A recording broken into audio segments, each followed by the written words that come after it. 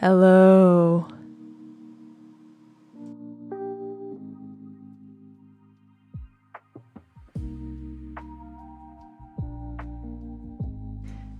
All right. We have a really great starting scene here. Holy shit, there's so many tabs. I can't hear you right now. Hold on. Chat, Twitch. Okay, can you just like keep talking for a second, Joel? Yeah, sure. Okay, I can hear you. Yeah, oh, okay. That's a nice scene. I know, right? Perfect. Okay. Yeah, we need to just okay, all right. Wait, Okay, this is not the scene. This is not the image that I want. Hold on. Oh no. Oh god. All right, guys, give us a moment here. I think that I have this. Yeah, okay, hold on. This image is messed up. Okay. We're gonna give me a moment here to fix all of this. I need to delay that one, I guess. Oh yeah, true. Oh. Is it this one? What? I see so many. Yeah, okay, there's a lot of things going on right now. Yeah, everyone just come back in 5 minutes. Okay, -15. Okay. All right, there we go. Let's put Katarina's game on the screen. New window capture. Okay, now that's really big. And this is Sonia's game. All right, guys, you'll need to give me a moment here. Rachel's doing amazing, guys. There's a lot going on. Joel's complaining how I don't have 2 monitors, literally. I think that's a fair complaint. I actually do, but I don't have enough like HDMI cable thingies. Really? But you have 2 monitors but not enough cables? Well, like I need the HDMI plug-in for them both, you know? I'm not gonna tell you, Newt. That defeats the purpose. What the oh no. What? Where is Sonia's feed? Oh, here it is. Okay. You have it now? Yeah, I just need to... Okay, we're gonna rotate this. Okay, you entertain the chat, okay? I need to entertain the chat? Yes. What's chat wanna... Maybe chat has questions for us, who we are and stuff. Okay, we see Sonia.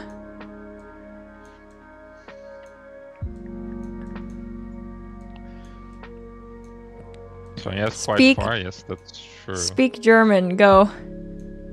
I don't speak German. It's close enough. No, you speak the closest Dutch thing to German. Are not the same, Rachel.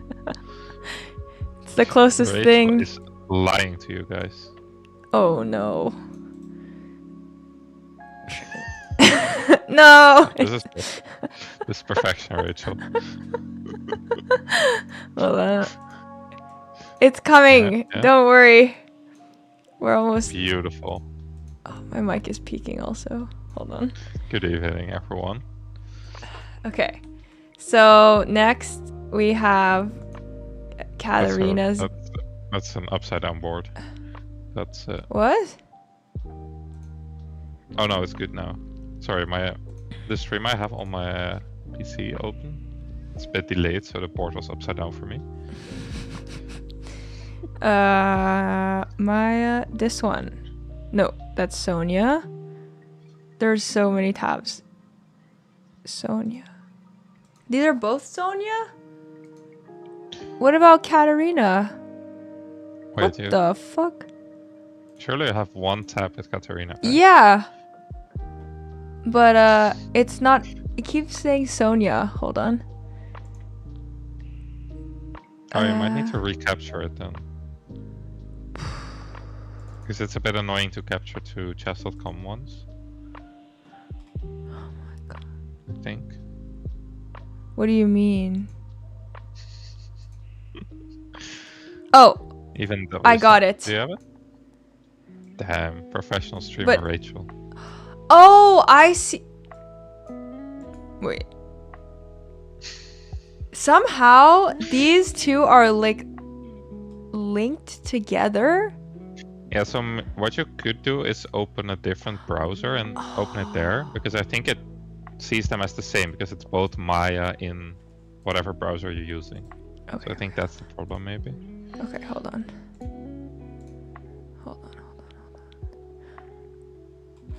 Okay. I think the problem... You can add an existing source, or you can add a new source. Okay. We have the first DGT board move. Yeah, I heard a move. Okay. All right. Yay. Okay. Did you manage? Wait, check. While we do that... Oh, perfection. I mean, they're definitely not even in size, which kind of is annoying, but whatever. I think you're doing a great job. See what chat thinks. Why do they look different?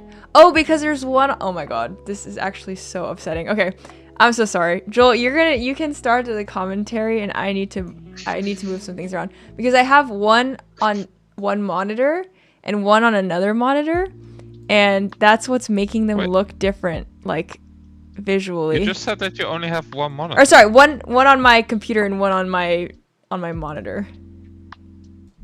I'm so confused, guys. Anyways, let's just look at some chess, maybe. In the meantime. My bad. Where do we start? We can start at Sonia's game. We have a Caro.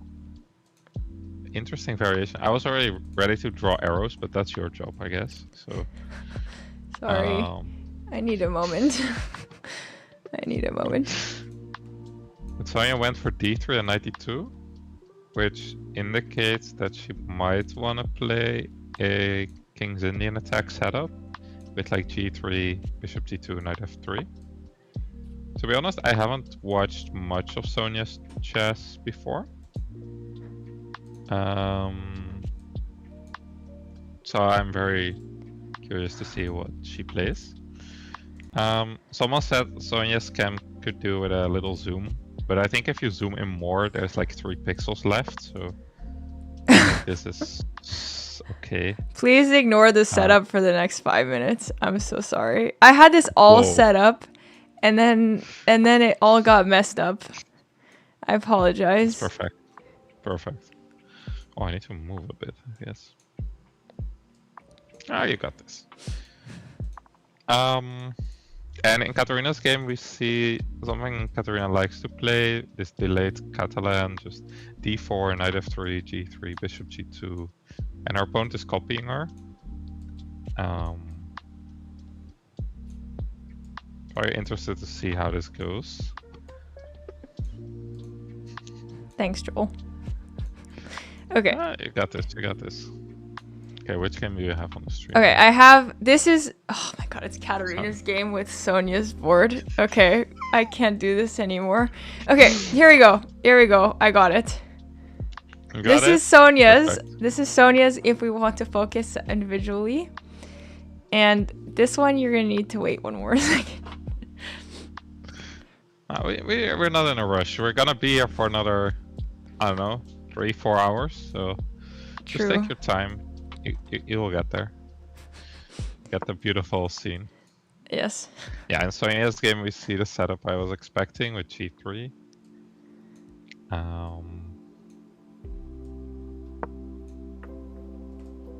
Okay. The whole scene disappeared on my left screen. This is Katarina.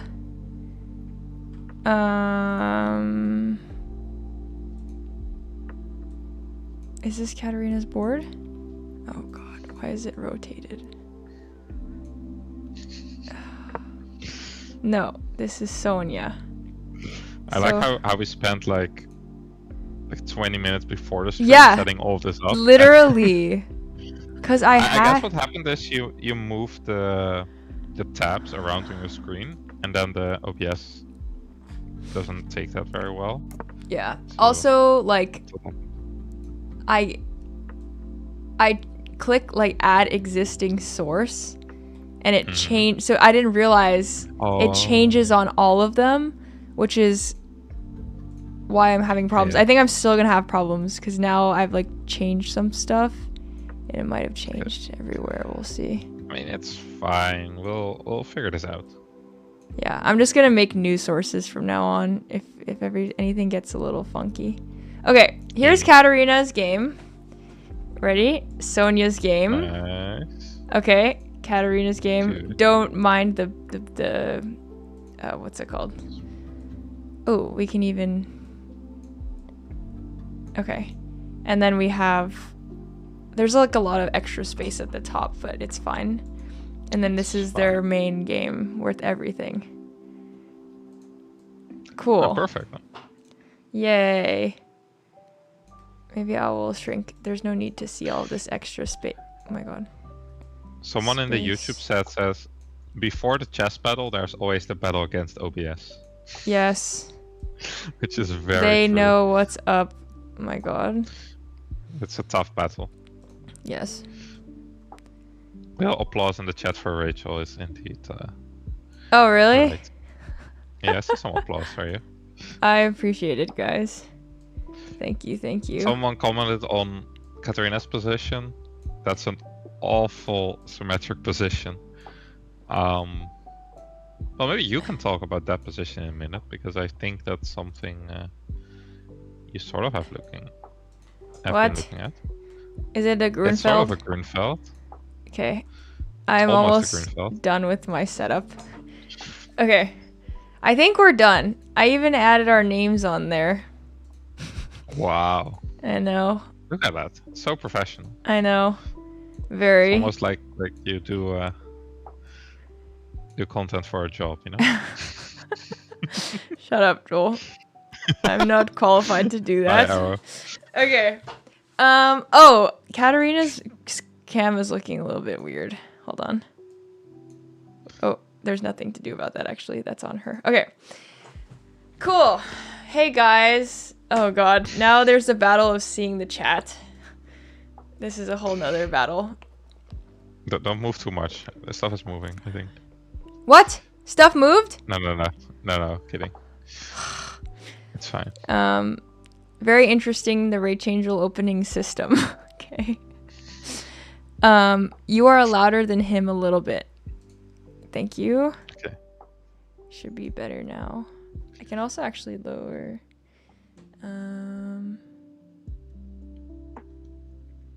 Okay. Arrow's already critiquing Katarina's opening because he likes to play d4 and c4. And Katarina has decided to delay c4. Maybe indefinitely because she has played b3. Little bit offbeat. How is this? I guess you. Oh. Yeah. How is this like a Grun? Oh, I guess her opponent's kind of playing a Grunfeld. Yeah, her opponent's setup is sort of like a Grunfeld, and if Katarina had played c4, we would be in like one of the Catalan Grunfelds. Or at least we should transpose into it. But she played b3, and her opponent played e6, which I guess you have learned something about in Grunfeld setups. I've learned that this is not so good. You don't want to play you don't want to play e6 when you have this bishop g7 fianchetto. Like you just want to keep it on e7 or play e5. Also, what is e6 doing here? It's not like the pawn on d5 is being attacked right now. Yeah, I don't know. C5 is the main move. What was the order of this game actually? D4, knight f6. Someone asked if we'll be commentating all rounds. We won't be. I think we're only doing this round for Katarina and Sonia, right? We are. B3 is already a surprise. Yeah.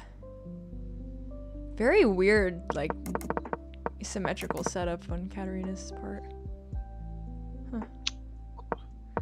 Okay, I'm so sorry, Joel. This is so terrible. I need to send one message really fast. If you can take the reins really fast. Okay, I'm very. It's okay.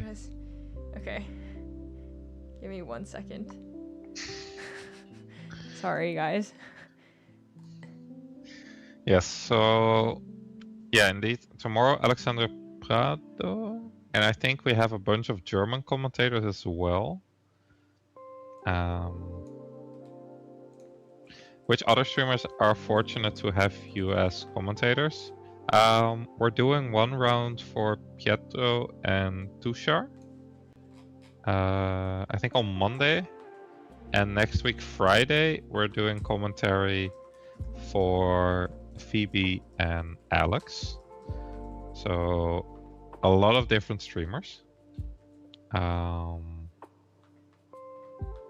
yeah, that's our plan. I think I'm doing one more round for Alex and Phoebe on my own, because that one is in the morning in Europe, so Rachel will be sleeping. So that is sort of the plan.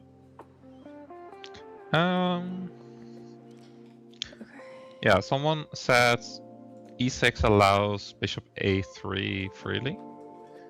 And I think that's true. Like, bishop a3 is strong, but you can also just play c4. I drew an arrow, but Rachel needs to do arrow. Oh, sorry. Okay, I am back.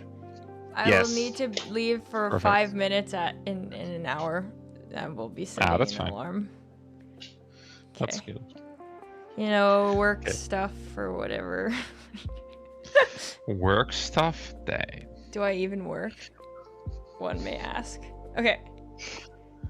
Cool. I mean, if your work is in 1 hour and you leave for like a couple of minutes, that should be fine. Yes. Okay. So, whoa, bishop a3. Chat predicted that. Wait, who predicted that? You gotta. I don't understand why they're playing e6. Is that like, what is the point of e6? Well, it could be that maybe he doesn't play these systems normally, or something. I mean, because it's very odd to play e6 in these lines, you know? Yeah. I don't. It's like what I would play. Oh. Fuck. Hold on. Well, you learn to not play it, yeah. So. Never mind. I need to go in 30 minutes. You can just go at some point. You don't have to announce it. It's fine. Okay. Just let me know like 1 minute before, and then we're. I'm also talking out loud by myself. Time to make a timer. Okay. Oh, perfect. Can I have a count? Someone asked if I can have a countdown until you leave. Celebrate. Then we're gonna have a big celebration, and then when you're back, we're all quiet. That sounds like a plan. I already feel like Katarina has an edge here because by playing e6, Evan Vijani clearly does not understand the situation.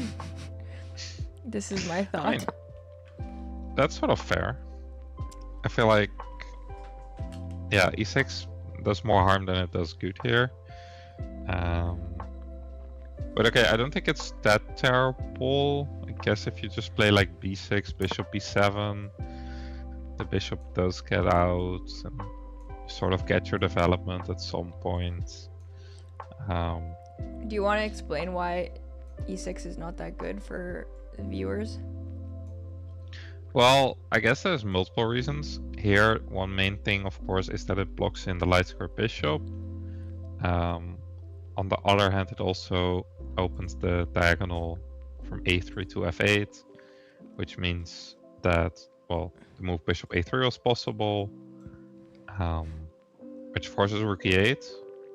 Basically, Katarina developed with tempo, and the rook on e8 probably doesn't do much there. And other than that, the move is sort of useless, because the d5 pawn is well defended. And there were other moves that were probably better, like c5 or knight e4. Yeah, in these systems, I feel like Grunfeld, it's like the two main things in the Grunfeld is the g7 bishop and playing c5. Like if you don't play c5, there's no Grunfeld. Yeah, it's very rare for a Grunfeld player to not play c5. There is lines, but if you just give it, say you play the Grunfeld and you get a random position, often the c5 break is very important to get that bishop working, you know? Yeah. Maybe they'll play b6, c5. Just try now that the bishop's on a3 to add extra pressure on that square. We need that. Yeah. The black needs that c5 square. Yeah, I don't think... Like, e6 was not great, but the position is still pretty close to balance because white's play is also not that easy. I guess you just develop it like c4 and then c3. You might want to move your rook off the diagonal to c1, something like that. But yeah. There's no clear breaks. So yeah. But I think Katarina likes these positions that are a little bit more slow Catalan style. So I think she should be pretty happy. Yeah. Yeah, c4. Someone asked, what do we do now with white? I think c4, you can also play like knight d2, but you need to play c4 at some point to put some pressure. Yeah. So yeah, that's what I expect. Actually, Joel, you'll be happy to know that yesterday I got GM Mauricio's pawn structures course, and I was reading about the Grunfeld structure, and he was saying a lot of the times, like at higher levels, the deciding factor of who wins in these structures is whoever gains control of the C file. So I feel like black's main plan is b6, c5 here coming through, and same with white playing c4 since it's like kind of symmetrical structure. So whoever wins the battle, it has a good chances in the end game, I think. Yeah, should be true. Those are my 2 cents. Okay. Shall we check Sonia's game real quick? Yeah. Okay. My setup, maybe you should see how ratchet my setup is right now. It's actually crazy. Okay, now we're looking at Sonia's game. Okay, from the start. Okay. E4, C6. Whoa! Have you ever seen this?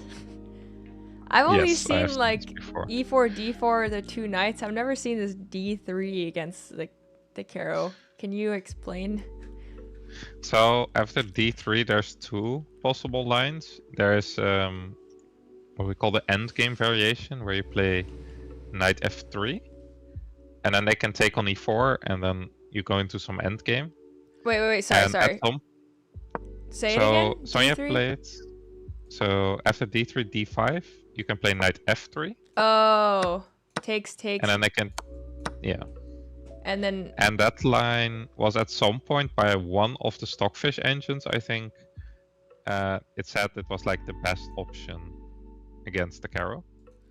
So it was a bit of a hype. But then later found out that it's pretty good. But it's like not super special. Okay. But yeah, this endgame is supposed to be pretty good for white. But she declined it. She didn't want to have an endgame. She played knight d2, and then basically what she's going for is a king's Indian attack type position. So. It is, she has except for white. King's Indian setup, but the black position is a bit different than normal King's Indians.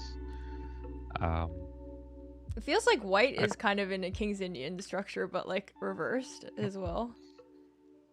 Yeah, and black's setup is not something you'd normally see if the colors were reversed, you know? Like, usually the pawns are already on c4 in the King's Indian, or like here then c5, knight b on c3. So it's a bit of an odd one.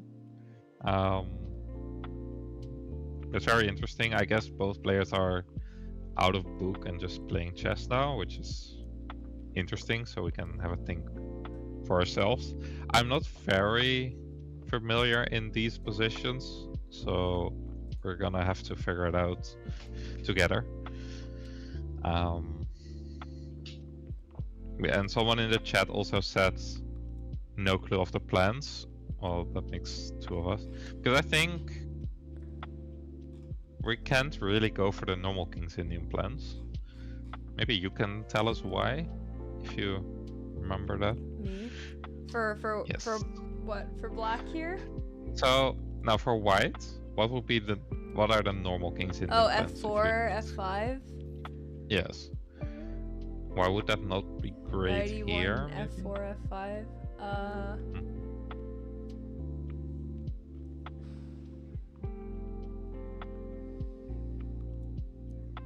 Well, I mean, Black definitely has control over the F5 square. So I don't really think we're playing F5 anytime soon. This knight on D2 needs to go somewhere before we even play both of these knights need to figure out where they're gonna be before F4 even comes. I don't know.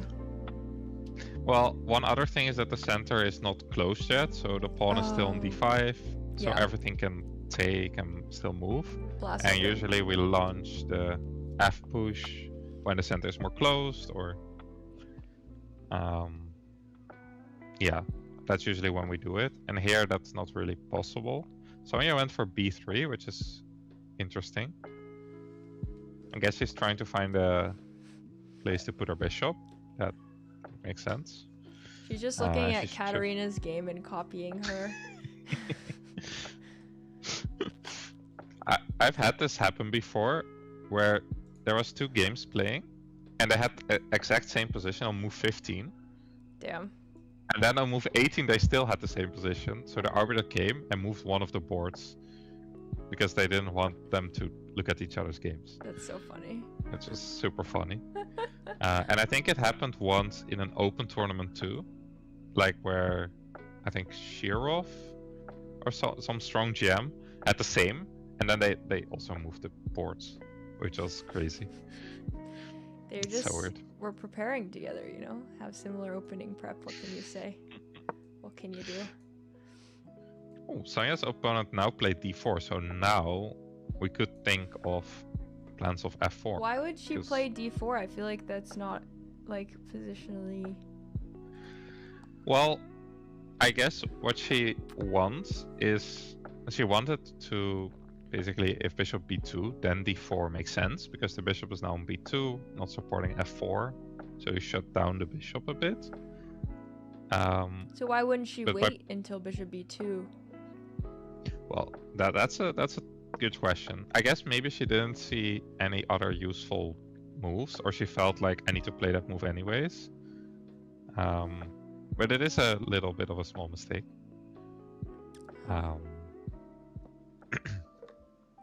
I mean, I guess she controls the C3 square now, and there's no really knight. There's no knight there, but also the G7 bishop's kind of bad.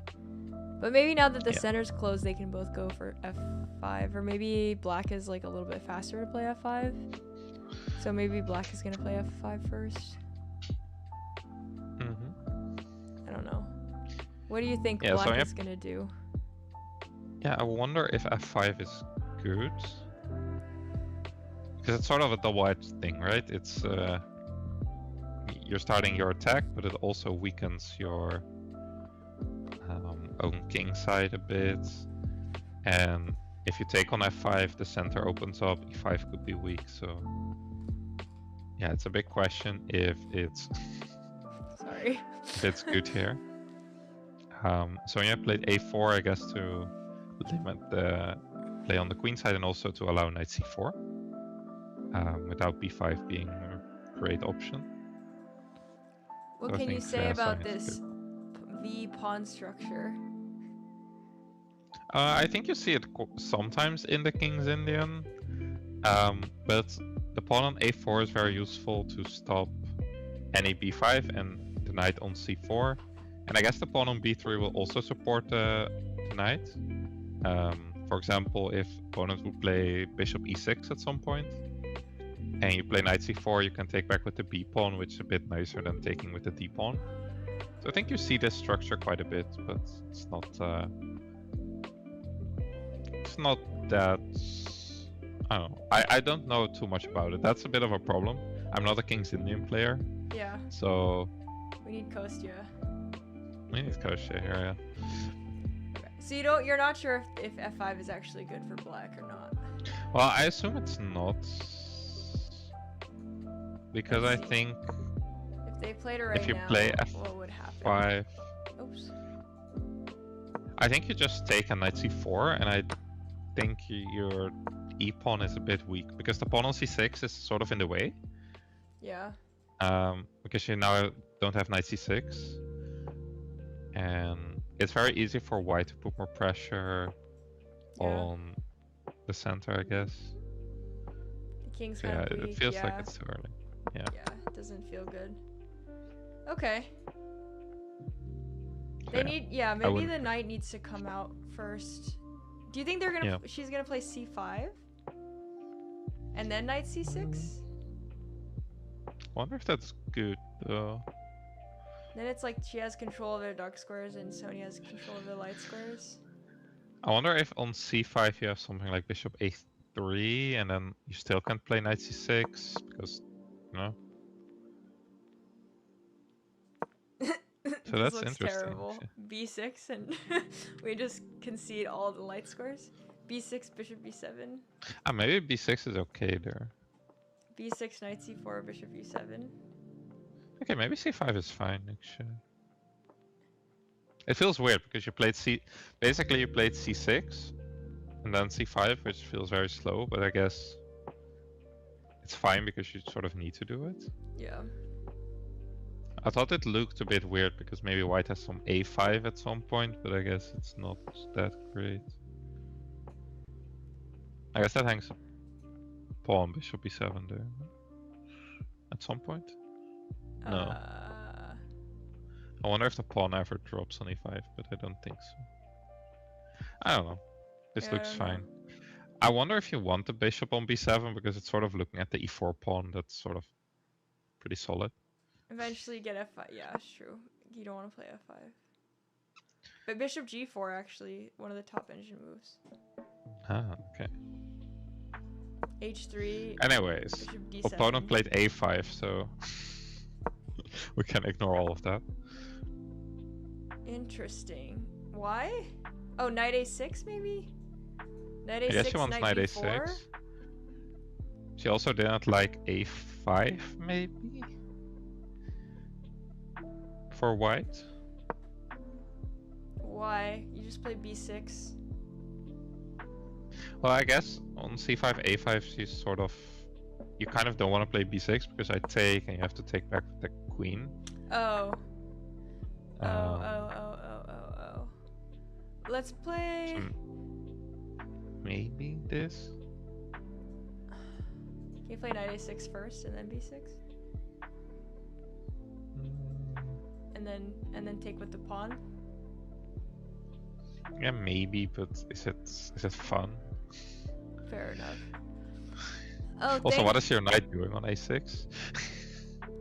It's going to b4, you know? Oh. Hello Rookie, hello Newt has a flute. Hello Rookie. Okay. Is YouTube still live? Because nobody's chatted in so long. Yeah, YouTube is still live. Okay. But the chat is not super active. I have it open. Okay, cool. Gotcha. Okay, let's look at the whole thing. Okay. Let's maybe go back to Katarina's game. Yes. Okay. Actually gonna open. Bishop a3, rook e8, c4 as we predicted, b6 also as we predicted. And now okay, my first question, is c5 a move for black here? Here. Doesn't that hang a pawn? The question is, do you get anything or? No, it looks like shit. Yeah. So maybe knight b d7 and then c5. Well, I think it's okay. Bishop b7 is played. I thought it was sort of interesting because I guess you have some knights. I was wondering if there was like knight e4 stuff. But I don't think you can ever really take on a1. Is that a line?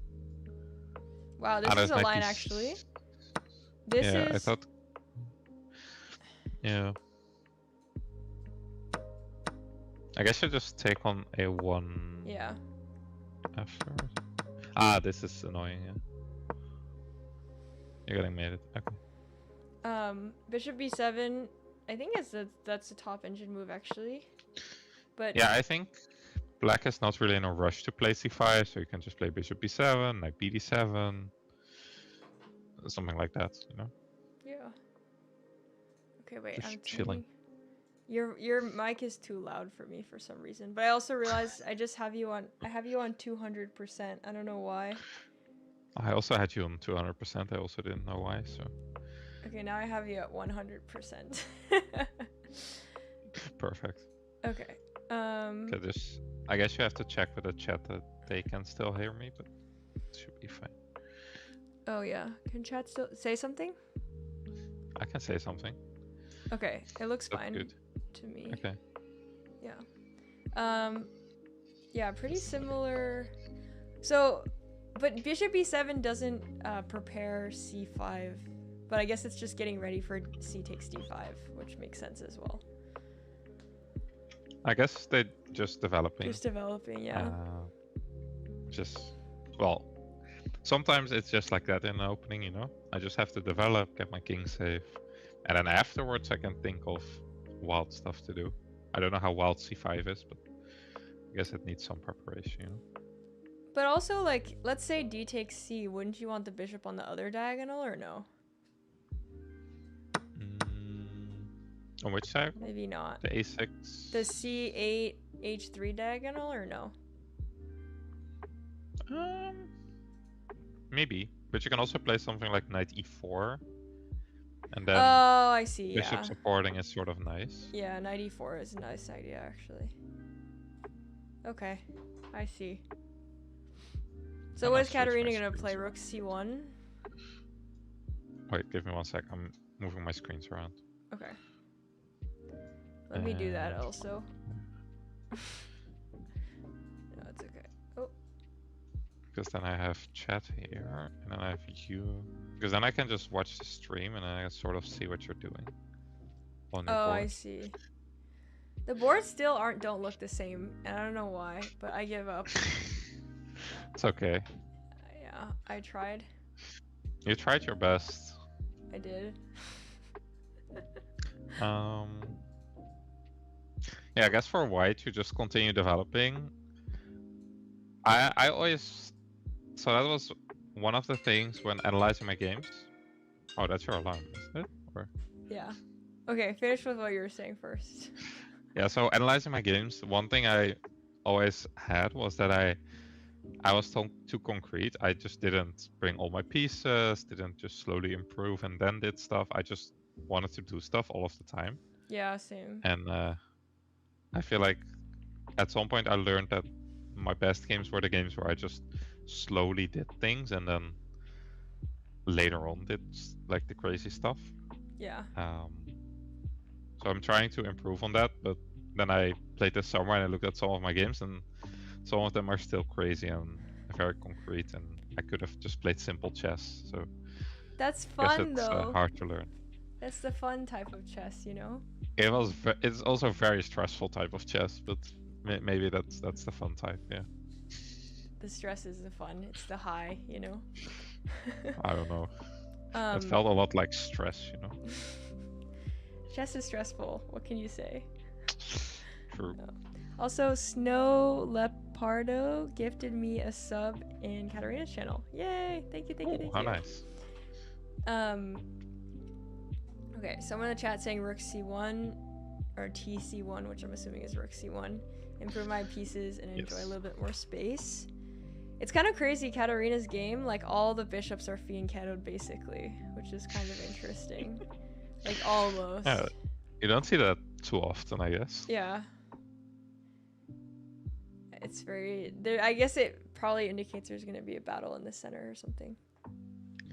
It also indicates that it probably will be a long game. Because if you haven't noticed, there hasn't been a single exchange, I think, in either of the games. Yeah. It's one of those slow builds you're talking about. King's Indian vibes, exactly. You know? Yeah. Yep. We will see. I mean... Huh. That means we have a long stream ahead, I guess. Oh, Sonia also played Bishop A3. They're just copying. I know. They clearly prepped together. No, their position's different enough, I think. I mean, having the pawn on d4, e5, it's a completely different structure than e6, d5. e5, d4, sorry. Yeah. Bishop a3 is interesting though, because I guess the normal plan would be to go for f4 now, because, well, d4 has been played. Yeah. So you kind of want maybe knight e1 or knight h4 and then f4. But then your bishop on c1 is probably pretty good. Yeah. Because it looks at the king side. So yeah, bishop a3 is interesting. I guess she's trying to prevent c5, or she wants knight c4 and then something on d6. That's also an option. Maybe, yeah. Makes sense though. Like, I don't know, I feel like as black I'd want to play c5, knight c6, and bishop a3 makes it a little bit harder to do that. Yeah. Huh. Yeah, I think Sonja's position is one that's super hard to play, like, at the board, because it's something they probably have never seen before, and both players are sort of trying to figure it out. Because, for example, in this position, it's not really clear what black should do, because you can't really get c5 easily. b6, c5. Yeah, but that again feels like my light squares are sacrificed for my structure or something. Yeah. Or like I'm closing everything in. So yeah. We will see. I guess b5, b4 could be an idea, or just knight a6, knight b4. Those are maybe decent ideas for knight black. a6, knight b4 almost feels stronger now that you can block the bishop on a3 and yeah, and there's no c3 or a3, so the knight can just chill there. Yeah. A bit of annoying pressure on c2 as well. Is it ever a thought? Sorry, is it ever a thought as white to like, I don't know, rook c1, c3 for Sonja's game? Or do you think it's fine to just like secede the c3 square? Because black can't really take advantage of it right now. Well, I think it's very tricky because, so let's say you play c3, it weakens both b3 and d3. Yeah, fair enough. Which is really annoying. Yeah. And also you create a square on d4 where maybe a knight can land. So I wouldn't play or aim for c3. But on the other hand, if knight a6, knight b4, you also can't really play rook c1 because there's knight a2, knight c3. And then the knight did get to c3. Yeah, then it's really annoying. So yeah, I think knight a6, knight b4 looks really annoying to deal with. How does white even deal with that? Knight a6, knight b3, knight b4. I mean, are you gonna take it with the bishop? Yeah, I don't know. Do you need to do like knight c4? But I don't like knight c4. I guess you can play knight e1, which covers c2. Downside is your knight is stuck on e1 for a bit. It's preparing f4, you know? Yeah, but normally after we play f4, we put the knight back on f3. Yeah. And that's not really possible. So someone also said bishop h6 could be an idea. I think in the future, maybe now it's a bit early. But I like the bishop is clearly not doing too much on the diagonal. Yeah. Actually, I mean, Engine has validated us. Knight a6, knight b4 is the key idea for black here. Okay. The line that they give is knight a6. Actually, knight c4 here is the move for white. Okay. Do we not care about b5? I mean, b5 is also a bit weakening, I guess. So. You lose a pawn also. My bad. Oh, you can take on a5. Yeah. So. Yes. But yeah, the line is knight a6, knight c4, knight b4. Okay. And the engine does not want you to take it. Just play queen d2. And then black plays c5. And black is like, you know, minus 0.1. Yeah, this is not a position I have a clue about. Actually, the engine says to trade and play a5 after some more thought. Okay. I don't know. Yeah, I feel like this is I already said it, but super tricky. I really struggle to come up with much. But I guess knight a6, knight b4, sort of an idea. Yeah, that's the only idea that makes sense to me right now. Yeah. To be honest. All right, Joel. I might let you take the reins here for maybe 5, not more than 10 minutes, I hope. Okay. Unless something goes horribly wrong. That's fine. Okay. Let me know if something goes horribly wrong. I think chat would enjoy that too. So. Okay. I think I have both auto playing, so yeah, you can just talk to chat. I'll be back. I hope so. Okay. Bye, guys. See you in a bit. Let me mute my mic. Can I? Oh well, don't need to. Okay, bye. Okay, we have b5 in Sonia's game. That was one of the best moves. Very curious to see what Sonia will do, because I don't think you really want to take. Oh, I can move on my own screen, of course, see what happens. Because I feel like that gives easy play on the queen side for black. But what's to play? Not so easy to me. Maybe it's time to really prepare f4, I mean. With knight h4. Knight g5, knight e1. I don't know about this position. I think it really is time, because Sonia sort of finished on the queen side. She has no more improving moves here, so I guess time to shift your attention to the king side.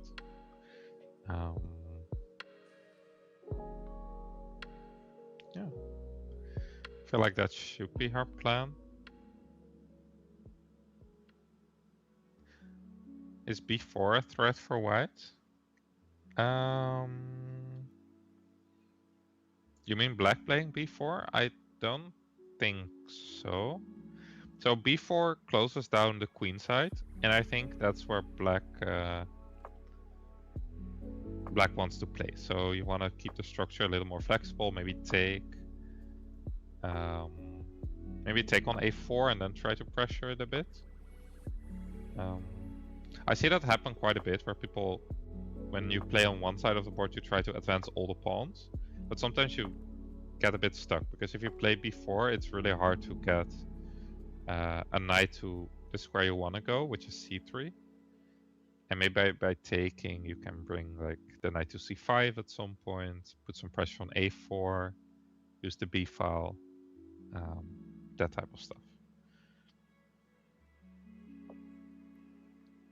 Yes, everything is good with the streams, I think. Maia Chess Festival.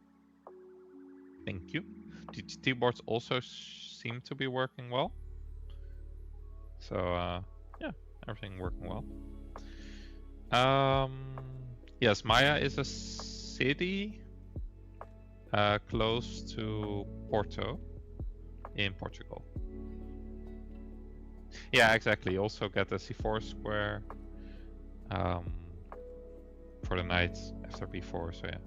And the bishop on a3 is, I don't know, I think it's decent. Why didn't I play? I was trying to make it work, but in the end, I have other stuff in my life to do. And also, I didn't feel extremely tournament ready. So yeah, I'm just trying to train a bit, try to figure some other stuff out in my life, and maybe I'll be back next year. Do I have a secret wife? I don't know.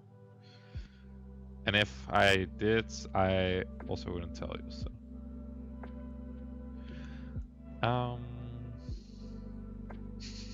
It's okay, Snow Leopard. Okay, Katarina played rook c1, our opponent went into a deep think. Pretty late the first round. Yes, the round is was supposed to start at 7 local time. It never starts on time. Last year, I think also the first round was delayed by half an hour. It's very rare for chess tournaments to start on time. I think one of the exceptions for me, at least, are the big tournaments. For example, Tata Steel usually starts on time. I've played it a bunch of times, and I think usually the rounds start on time.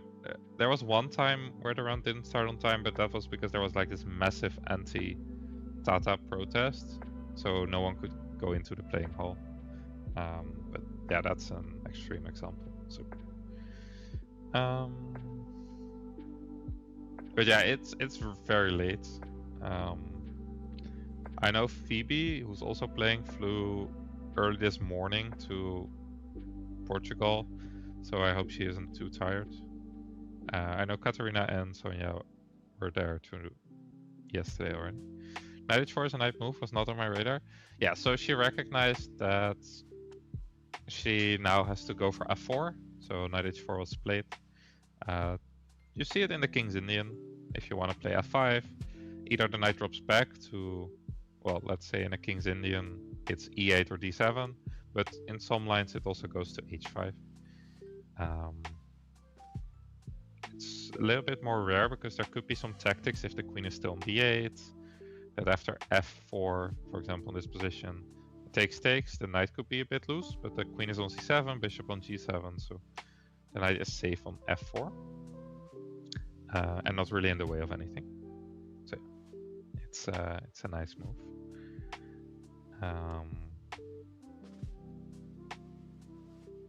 Yeah, an opponent has to figure out how to either continue her queenside play or stop Sonia's attack. I don't think it's that easy here. Someone mentioned bishop h6 earlier. I think that's an interesting idea to stop f4 for now. Because the knight moved away from f3, so it's not attacking e5 anymore, so the bishop is a bit more free to move. Also, in general, the pawn on e5 is quite safe for now. So yeah, I said Katarina's opponent is thinking for a long time. Her opponent was up a lot of time, but I think he's been thinking for almost 15 minutes now, after rook c1. That is sort of, I think, what a lot of youngsters do. They, after they get out of their opening theory, well, opponent already was early out of theory, I think, with e6 and stuff. They sometimes struggle to figure out what to do next. I feel like that can be tough, and that's why the opening Katarina chose is probably pretty decent for her opposition. There's no time to prep, so opponent probably didn't prep for this game, and also something a little bit more offbeat, so maybe he knows it less well. And I think in general it's a position he quite enjoys.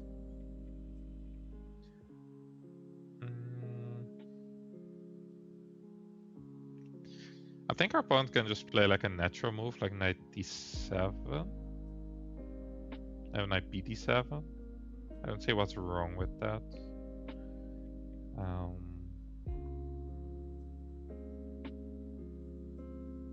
Yeah, I think that's a natural developing move, and then later go for c5. Should be pretty decent. Although you always have to be a bit careful with c5. Whoa. Okay, we see a big question mark in Sonia's game. Ah, okay. I think Sonia's opponent might have blundered a possible tactic. I wonder if chat has an idea on what the tactic could be.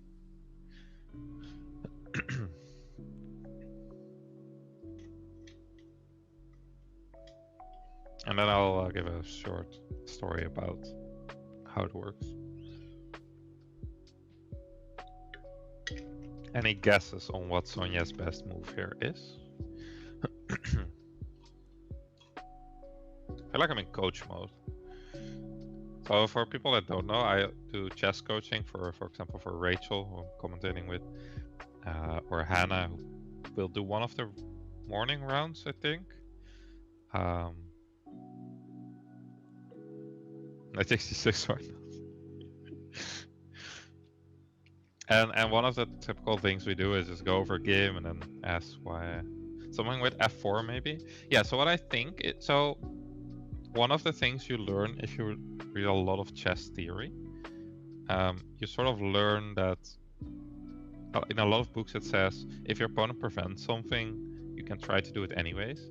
And I think here, f4, opponent's plan is to take, because we can take back with the g-pawn, because that would hang our knight on h4. But what we can do is take on b5, and if the opponent takes back on b5, we have e5, opening up the bishop, attacking the unprotected rook on a8. So I think Sonja can play f4 here. And I think it's a very good move, because otherwise the bishop is not so great on f6. And if we can take on e5, it would really hurt black's structure. So yeah, I'm very interested to see if Sonja can find f4. I mean, she's 2200. I feel like this is a move she can find. Did she move already? Okay, we don't have a move yet here. Oh, I guess the canvas ahead, sorry. A little bit. So yeah, I think f4 looks pretty strong.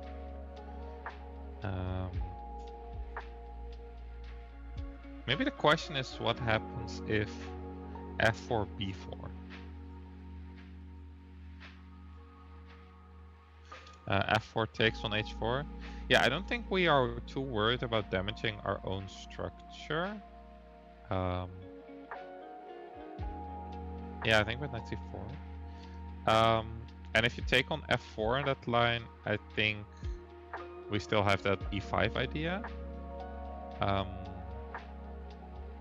And I think in general we're not too worried about damaging our kingside structure. Because we want to attack anyway, so we open up some lines, we can get h5 later. So I don't think we're too worried about f4, bishop takes h4. It doesn't look that easy. Ooh. I think Sonja found f4. Very nice move.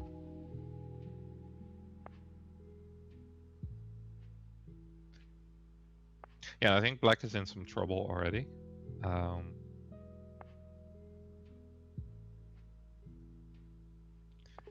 It sort of makes sense that black is in trouble, because black hasn't developed like half of their pieces.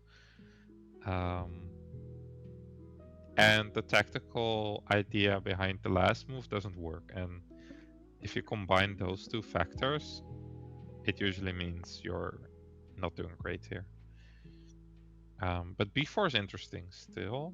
I thought b4, bishop c1 takes, maybe just knight c4 is good. I think sacrificing a pawn here also shouldn't be too troublesome. Also, the pawn is pinned actually on f4. I guess that's also a point. That f6 will be hanging. I hear Rachel sounds. I have returned. So, welcome back. Lots have happened in Sonja's game. Okay. We can look. Rachel's opponent is still thinking, so. Okay. Oh, since the last time I was here. Oh, rook c1. Okay, nothing much has happened. Yeah. Rachel ended her important call. No. I had to. Yeah, I am back. Sonja's opponent played. I think you didn't see b5, so she played b5 right as you left. Oh, instead she of knight didn't a6. find this knight a6 idea. No. And then Sonja played knight h4 to get f4 in. And I think her opponent tried to prevent it with bishop f6. But Sonia played f4 anyways. I think the tactics work for white here. So what, like?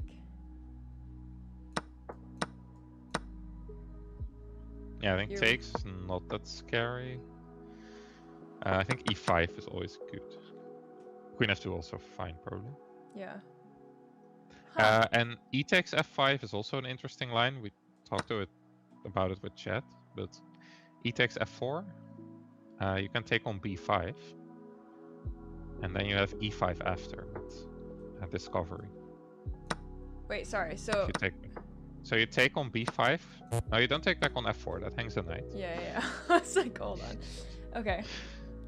And if you take back on b5, we have e5, and nice. There's tactics there. And after, which is nice. Let's say this. Which is nice. Oh gosh, this bishop is open. I see. Yes. Wow, nice find by Sonia. Very, very nice find. Yes. She also played it very quickly. Okay, she'd been thinking about it. I think I saw the tactic, but it sort of helps when you look at your chess.com board and it says a big question mark. You sort of know there's a tactic. Yeah. Fair enough. It's harder to spot that in a game, I guess. They don't have, but she's 2200, so I have faith. I mean, she played f4, so yeah. I think she has seen this. How much time did she spend on it? I can't see. Like 3 minutes. Oh, nice. Okay. So that's quick.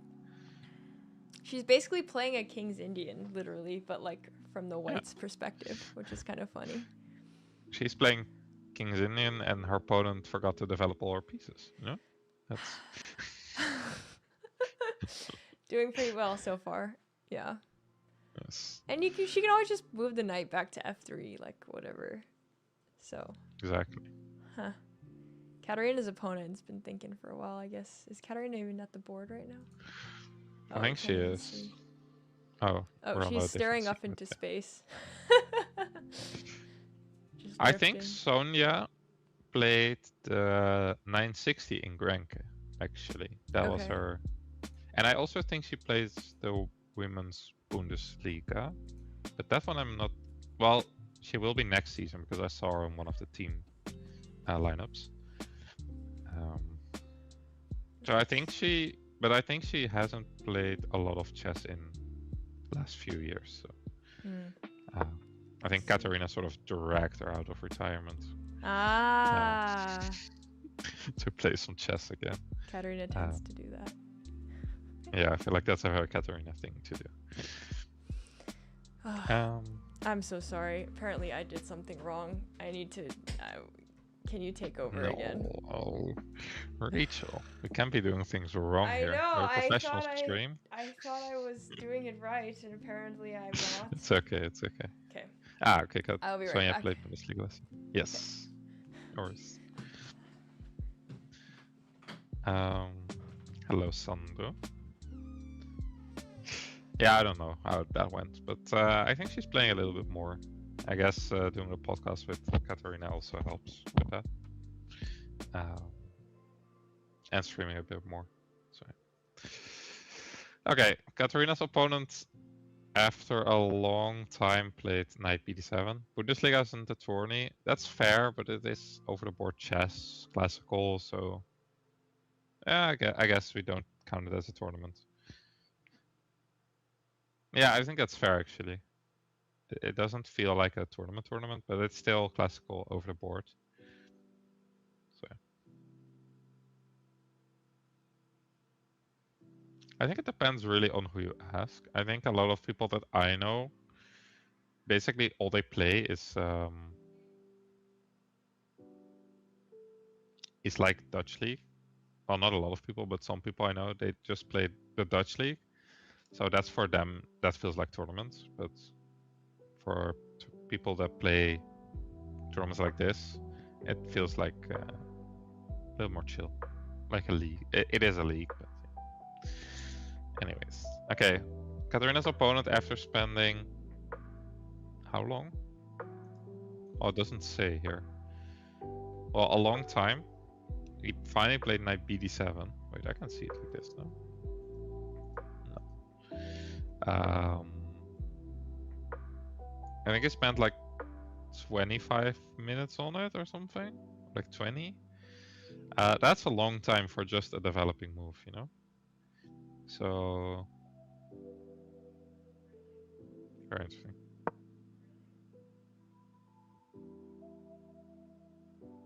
Maybe she was lying. Maybe. Ugh. No, I think she hasn't played a normal classical 9-round tournament in a while.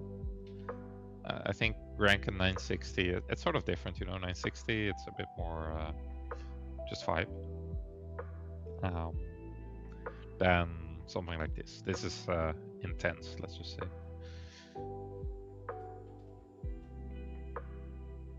Yes. Okay, I remember correctly. I think she played Chimera in the first round, so that's what I remember. But maybe this is the first time she's streaming a tournament? Or did she stream the 960?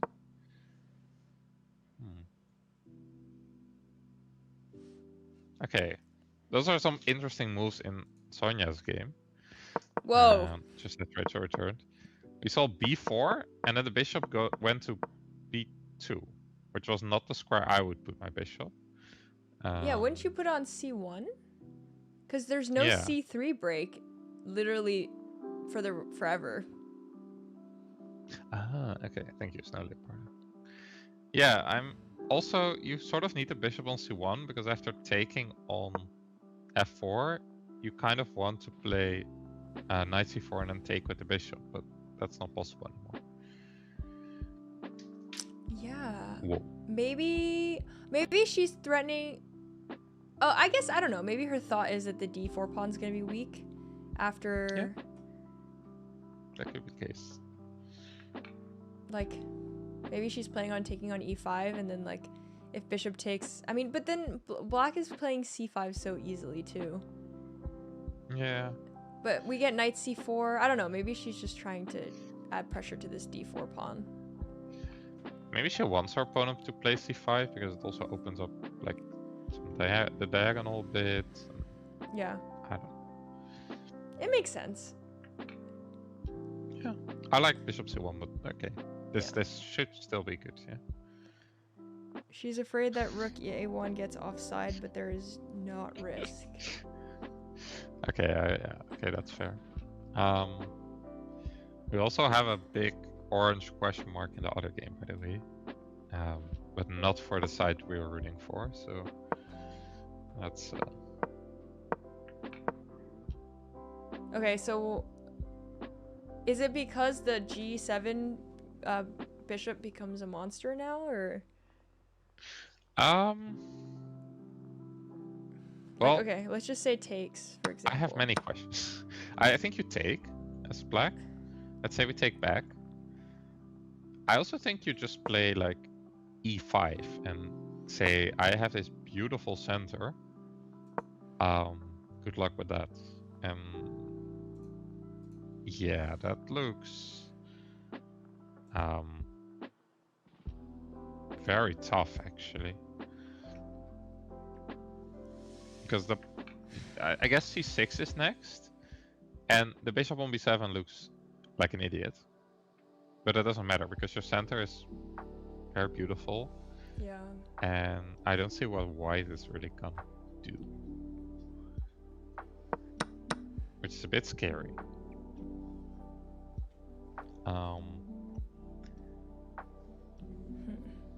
Yeah, she's just like giving up the center. But what is she getting in return? Yeah, that's a good question, actually. I mean, maybe she thinks that there's some c6, like there's like, I don't know, some tactics or something where you can play c6. I don't know. The knight moves out, like, I don't know. Yeah, I don't know.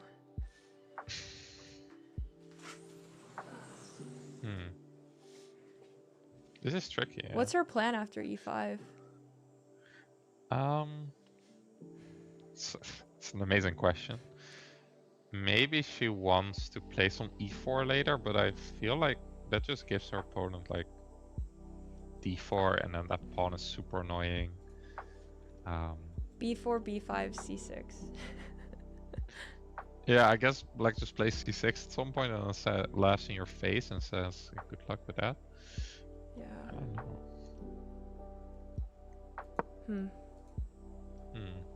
I don't really love the move. Is there another way to play after c5 takes? Maybe you don't take back. But can that really be the answer? Like knight a4 and then... is it really that? Like, and then takes on...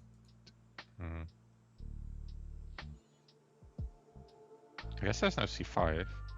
Yeah, I was about to play c5. I was like, hold on. Oh, wow! The top engine move is c5, actually. Really? Wow, this is too hard for me. I don't understand. You give the pawn back and claim that you're better. Or something. I guess you still have the massive center after with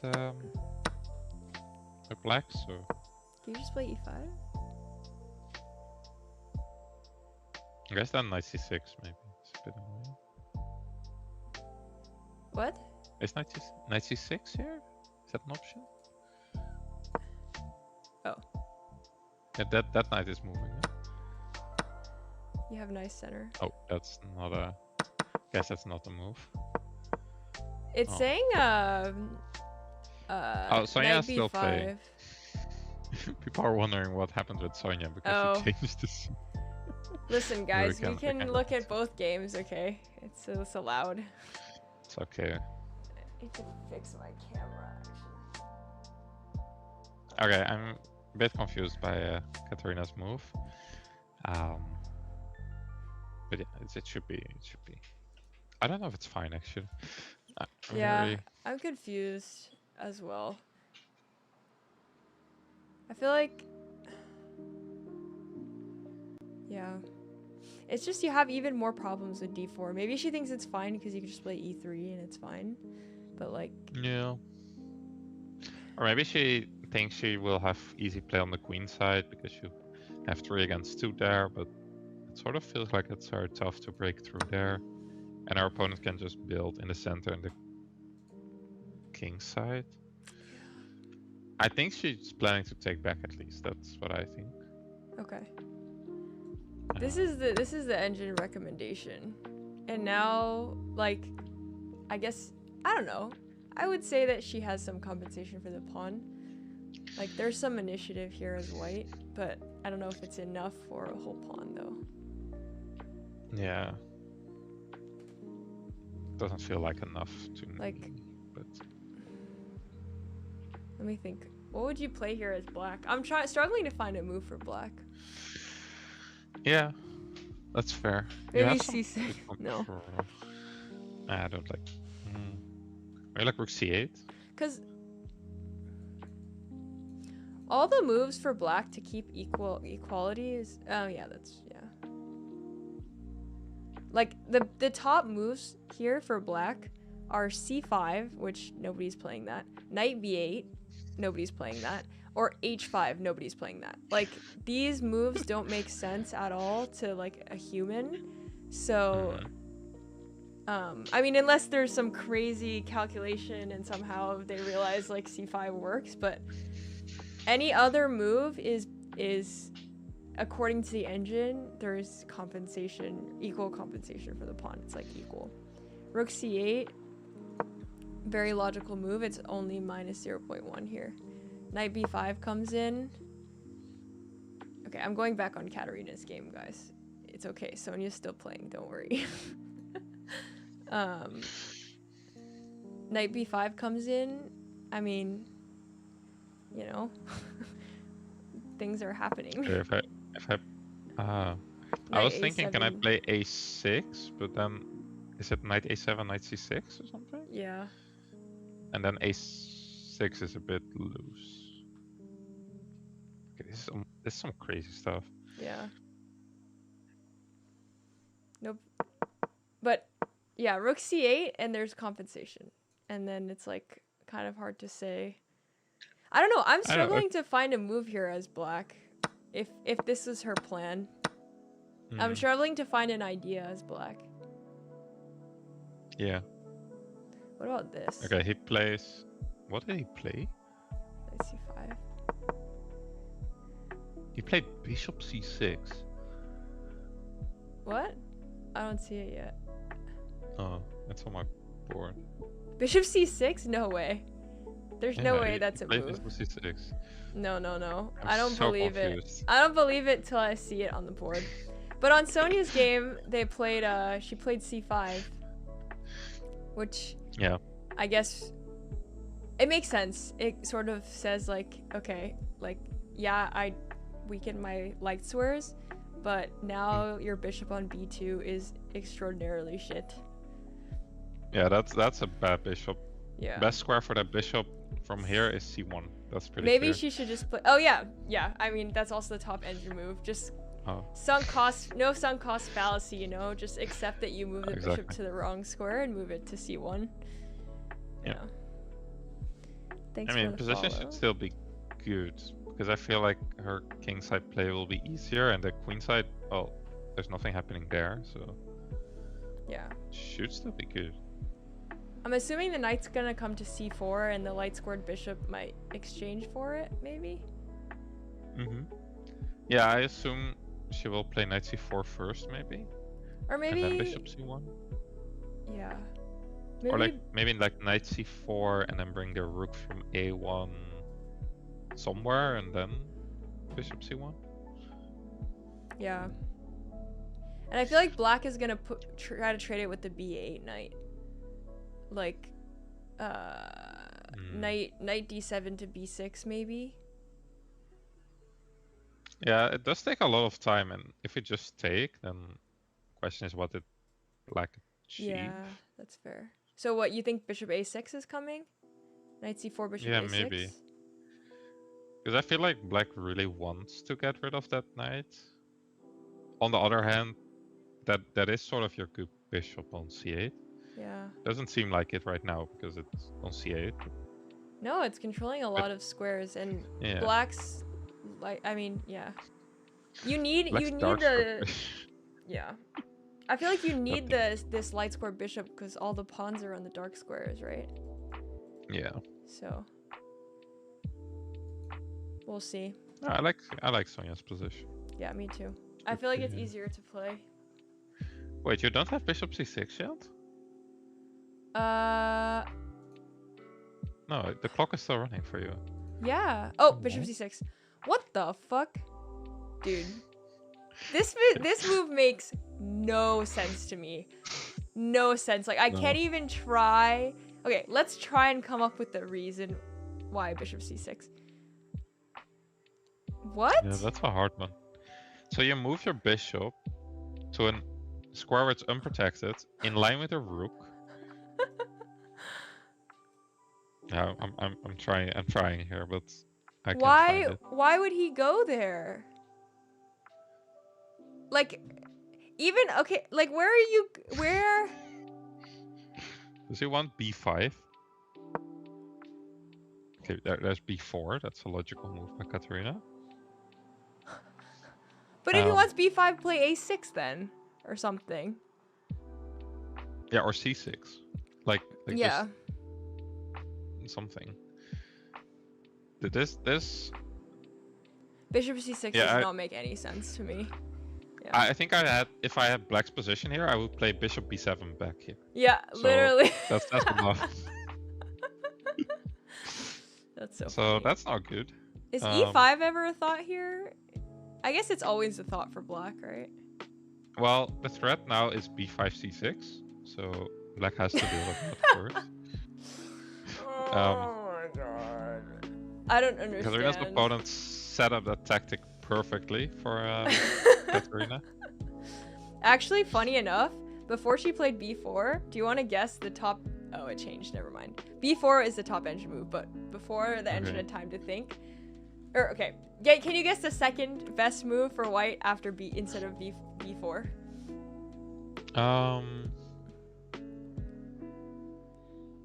It's a tough one. Okay, the other natural move was taking on B6, but I don't think that's the move. It's a really funny move. Just FYI. It just shows the irony of how bishop C6. Wait. Okay, Karsten got it. Karsten 124. Yeah, I was gonna say like knight B1 to open up the rook, I guess. Yeah, the best move after B4 is knight B1, and then I guess I don't know. Maybe you reroute the knight. I don't actually know. Well, the plan is to take on B6 and take the bishop on C6. So yeah, and the problem is actually, which I'm only now realizing, you can't play bishop B7 anymore. More importantly. Ah. Yeah. Wait, knight B1 is genius. Yeah. I understand she didn't play it because who's B4 is also really. Yeah. Like I would play B4 here. Yeah. You that's can't a cool play move, bishop actually, B7. Yeah, that's a really cool move. So you're threatening not only to take on B6, but you're threatening C6, and now like it's just life is hard for you. I guess you need to take on C5 then. Something. Yeah, something like this. funny. But B4 is the better move, so go Katarina. And now well, bishop B7 back, I guess. Well, it doesn't even work now. Well, I guess yeah, it does. Okay. I don't know. Maybe I can take on. I don't understand. Okay, can we? Why did he go here? Why? What is going on in his mind? Because I don't think we figured that out yet. Why would he? What was the thought process that led him to play bishop C6? Can we figure that out? I think you're better here than me. I can't come up with anything. Okay, what is the bishop doing on C6 that it's not doing on B7? I think the only thing can come up. Yeah. It defends the knight, which is defended 2 times and not attacked. So that's probably not it. It's defending B5. So does he want to play B5 here? That feels like it doesn't make sense at all, though. Yeah. I mean, you're not playing bishop A4. If you wanted to go to this diagonal, you would just go there. Yeah. I don't know. Yeah, I maybe also guess B5. A5, B5, B4. I don't know. Yeah, that's probably... Wait, he did play B5. You're right! Okay. See, we had... This is why... I can think like a 1700, guys. Wait, that's not a good thing. This is why we had to figure out why he played bishop C6. Because, yeah, it makes sense. So now he wants... But what does this do? It creates dark squared weaknesses. Oh, I was gonna say he closed the queen side so he can attack on the king side, where he has no attack, but... But he can... Fine, no? Oh, I was thinking he's gonna play A5. Well, I think Katarina should play bishop B2 here. And on A5 you can play A3. And then you chill, and then you move to the king side or something. Yeah, fair. I don't know. Is this rook doing anything here? Not really. Well, so actually that's useful to say. If a rook has an open file, what you should check is on what squares it can infiltrate. And what you can see is that the knight and the bishop together, and the pawn, I guess, on B4, cover the 5 most advanced squares. Yeah. So the rook it has the open file. It's good for you, but yeah, that's all you have basically. It doesn't go anywhere, and that's nice. Also, A5 is sort of a weakness, because if you can play knight D2, knight B3, knight A5, and C6, that's sort of cool. Wait, say that again? Sorry, your face is half in the camera, and I'm oh, yeah, you. sorry, wait. No, it's okay, I just fixed you. Okay. You fixed me? Wow. Yeah. Thank you. Okay, can you say what you just said again? Sorry. So in that line you showed with like bishop b2, a5, a3 takes. Uh-huh.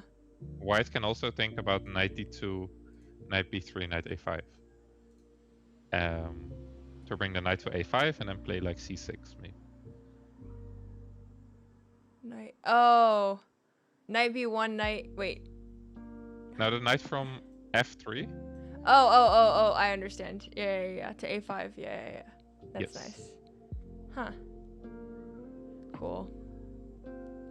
Yeah, I don't think Katarina should be worried here. No. I guess she needs to find bishop b2, but I don't think that's the hardest move to find. Because your bishop is right now a pawn. And I usually don't like it when my bishop is a pawn, so... Yeah. I feel like it's a nice move. Hello, just a Twitch chatter. All the engine saying a5, like, 1,000,000% needs to be played. I guess, I don't know, is bishop c6 justified? I mean... I don't actually, why don't you just play c6, b5, a5? If you wanted to go. And you have more space. And maybe he wants knight e4 after, and then your bishop on c6 supports e4, but one, that's very long term, and two, it looks weird. I can just ignore probably. So. I mean, I guess also now the bishop is safe, like the rook's not attacking it anymore, but I don't know. Oh, we had some updates in Sonia's game. Oh, I'm actually on Sonia's game right now instead of Katarina's. That's fine. Okay, so we had b4, bishop b2, c5, which makes the bishop really bad. Ooh, Sonia captured, which... I mean, it makes sense. The engine's giving it a question mark, but I think it's quite logical. Okay, and bishop c1, I think, after. I mean, I like Sonia's position because one thing, her moves are very easy, I think. I think her next move will be bishop f4, rook a e1, and knight f3. And then you can figure it out from there. Then you chill. Like, just put your pieces to the normal squares and then you go. Yeah. Maybe some queen d2 at some point to pressure like h6. Yeah, so it seems like her position is good. Let's say black plays like bishop e6. Play bishop f4 anyway. Yeah, we hit the queen. Queen moves somewhere. Can't be wrong, right? Do we want to take... I think we just bring the rook a1. We take with the b pawn, I assume? Yeah, how do you know which pawn to take with? I know normally we take with the b pawn, but the rook is usually on a1. Is it really here you take with the d pawn? I wonder if that makes a big difference. Well, how do you decide? Because I never know how to decide this kind of stuff. Oh. Ask me hard questions. I don't know if I like them. Maybe people in the chat have thoughts too. Well, I think usually... Well, I don't know these structures, but usually take towards the center. Yeah. But here, if you take towards the center, it could be that a4 is weak. Because you moved all your pieces to the king side. Yeah. And if you lose a4, your opponent has counterplay. So maybe this is the one time that you actually take with the d pawn to keep your queen side secure, and then your e4 pawn is well defended anyway, so that makes sense. You don't really care. E5 breaks, yeah. No, I think that makes perfect sense, yeah. It's about the a4 pawn. Yeah. Cool. So I guess that's the reason.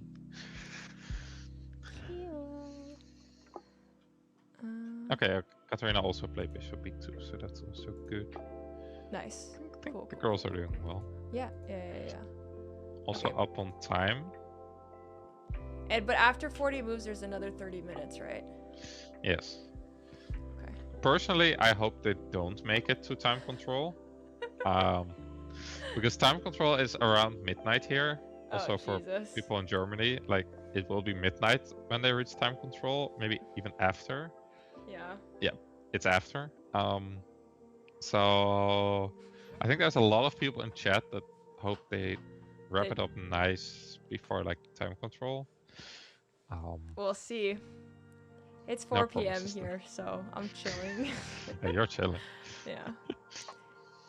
Worst case, I mean, if you're too tired, feel free to just call it, you know?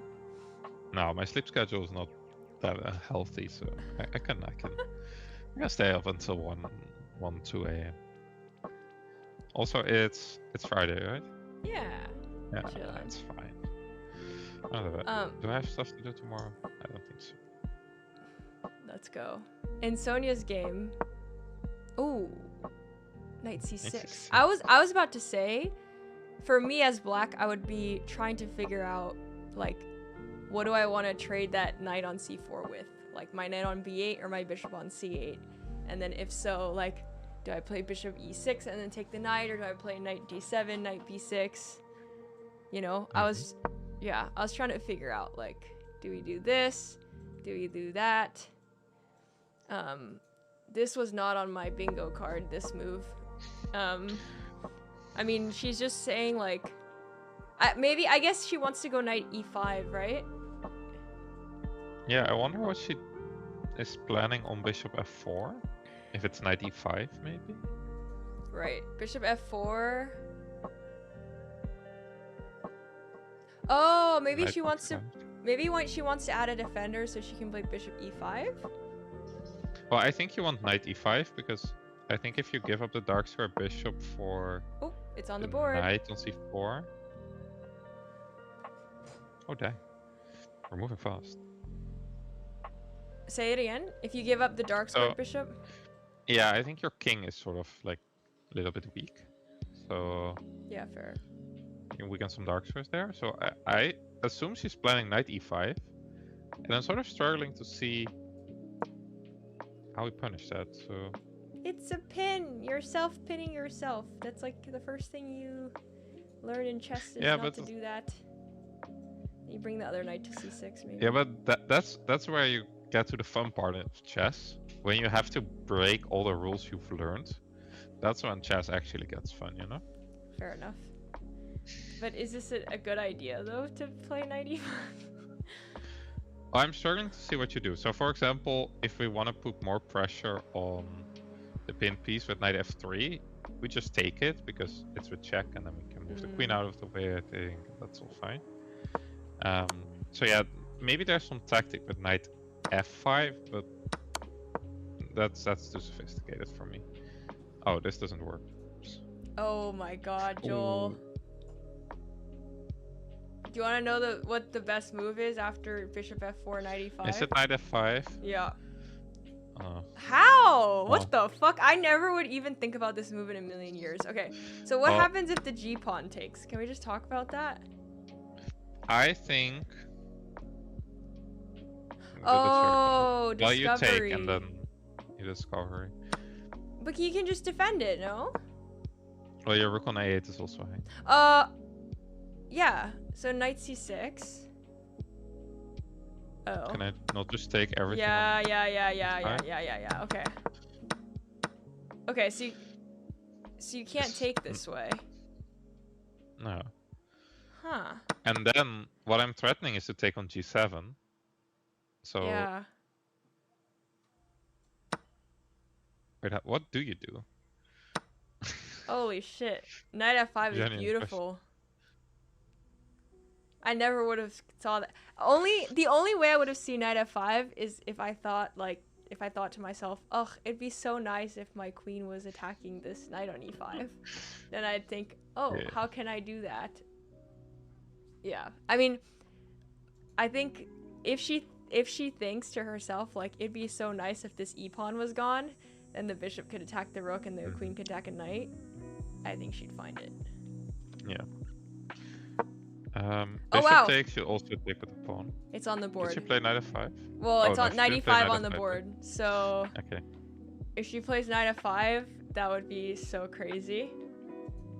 That would be so crazy. Someone is asking, Snow Leopardo is asking what happens if bishop takes. So knight f5, bishop takes. Yeah, I think you can still just take it, and it's the same problems. Yeah. No matter what takes it, you can take with the pawn, and it's really bad. Wow, really nice find if she finds it. Otherwise, she'll see it after. She has 1 hour to find it. She's chill. Okay. What a crazy game. That's a sick move to play. Knight f5, yeah. I would feel so cool playing knight f5. I just play it, just walk away. I step away from the board immediately, you know. Knight b1 also was a really cool move. Not allowing bishop b6 again. Yeah, that was a cute one. I'm confused why Katarina's opponent's not blitzing out a5 here. I think he has been spending his time really like in a strange way. Because he was blitzing out the opening, even like e6 and like b6, bishop b7. And then he thought for like so long on knight bd7, which is a supernatural move. Yeah. And then he plays like bishop c6, b5, and then a5 is clearly the logical follow-up, and he starts thinking for like 10 minutes again. So I'm a bit puzzled by how he's spending his time. Maybe he's really thinking in advance. Like he already found a5, but he's like thinking what to do after. But he should be thinking on Katarina's time for that stuff.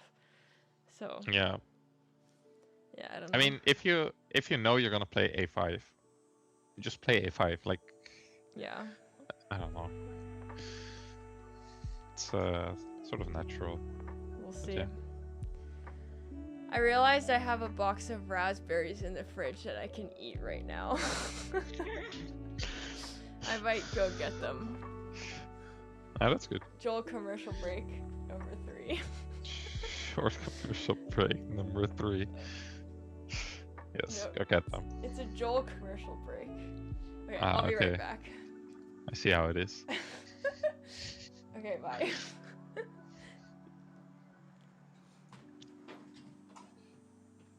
Yeah, I wonder what other moves Sonia can play, if not for knight f5. Okay, we have a5 in Katarina's game. I would like to see Katarina play a3 really quickly. Is Katarina left-handed? Or is the cam inverse? Wait. No, Katarina is left-handed. Oh, that's cool. Really? Oh, oh. Am I getting bothered? That's annoying. 1 second, guys.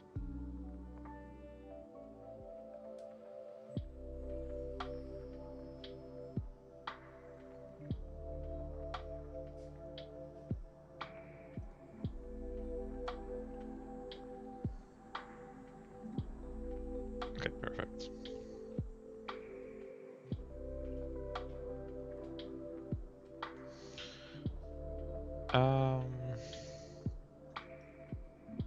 Yeah, so I was wondering what Sonia will do if not knight f5. In the meantime, Katarina played a3. Because I think the other option is just to take everything on e5. And bring like rook a1. It's a pretty nice position for white, but of course it's not as nice as knight f5. So yeah, I'm a bit curious what she'll do. Even if you find knight f5 as a move, it's very tough to calculate all the lines. Of course, you first need to go over the forcing lines, like all the takes. And after that, you also need to think, what if my opponent, for example, plays bishop f6? Which it is interesting. I wonder what happens after bishop f6. After knight f5, bishop f6.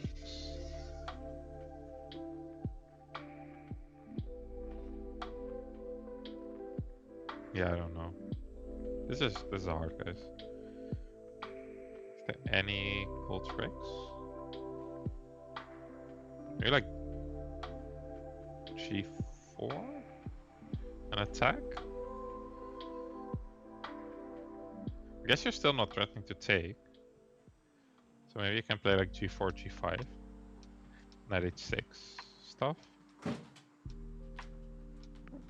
Oh.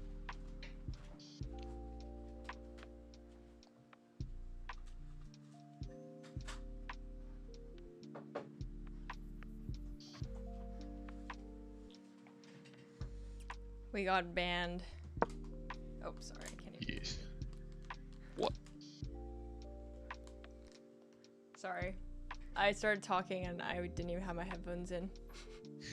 That's okay. Alright, I got my stash. Sorry, before you start, I got a bowl of raspberries and a chocolate milk. Proceed. Nice. Good. Healthy snacks. Yes. Very I should healthy. get something to eat as well. You should. I'll have a look. Whoa! Okay, sorry. Say what you were gonna say. I'm looking at these updates. Yeah, so I was trying to figure out what happens in Sonya's game if like knight f5, bishop f6. But I think we should switch to Katarina's game because the opponent played a5, Katarina played a3, and the opponent said, I really like my pawn on c6, which is actually a bishop. Let's close the queen side and yeah, nice. Interesting. It's oh my god, I'm realizing this is yeah, what's gonna happen with this bishop here?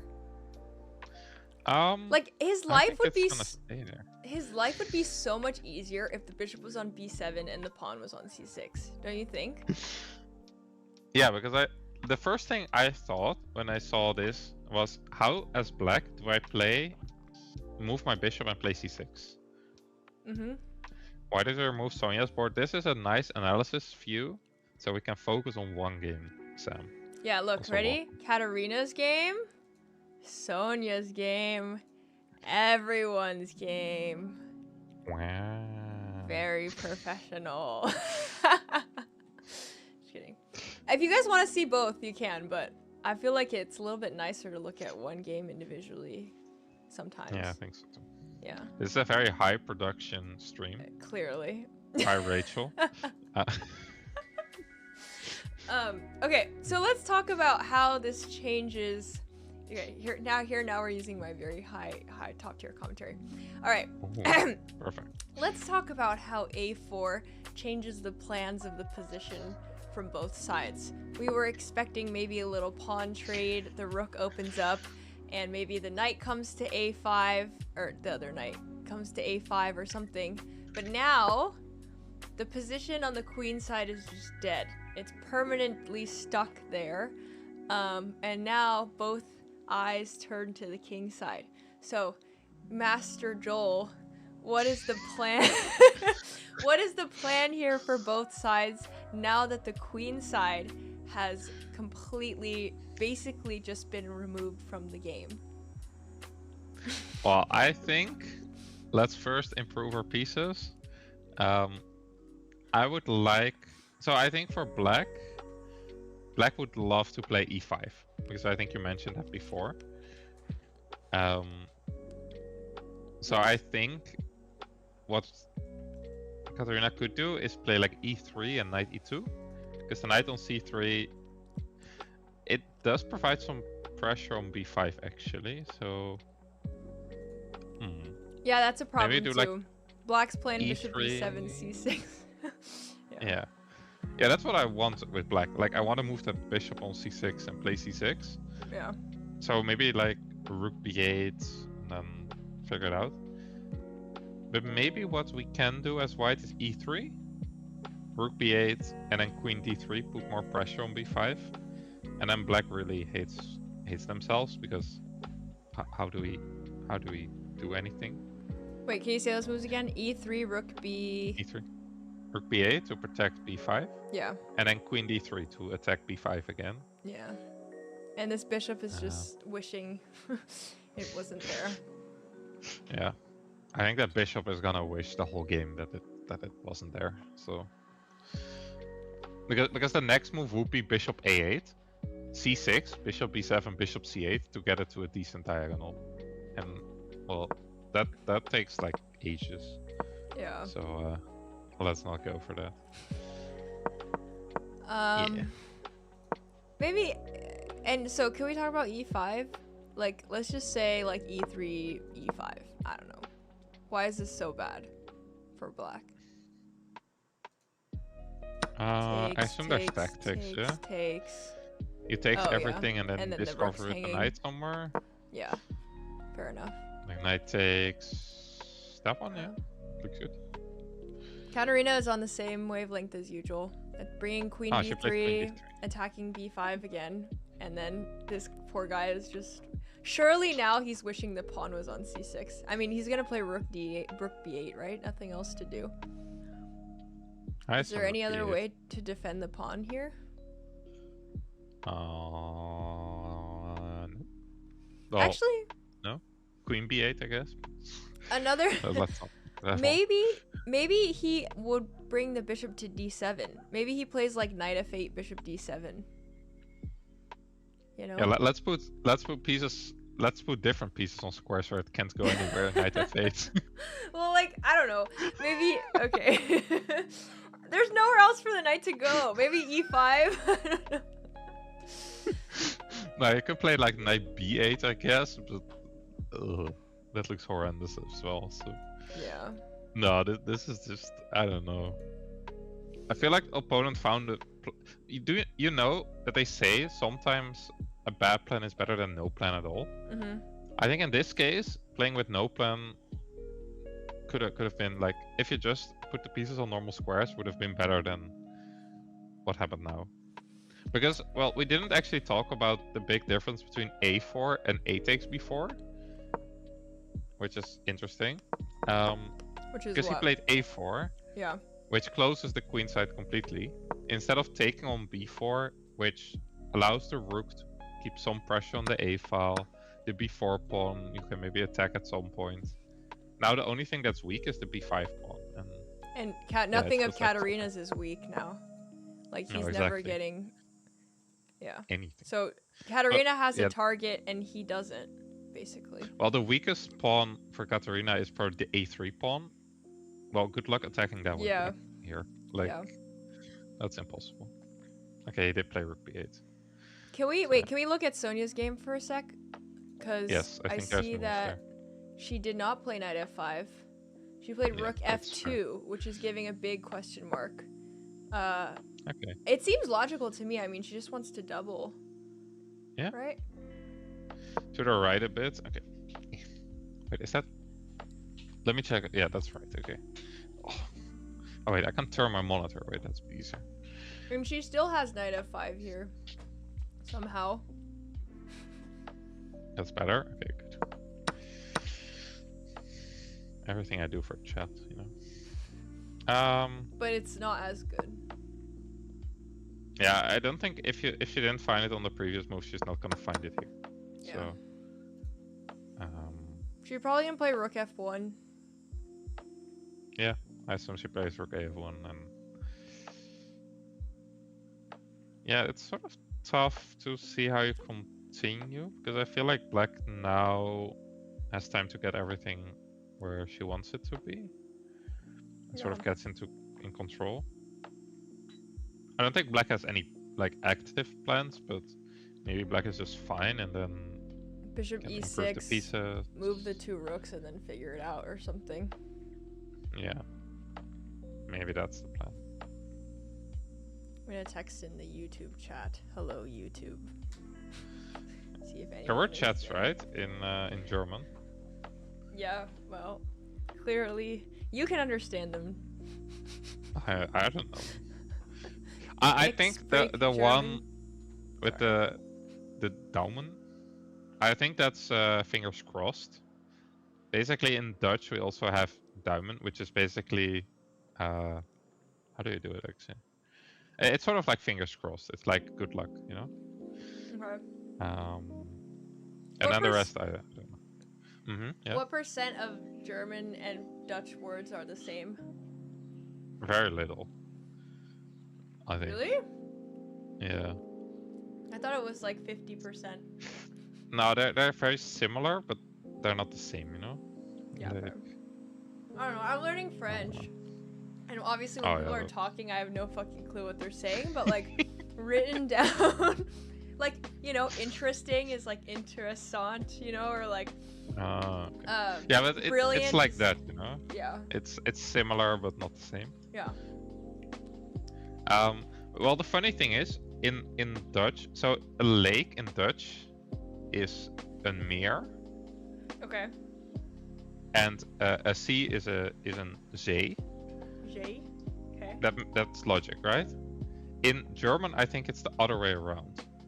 So a lake is een zee. Why? And I think a zee is a meer. And I don't know why, because I think every other similar language has C as C, or like similar. Yeah. And the Germans decided to switch it. Huh. Which is the most confusing thing ever to me. Germans, what do you have to say for yourselves? I think this is correct, but if it's wrong, then the Germans can shoot me. Ocean. Okay. Mere Ocean. Yeah, exactly. Huh. Say is a lake. Y'all are weird. Why?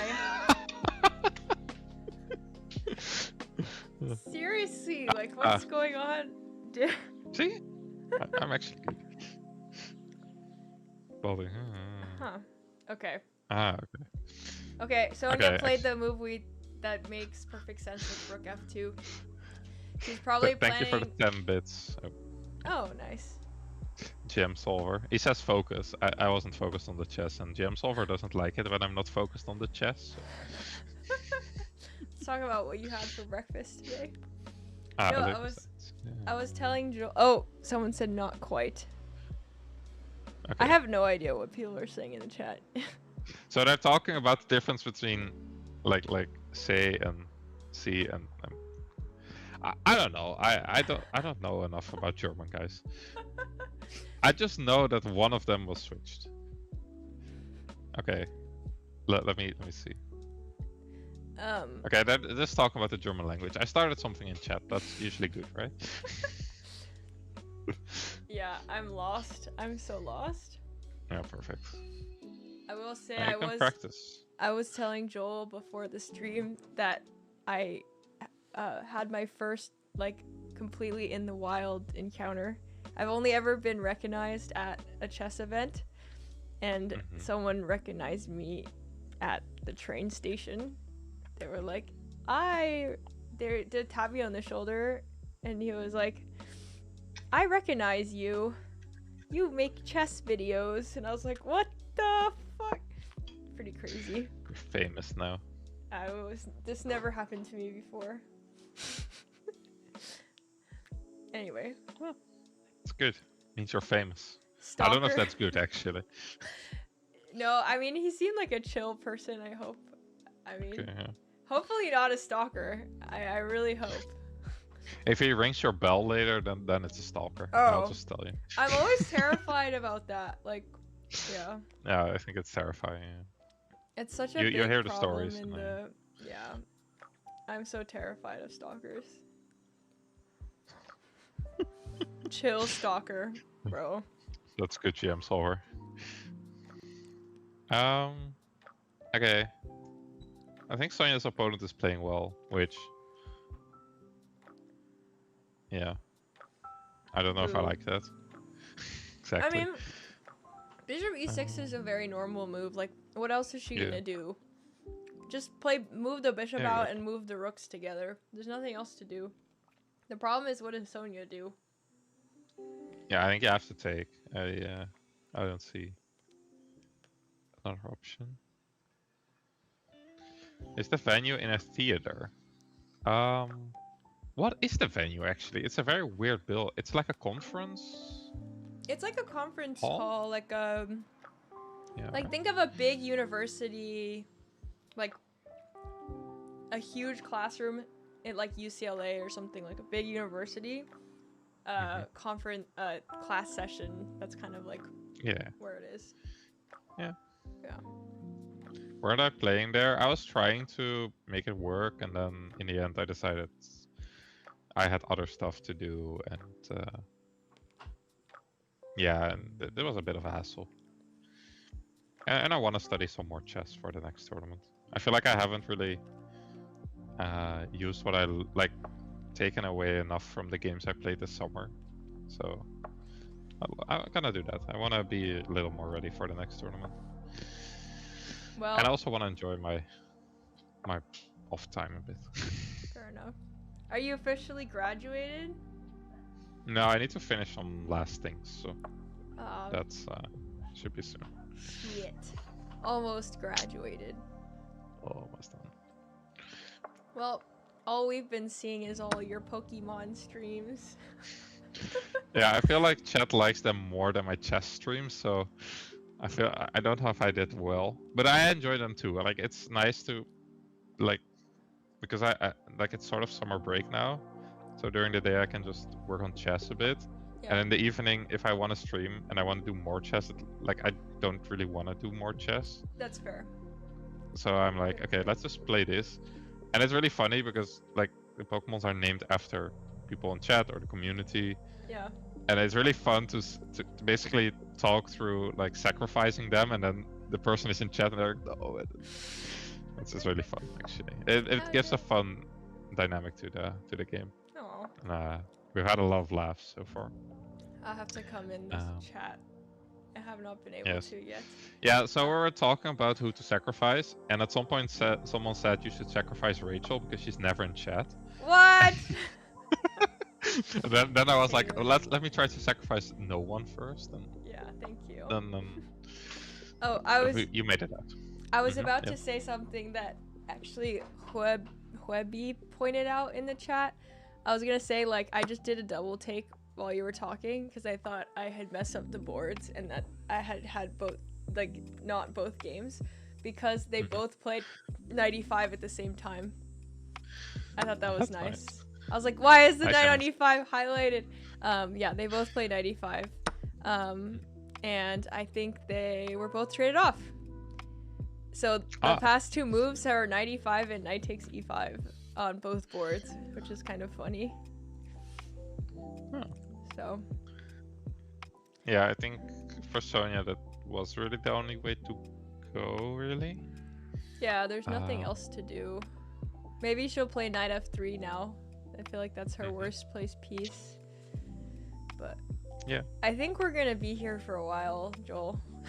Okay, for Sonia's game, for in particular, I think. I mean, in Katarina's game she has an advantage, but it's very closed and yeah, it might also take a while. So in that case, I'm gonna look for some food because yeah, otherwise I'm gonna get hungry. Go for it. I'll be right back. I'll play Bullet in the meantime. Just kidding. Okay, King H1 with idea, knight f3 maybe, but hard to see advantage. Why do we need to play King H1 before we play knight f3? Can we just play knight f3? Takes, and then, I don't know, like this. Queen moves and we play this. No, maybe not even. That's a weakness now. Hold on. Oh my god. Oh, what? Okay, yeah, she took back with the pawn. Okay. I don't like trading. Oh, I understand. Okay. Yeah. King H1 and then that makes sense actually. So, but also the queen can just move. And now we don't have knight f3. It's being traded anyway. And I don't know. Maybe one can argue like, okay, actually never mind. It's so far away from the endgame. I was like, in the endgame your king is one square farther away, but like it's not even relevant here, I think. Yeah.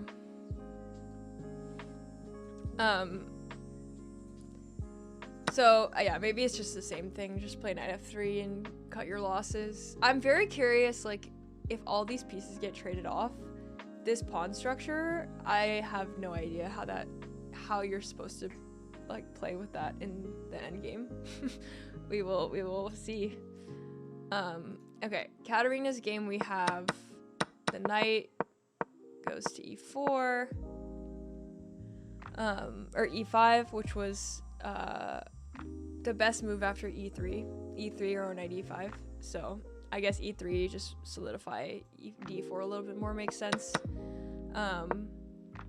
Knight G4. What is she gonna play? F4? I mean, you kind of have to, right? F4, F6, E3, maybe? H. I mean, where is this pawn going? Question mark. Oh, hi, Joel. Knight G4. I'm sure she was expecting that. I feel like you have to play F4. Okay, yeah, F4 on the board. And Katarina has more space here. I feel like E3 eventually, maybe, to prevent D4 shenanigans. H3, kick out the knight. Where is the knight going, low-key? Maybe to H6 to F5? Like, okay, oops, sorry.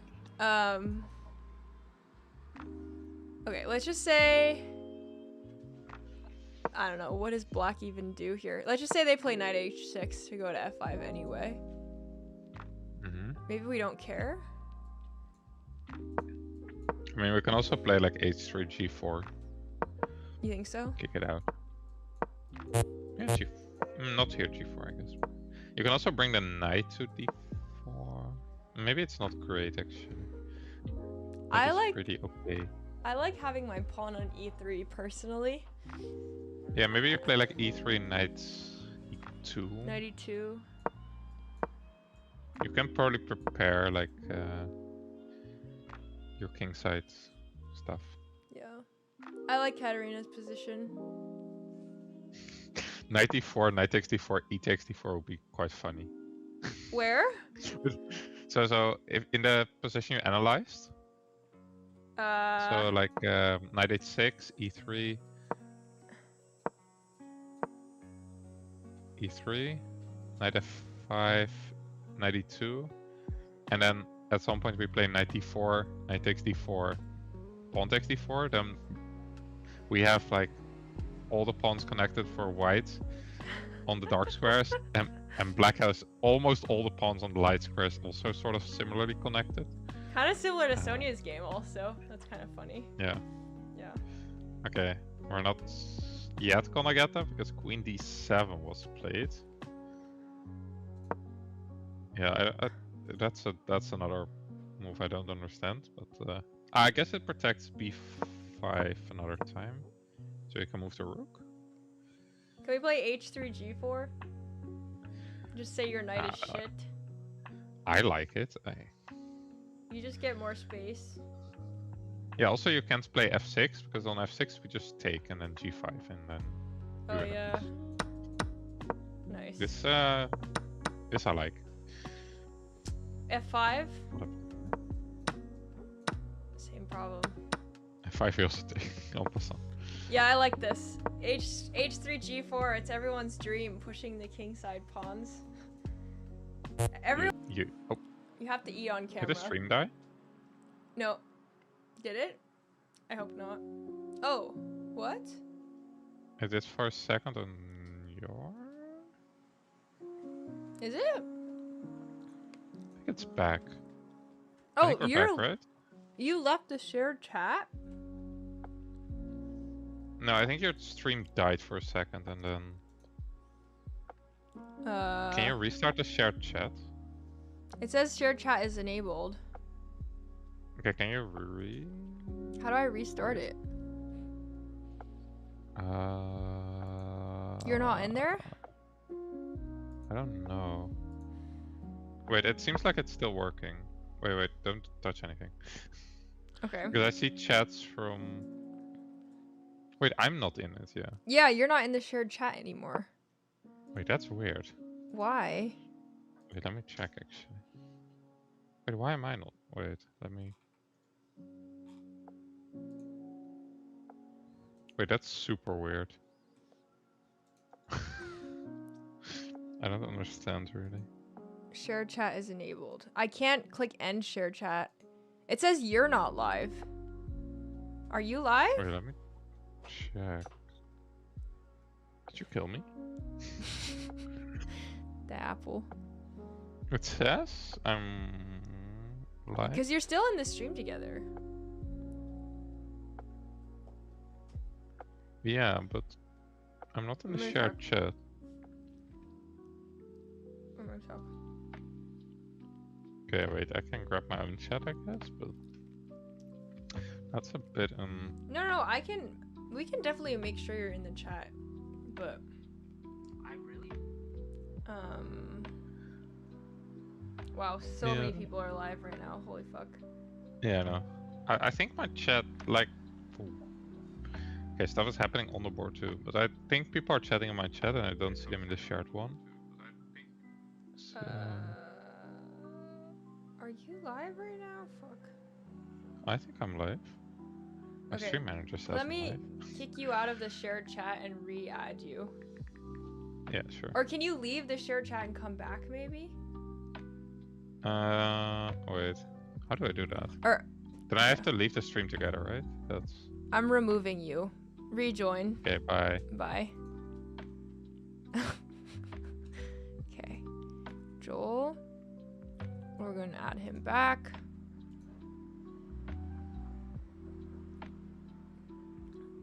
Okay. Now you should be good. Okay. Does it work? Can people in my chat type? Yes, I see people from my chat type. Oh yeah, cool. It worked. Yeah, nice. Wow, you had to kick me too. I know. You're also very much on the side now again. Oh yeah, sorry, I was leaning. Oh. No, you're good. Okay. And it's one of those cameras that follows me, you know. That would be nice. I think Eskia has one. You should get an Osmo Pocket. It's like, I don't know how much it is in Europe, but it's like $500 or $600. Unless you go to China, then it's like 2 cents, and then you can. Seriously, went to Hong Kong and my friend got one. It was like 1/3 of the prices in Europe. But anyway, there's like a tracking feature and it's like 4K, and I just bring it traveling and film stuff on it, and with good lighting, it's like really nice camera. Okay, it's like 500 euros. Yeah. So. Oh, you can also get the creator combo for 620. No, you don't need that shit. You just need the Osmo. It'll follow you. I want to see what you get with the creator combo. A bunch you get of a lot useless of extra shit. stuff. It's all useless. You get like a you get like a mic with it. That's pretty cool, actually.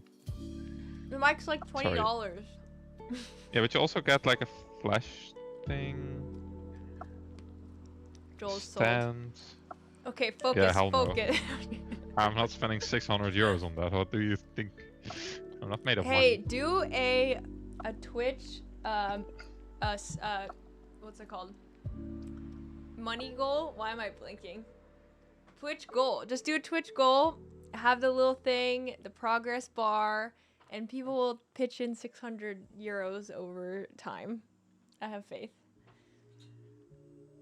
But isn't it better to use that on tournaments? Like make a tournament goal? Oh yeah, also GM Solver wants us to talk about chess, so okay, that's happening. Well, GM Solver, if you just donated 600 euros to Joel, then we wouldn't be having this conversation anymore. Okay. Anyway, all right, let's look at Sonia's game really quick. F4, the computer is saying F6 needs to be played, which makes a lot of sense. Queen D7, just further making this bishop on C6 absolute garbage. At least put the bishop on D7. I just realized on both boards Queen D7 was played, and it was an accuracy. Wow! There is so much symmetry, guys. That's so crazy, yeah. Whoa. Also, I need to grab my chat. Okay, so you want to donate $600 for me to join? What? Knight F5 left board. Oh, okay, okay. Oh, yeah. On the other board, on Sonia's board, I guess. Okay. Let's look at Katarina's really quick. So, I don't like Queen D7 because I feel like this bishop needs to come here and C6 needs to be played in order to free up this weakness. Now, it's just like, maybe he wants to go bishop A8, but it's just like... I guess it would... Okay, actually, now that I'm thinking about it, maybe it makes sense to keep the bishop on this diagonal since D4 is coming eventually. So but I don't understand this next move, then. What do you mean? He wants to play D4. Ah. But I maybe. Okay, I guess that's his idea, but that's never happening, Yeah. So not enough pieces. Yeah. okay. Okay, wait. Maybe we need to go to Sonia's game before. Yeah. Let's pause. Game Okay. solver gets. Sonia's Okay, if you go game. back a couple of moves. Knight takes e5. So the only way to continue, according to Joel, was. Well, okay. Actually, sorry. Why is that the only way to continue? Why can't you just play like knight f6 or something? Like, don't you like the knight on c4? Well, I think at some point Black is just gonna. Oh wait, you can take it. You're gonna move the queen and take it. Where do you move the queen? Or maybe take it with a bishop. Okay, so it's gonna be taken either way. So you might as well not double your pawns. Is that your thought process? Yeah. Okay. Yeah, I think after bishop e6, maybe the threat was to take on c4 at some point with the bishop, and then you double the pawns and something will be weak. I see. So you're not allowing the double pawns. Yeah. So we take. Why is queen d7 so bad? Yeah, so I guess knight f5. What the fuck? So can we talk about? Okay, let's start with pawn takes. Okay, yeah, we take back, and the bishop is sort of trapped on e6. I think that's the point. Because I assume after bishop takes f5. Got it. Yeah, we can take, and a8 will also be hanging in lines. And so knight f5 has been the top move for like basically the past few moves. Yeah, there have been so many tactics with knight f5. Yeah. It's crazy. But I don't think Sonia. I don't think Sonia's even considered this. Maybe if she hasn't played it by now. No. And now. Oh, that's now really it's nice. Just dead equal now. Yeah. It's so hard to see how white ever does anything. So in the knight f5 line, yeah. If you play knight f5, takes. What, bishop so takes or with pawn? the g pawn. No, g with the pawn. And then bishop d5. There's on bishop d5 you can take on e5, I think. Yeah, you take on e5 and you have f6 after. I think here also f6 works. Can you play queen g5 first? Oh, because of queen king g5 h8. first, I think. Maybe. King h8? Yeah, I don't know, you have f6 f6 also. and then you have the bishop. Yeah, you're just completely winning. Yeah, Plus this 3. one. Yeah. Wow. That's nice. Yeah, that's a fair reason. The only reason to put the knight on h4 over other squares is to at some point sack it on f5, because otherwise you probably put it on like e1 maybe or something. Oh. So, yeah. That's a good point, actually. Sometimes I have no clue. If I want to play, f5 or f4, I don't know where to put the knight. So that's helpful. If I put on h4, always look for knight f5 sacks. That's something I learned from this game. Now in my games, if I have the knight on h4, I will think about it. Joel is busy eating his apple and is unable to communicate at this time. Please give him 3 to 5 business days to reply. Okay, so now we're gonna go to Katarina's game, and let's see, what do we have? Oh wait, let's just go to this. Okay, so what was it? Queen d7. I feel like Katarina is just chilling. But why aren't we playing h3 g4? Well, I guess she just wanted to prevent d4. But I do agree. I kind of like h3 g4 better, because it really like suffocates white. That's what I was just saying. Now you can't play h3 g4 because the knight can go to. Actually, maybe not. Can you still do it? And play like. So. Yeah, because this knight is so bad. Like, you can definitely attack it. Maybe you can even play king. No, you can always take it with the bishop.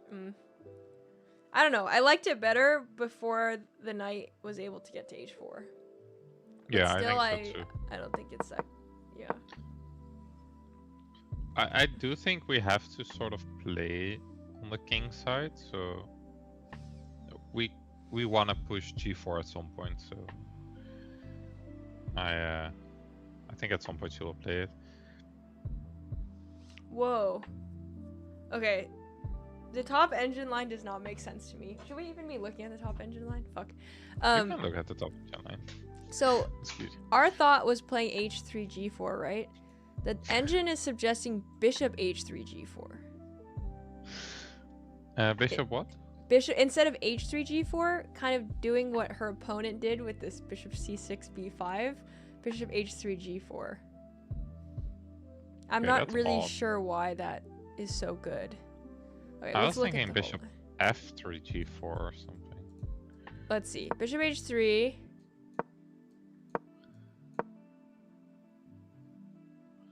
Oh, maybe the point... I guess it supports f5. Maybe. So on h3 the bishop looks also on the to f5, so maybe you have some f5 push later. Like knight g3 first, maybe then f5. It's saying knight d4. Yeah, probably knight f5 d4 eventually. Same, yeah, f5. Yeah. Maybe also because in this h3 g4 line, this bishop is potentially getting traded off with this knight on h4, and you have to go to basically to h1, which is maybe not ideal.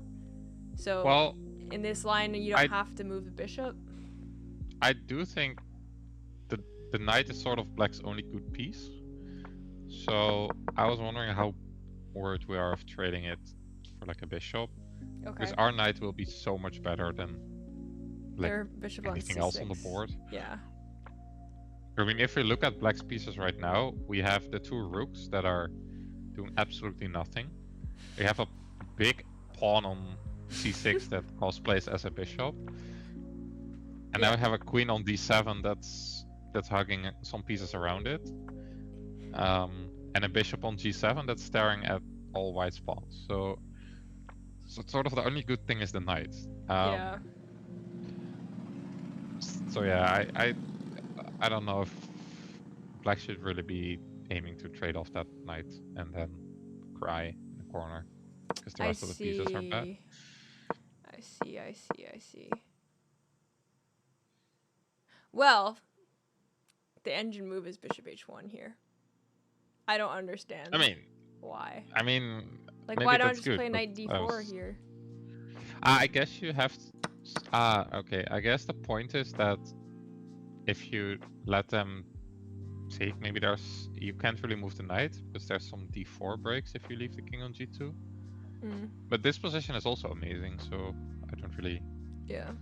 know. Maybe maybe it's because the knight the knight is the only good piece, but it's also like very easily harassed with the pawns. So maybe we like having it there to harass it and stuff. Yeah, also black is suffering from a lack of space, so letting them not trade pieces doesn't make that any better. So yeah.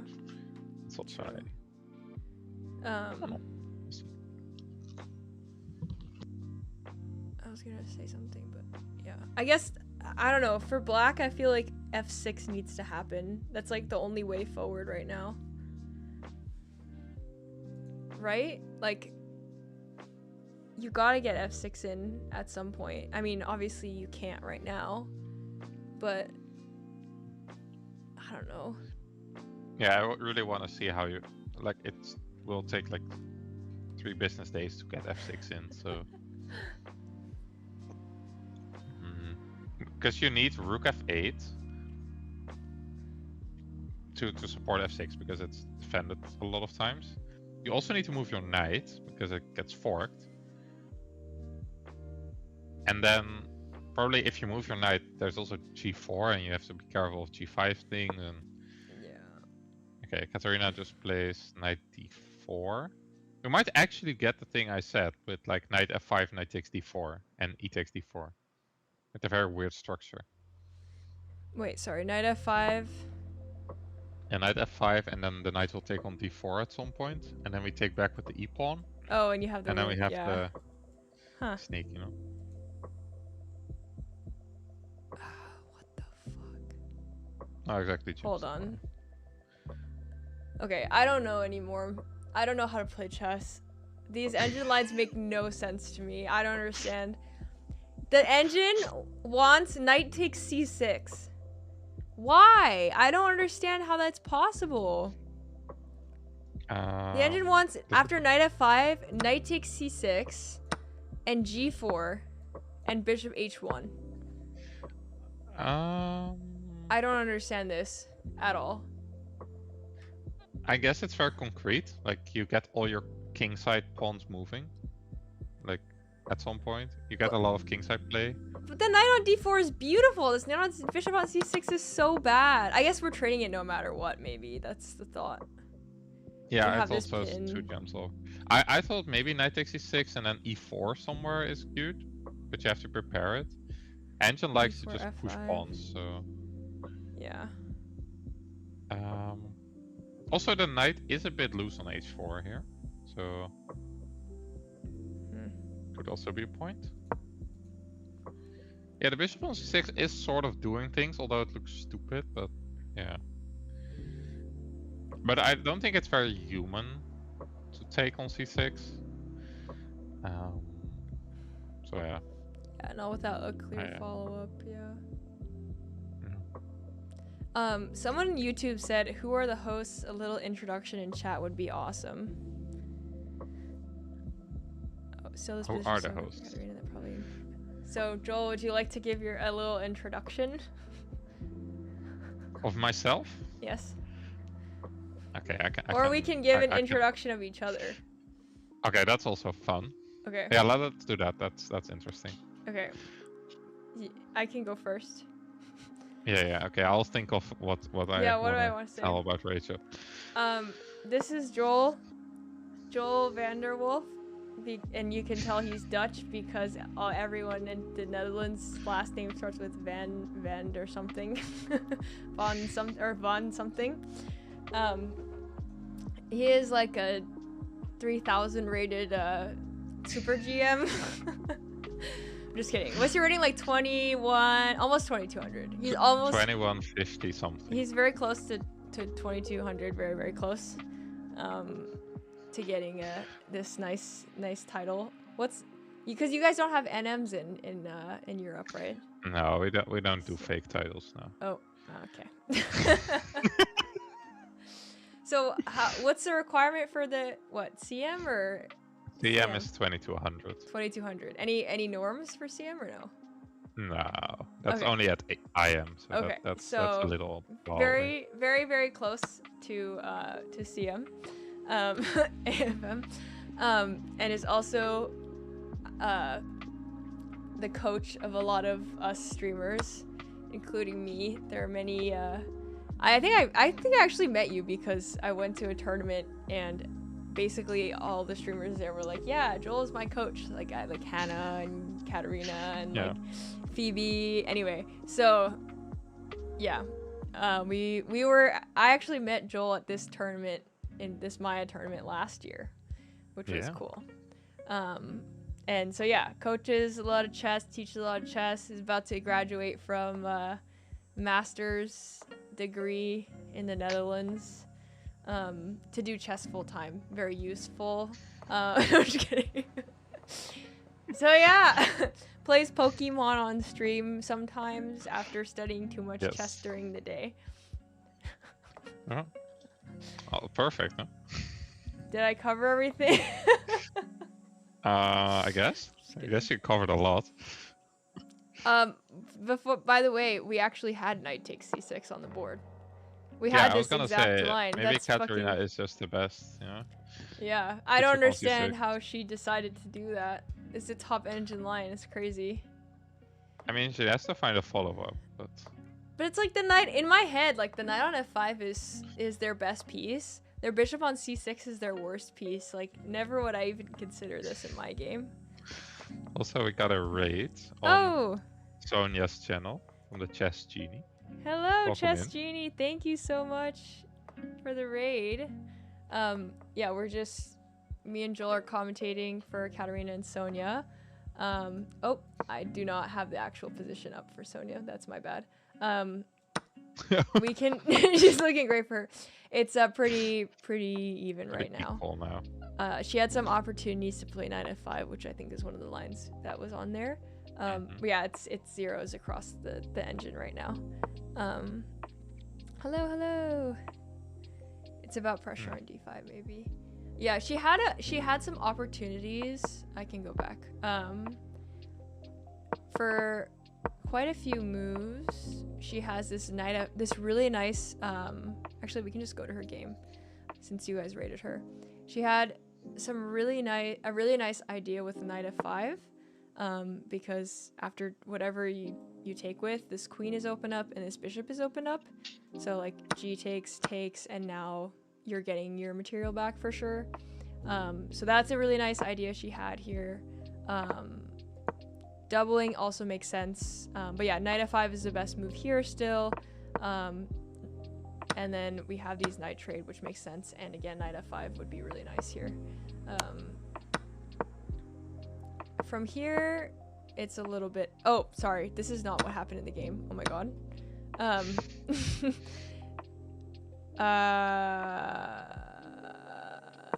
Okay. And here, knight f5 again.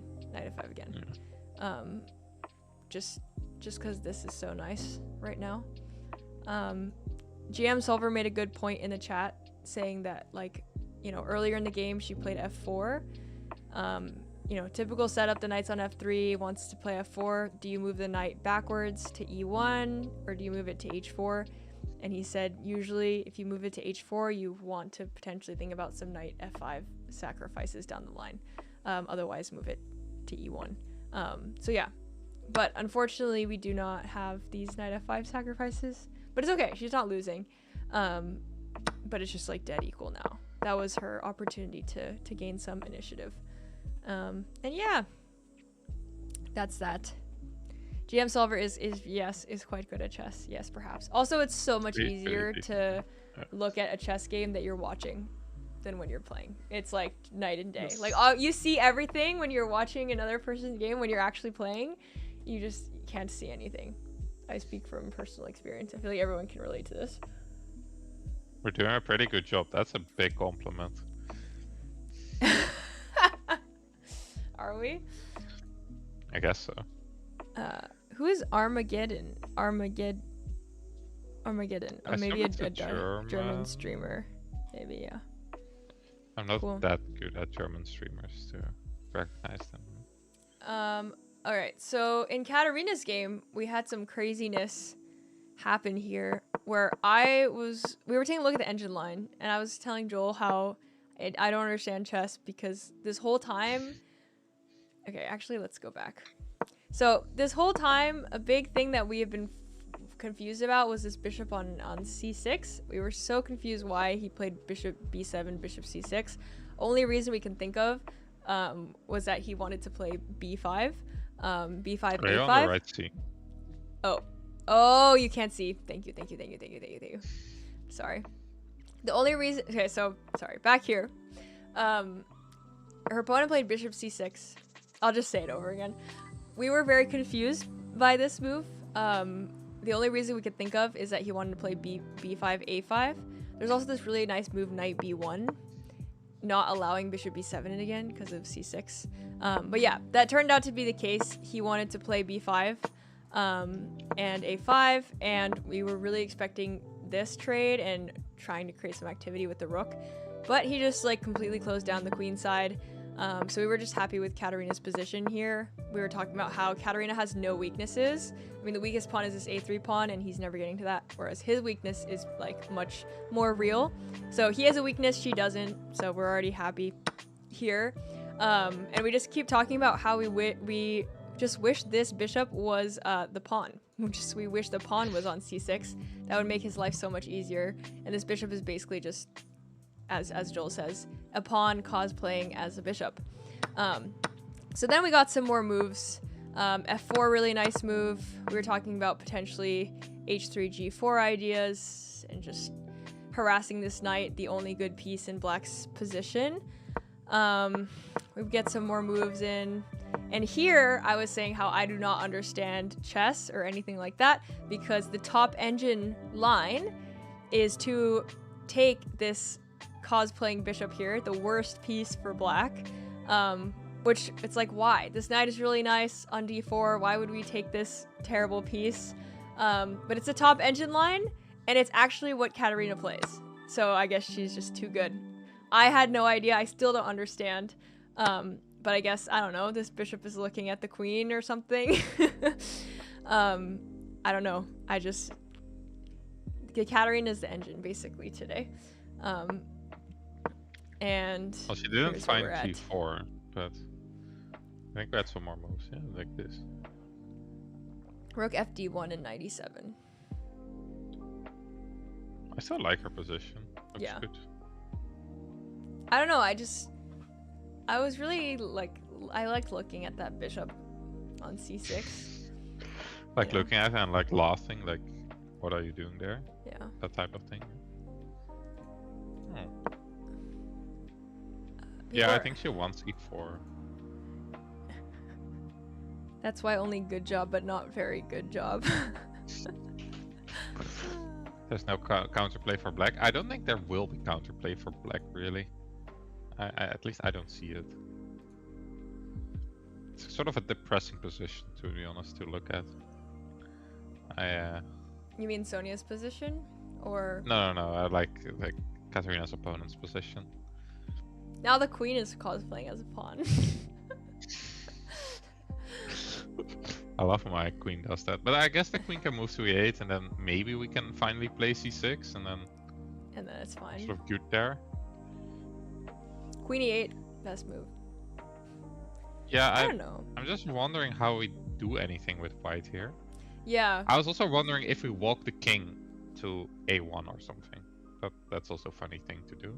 But I think if we do that, the black king can also walk to the other side of the board, and then I don't think we make progress. So. You mean trade off the pieces and then move the king to the queen side? No. Just like, let's say queen e8 and then c6 happens, and just like decide that I want my king on the side of the board where there's no pawn breaks. No, I see. Let's say black plays c6. Got it, yeah. Because that's sometimes an idea in these close positions. Yeah. Wait, did your Sonia feet die? Did my Sonia feet die? Oh no. It died. Mine is alive, I think. Maybe refresh? It's dead on my side. Sheesh. That's not good.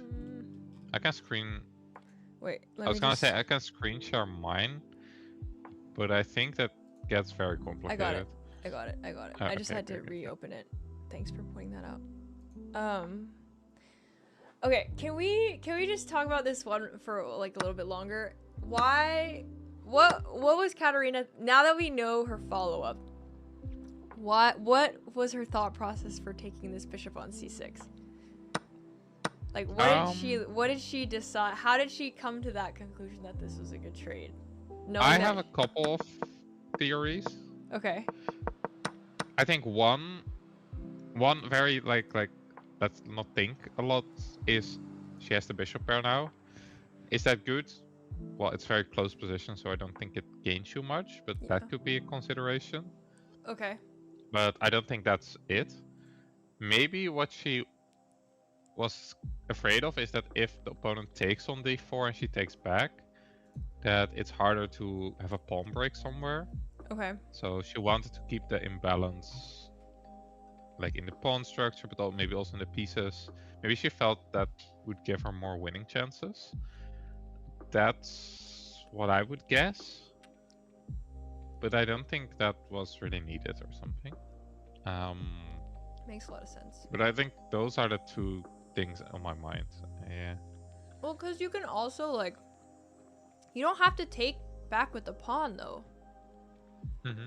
Like, you can just take back with, like, the queen or the bishop. And you still have the pawn. Yeah, but... Yeah, to be honest, it's, like, choosing between a lot of good options. Yeah. I was also surprised by the trade, but the position is still good, so... Yeah. Yeah. Fair enough. Although, how to break through is... Okay, how to break through, I guess e4, f5, g4, f5, like something like that will happen. Yeah. But okay, we might be a little while away. You can also double the rooks on the d file first, so there's no d4 stuff. Oh, we'll see what happens. What do you think she's gonna play here? Let's see if we can guess. Chat, what is she gonna play here? I'm gonna put Katarina's board up. Okay, I have a guess, but it's not a good guess, I think. So let me think of a different move. Everyone. So I was thinking maybe she will play e4. But I don't think e4 is great because it sort of creates that d5 square for the knight, maybe?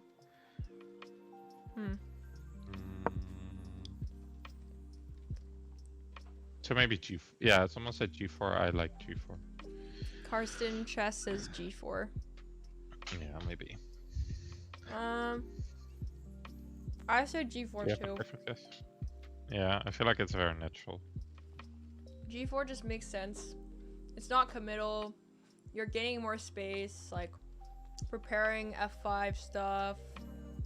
No. Yeah. I say g4. Okay. Maybe.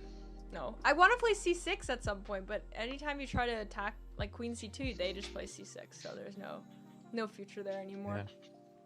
Yeah, if you want to play c6, you have to do it now, and I don't think it works. So yeah. That's just not. Sad. Yes. He finally corrected his mistakes. Took him a lot of moves and some help, but yeah. Yeah. Okay, let's look at Sonia's game. Yeah, I think she's under some pressure. We missed a lot of moves. So, oops. Let's go back a Bishop bit. takes e5. It's just dead equal. It's just dead equal. Like, there's nothing even to say right now. There's nothing to do for either side. So I thought, so if you go back a bit, or was it? I had a thought at some point. I need to figure out where it was. Joel had a thought. Here? One more thought than me.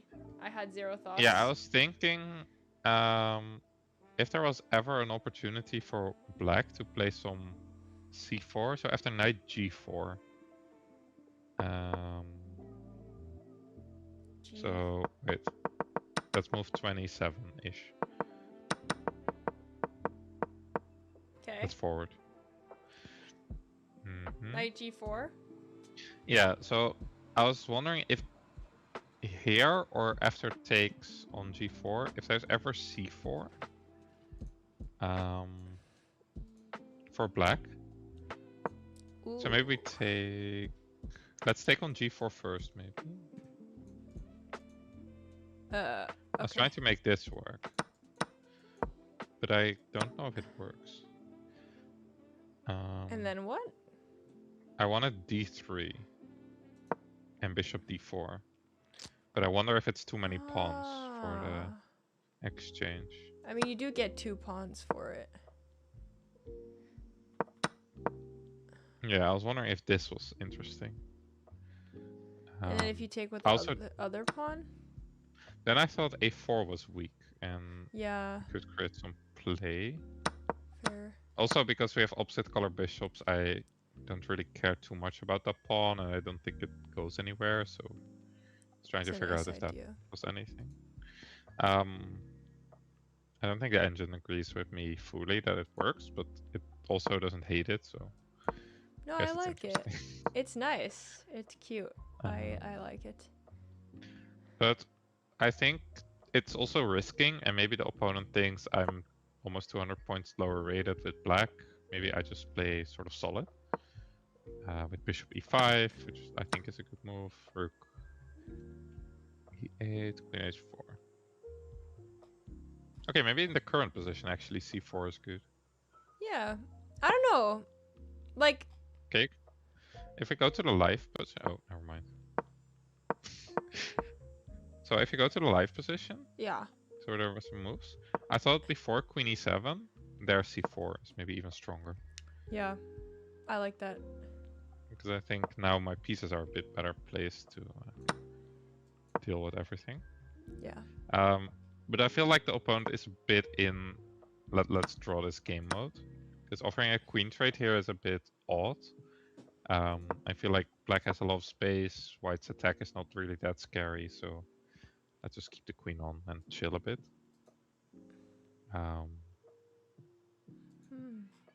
So I think Sonia should take on e7, and then I think it will be really hard to win from here for Sonia. You think it's gonna be a draw? Yeah, I think I'm so. gonna try to zoom in on their thing. Try to read. Oh, they're boarded a bit. Let's see. Well, they're still playing, I guess. Okay, Sonia didn't take on e7. She says no. I'm going to win. I think she wants to keep fighting, but I guess it's a little bit risky. But okay. Yeah, we'll see. I've also learned from, I think mainly from watching Maia's games, that sometimes you just have to like, just keep risking a bit to get the result you're looking for. As they say, risk it for the biscuit. Exactly. You know who says that? No, actually what I don't. The fuck? I know it's a saying. Tushar says that, and that's like his list of phrases. He goes. He has so many phrases though. Like, I know. That's how I know them, because we would post some videos, and every every other comment is either like, "This is the way. Risk it for the biscuit." Like, eat the candy, put the kitty in the van, like all this shit. That's how I learned all his like catchphrases. They just commented. I can't wait. Have you done commentary for Tushar before? No. His chat is full of these, like the kids that grew up with these phrases, and it's so.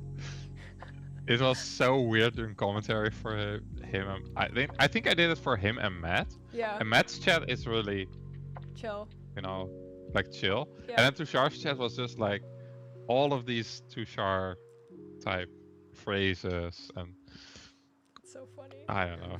It was such a weird mix of chats that I was like, what the hell? And I think Matt's game. Oh no, Tushar's game was also boring, like a very dry position. Oh. So that was also really weird. Huh. Yeah, I think he usually likes to play, like, I feel like every moment he got to play, or every opportunity he got to play the Elephant Gambit, he did. Stuff like that. But then he just plays the London. It's boring. I think what happened is, he got the Elephant Gambit, but there's a line where you get into, you transpose into a Petrov. And his opponent played the line to get into like a very dry, equal Petrov position. And after the game, I was like so annoyed that he didn't get to play like a full-on Gambit and all that type of stuff. It was really fun. You should play Gambits with every game. Like, why are we playing the London? Let's play something exciting. Let's play 1G4 and just fuck it, you know? In the Grand Game, like, Sarah was playing next to me and her opponent played 1B4 and it was like a super crazy game. Like, let's I encourage this. Okay, what do we say? Now I also really want to see e4, d takes e4, rook d6 on the right board. Fuck, what did I just do? God damn it. Okay. Rachel. On the right board. That's Katarina's board. 1 second. E4, d takes e4, rook d6. I'm so confused. Oh, here? Wait, what? I'm so confused. Oh, Joel is eating his... Do you guys... Oh wait, I'm gonna wait for Joel. Do you guys know how tall Joel is? Does anyone want to guess? That was like the biggest shock I ever experienced when I met Joel in real life. Like, his wall. Yeah, that's another thing. Joel, you are always streaming on your... Why is there nothing on your wall? Can someone please buy him a nice painting? There used to be something on the wall, but that is worse than the blank wall. So what was it? it was so I don't know for which birthday. My friends made this poster, and it's full pink. Okay. And it's of a Dutch celebrity star that was relevant for like 2 months. That's so funny. And it has all these cursed memes on it too. And it's really cursed. So nice. like yeah. Actually, funny story. The first time I met GM Solver was at TwitchCon. Okay. And he was trying to play odds games with people. And I think I was the first one to play him. Okay. And I think he expected an easier game than what he got, basically. Is he actually GM? GM Solver is, he used to be, I don't know what his peak is, he used to be 2600 plus. He's a very strong GM. He's also one of the best solvers in the world. Yeah. By hence GM Solver, yeah? He's really crazy. I'm not 2 meters and 3 centimeters, I'm 194, so that's pretty decently tall, I think. I'm American. So I don't know what that means. But no, yeah. 6'4" ish, I think. That's crazy. Yeah, no, because 65. You never think about that, like when you watch other people, like you meet people online, it's just like you only see like their face essentially. And then when I met Joel and Maya, I literally like had to take like 5 seconds, just like keep craning my neck up to like see him. And I was like, what the fuck? Same thing, like I met Hikaru. First time I met Hikaru, it was like the same jump scare, but like the opposite way. Like I had to like crane my neck down for like 5 seconds to see him. He's so short, Hikaru. Anyway. Wait, Also, but how tall are you? You're pretty tall, right? Or... I'm like so average. I'm 5'6", 5'6" So whatever that means. Okay. But okay, yeah, that's 160 something high, I think. You know who's really short? Nihal Sarin is even shorter than... I went to the European Club Cup, and at some point I walked through like the hall, and I saw Nihal Sarin, and he was so short. Like he is really short. He's really short. Yeah. Anyway, that's like this is a jump scare you always have with people like in real life. You just don't know how tall they are online. Anyway. I'm trying to recall if there was anyone in Maia I met that I thought like was like very different from their height, but I feel like everyone else made sense except for you. You were just way taller than I expected. Trying to think. I think everyone else I sort of knew. Who is short for me among chess players? I think Van Wely is kind of tall, yeah. Isn't like... I think Blowberger is very tall. But that's only because I only saw him at Tata while I was sitting down playing a game. So I'm not really sure, but I think he's quite tall. I think there's quite some tall chess players, but... Okay, there's more shorter chess players, I guess. Anyways, should we look back at the chess? Because I think Katarina is pushing her kingside pawns. Yeah. Which is looking good. I was looking at that. Have you, one more thing before we go back, have you seen any of the content with Wemby, the basketball player who like is into chess? He did like a hoop gambit thing in Paris before EWC. I saw some shorts that he was playing like with Levy, I think. He's like really tall. I need to see exactly how tall he is if someone wants to pull it up, he is like 220, so what is that in yours? 7 feet? 6, 7, yeah, it's crazy. Fuck, god damn it. Okay, anyway, back to the chess. The way you said that. 220, bro. That's over 7 feet, I think. Really? 7. Can you Americanize it for me, please? I'm sorry. I'll Americanize it. Someone on YouTube says GM Slebrecht is quite tall. Wembenyama is 7 feet and 3.5 inches. Dude, what the fuck? No wonder why he plays basketball. You know there's an NM in the US. I think he's like YouTube handle is a chess giant. He's really tall too. Like probably 6. I don't know, not 7 feet, but close. Yeah. And everyone's always like, "Why are you a chess player, not like a basketball player?" Anyway. That's a good question. Okay, let's look at Katarina's game real quick, because we had a lot of developments. I wonder, she did play g4, but she played queen e2 first, which I guess, which makes sense. I mean, she's just like, they're just kind of chilling. She's just prepping it even more. I'm not sure. Bishop c3, trying to reroute. Maybe she played queen e2 to have the h5 option and have it supported or something. King yeah, h7. also I think she wanted the queen off the d file if she wants e4 ever. So Oh yeah, true. it's also an idea. Just slow improvements. I mean, black just has no play here. I feel like f6 needs to be played, no? Oh, Wait, I that's don't understand terrible. h2. Oh, sorry. Not right now, but yeah. At some point, we need to play f6, I feel like. What about this? No, f6. Maybe queen f8. Yeah. I don't like king h2 because I think the king was better on g1 than on h2. So Why? Just I did don't that really- diagonal? Well, I feel like everything. Yeah, I feel like there's something on the e5 diagonal. Maybe the h file opens up at some point. I just don't think that's very natural. I just don't understand what it does. I feel like this was a moment to really think and figure out how to break through. Like, is h5 good? Yeah. I kind of liked h5. Maybe like h5, and then at some point you can even double on the h file and try to sack at some point. That could be an idea. Yeah, if you put the king back on g1, I guess that's the plan. But yeah, I don't know. Wait. I feel like king h2. Okay. Yeah, Sorry, I actually just like completely misunderstood. I thought you said it was bad for black to go king h7, but you're actually saying you don't like Katarina's move to go king h2. Yeah. Yeah. Yeah. Now black's position, I just think black's position is horrible, so I Nothing don't to do, know what yeah. to suggest really. Yeah.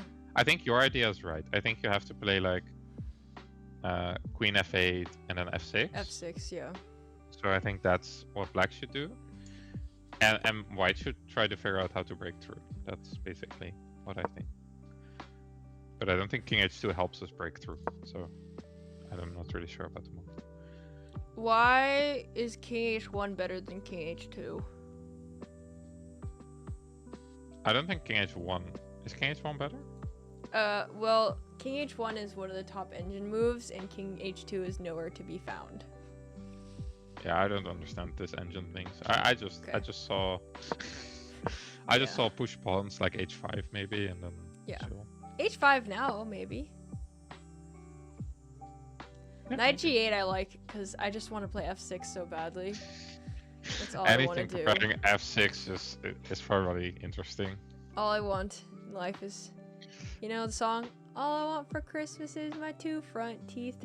It's like, Oh, I want for Christmas. I thought you were gonna say all I want for Christmas is you, but that's also a Christmas song, I guess. No. All I want for Christmas is f6. That's what I want. Okay, that's fair. Simonia subscribed to tier 1 for 25 months in Katarina's channel. Let's go. Nice. I'm hungry too. Okay. Did you finish your apple? No, I still have one piece left. Oh. Okay. Okay. Well, whenever you would like to eat that. I'm looking at Sonia's game and there's Okay, I'll nothing. just eat it. There's nothing. Good night, Gem Solver. Oh, good night. Thank you. Goodbye. So I guess based on what we talked about earlier, c4 is always a thought. I guess now with actually king g2 maybe not so, because the idea before was playing c4 and then having this d3 idea with bishop d4 stuff. Now it's not really as relevant. But yeah, this seems like an eventual plan for black, whereas like there's no c3 ever happening ever. So that makes me like black's position a little bit more. I also really just don't see a way forward for either side. Like for Sonia, there's nothing to do here. I mean, she has these 2 nice rooks, but like, I mean, I guess these pieces need to stay here, but maybe h4, h5 is a thought. I don't know. I'm quickly gonna grab some water and then I'll be back. Okay. Like, is it? Okay, she's offering the trade. Is this the same position actually as this? No, it's a little bit different. Okay, so she's offering a trade again, I guess because she's 200 points lower rated than Sonia, her opponent, so I think her opponent is just wants a draw at this point.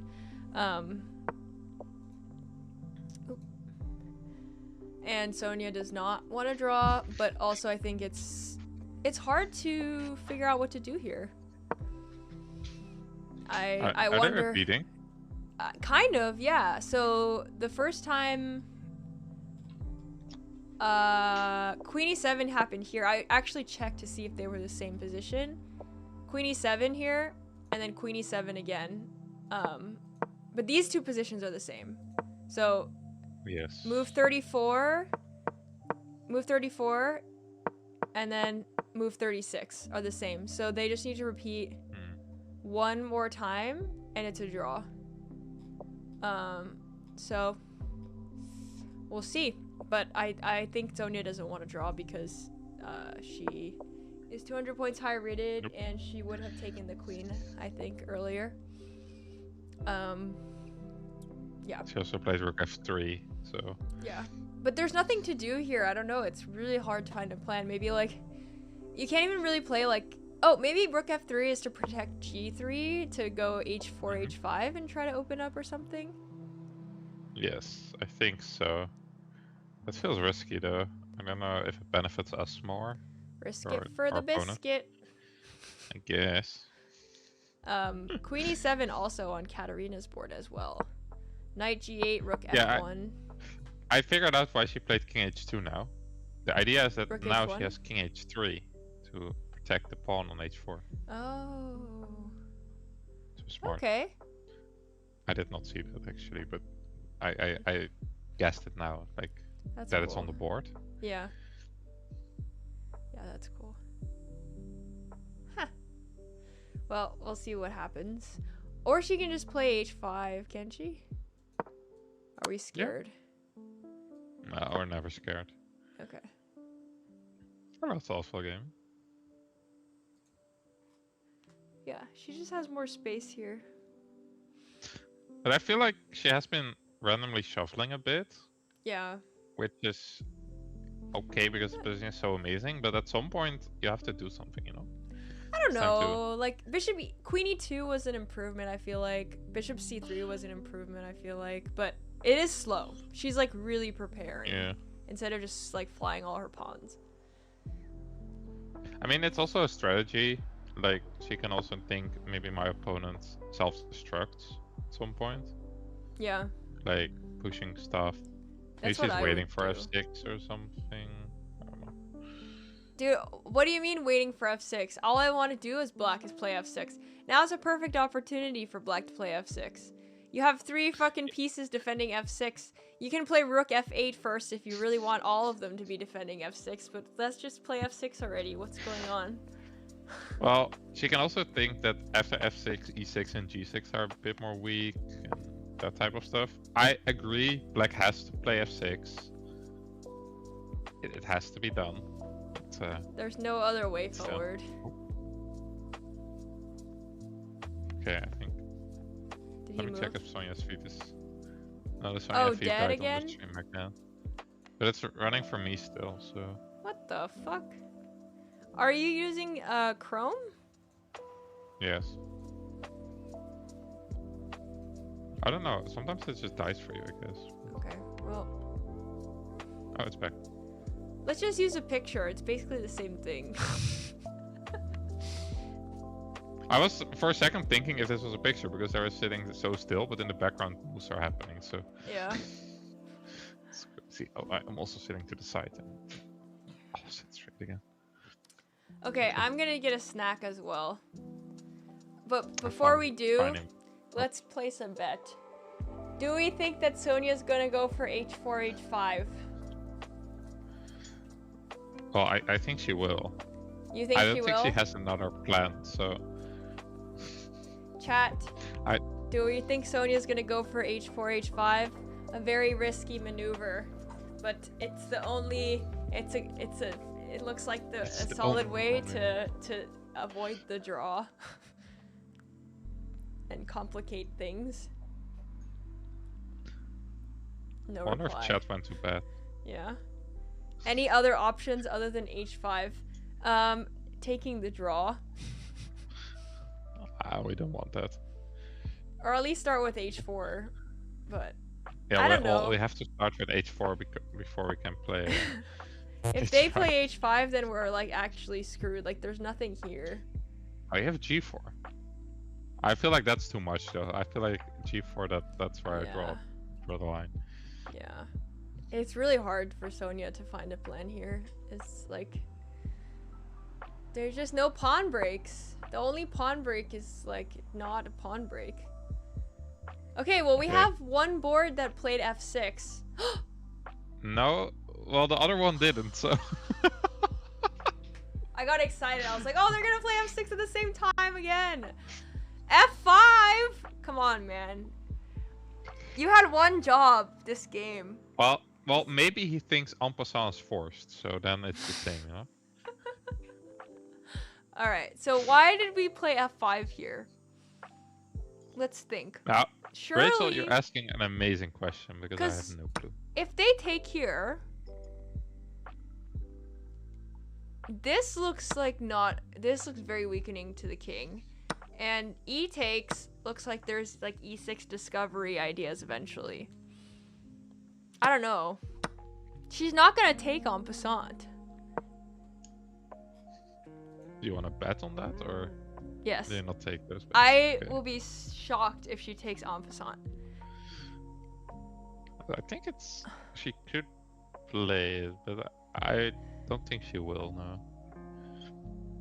There's a lot of options here, actually. She doesn't even need to do anything.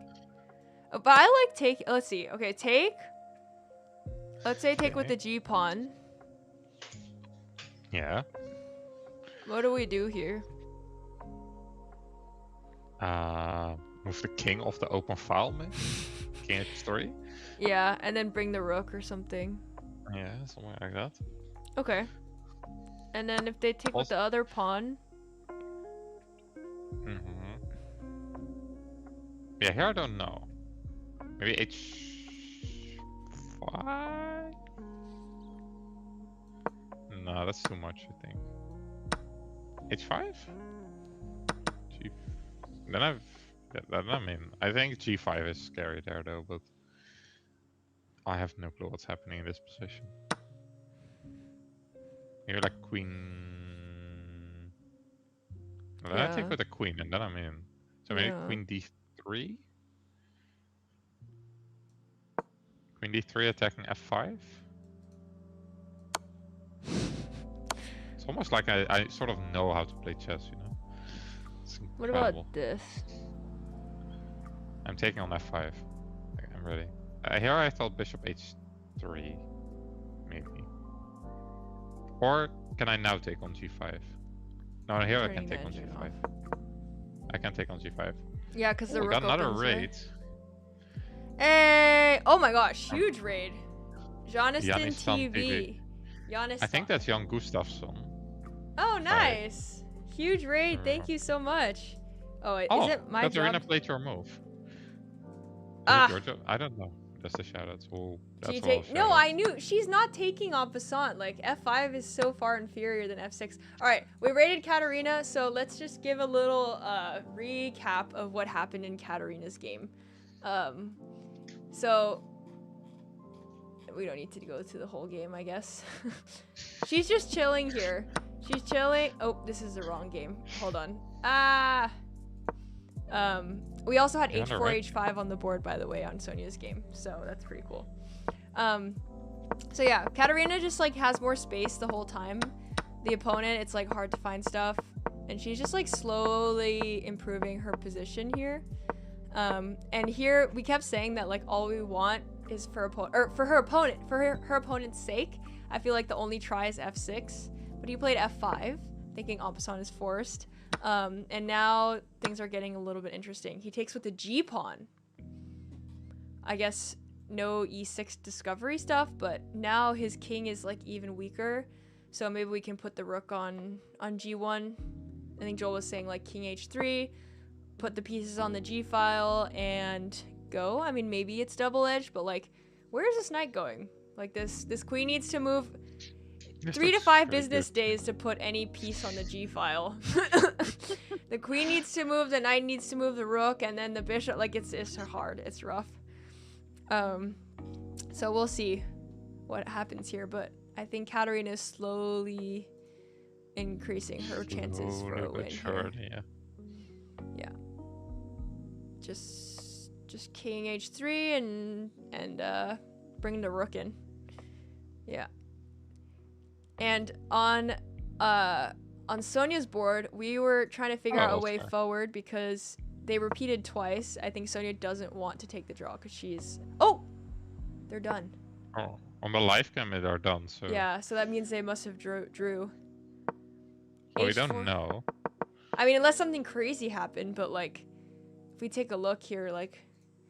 I mean, we were saying the only try we thought for Sonia was h4. After she played rook f3, we were like, okay, she's probably going for h4. h4, h5, like... It's hard now. It's really hard to do anything, I feel like. So, hello, Oscar. So, I feel like it was, I mean, unless something crazy happened, it was a draw, I feel like. We can see if Sonia's in. The kings in the middle. I assume it's a draw. Yeah. Alright, let's go to Katarina's game. Yeah, we can just wait for either the result to update or until Sonia joins. Yes. Okay. Yeah, we just let the rest of the moves kick in. Katarina played bishop f3. Also logical, you have to open up the g file. There's 2 pieces to move. Also now queen f7 runs into bishop h5. That's a key idea, actually, yeah. Because I was thinking queen f7, you had to... I mean, you don't want to... That's like the only way to reshuffle your pieces so the rook goes to g8 while keeping your queen on the king side. Like, yeah, I think now we see a different shuffle. Queen f8. Yeah, but then you have a whole other move. You play knight e7, then you have to move the queen off of the back rank, but the only place to move it is f7, and then you get hit with bishop h5 again. I don't understand queen f8. We're just gonna get to the g file first. I think you want a rook maybe on g7, but that's another expedition. Because I don't think the knight has a good square. I also don't think the bishop on g7 has a good square. So I think the goal is just to put stuff on the g file otherwise. So you're thinking bishop h8 and then rook g7. Okay. Yeah. I don't really like it, but nothing else to do. Sometimes you have to do what you have to do. Oscar asked, are they playing the top section? Sonia is. She's also 2200 and a WIM, so she's really strong. And Katarina is playing the under 2000. But she's one of the top seeds in that, so we'll see if she can have a nice ranking. And we suspect that Sonia drew, and Katarina is still playing and is better. So. Yeah, but we'll just keep her board up until all the moves are shown, unless they agreed to a draw, which I have no idea. No, I assume because her board is now moved 39, I assume they made time control and they made a couple more moves and they made a draw. I assume that's what happened. That sounds like the professional thing to do. Do you want to keep their board on, or do you think we should just call it a draw? We can keep it on for now. Okay.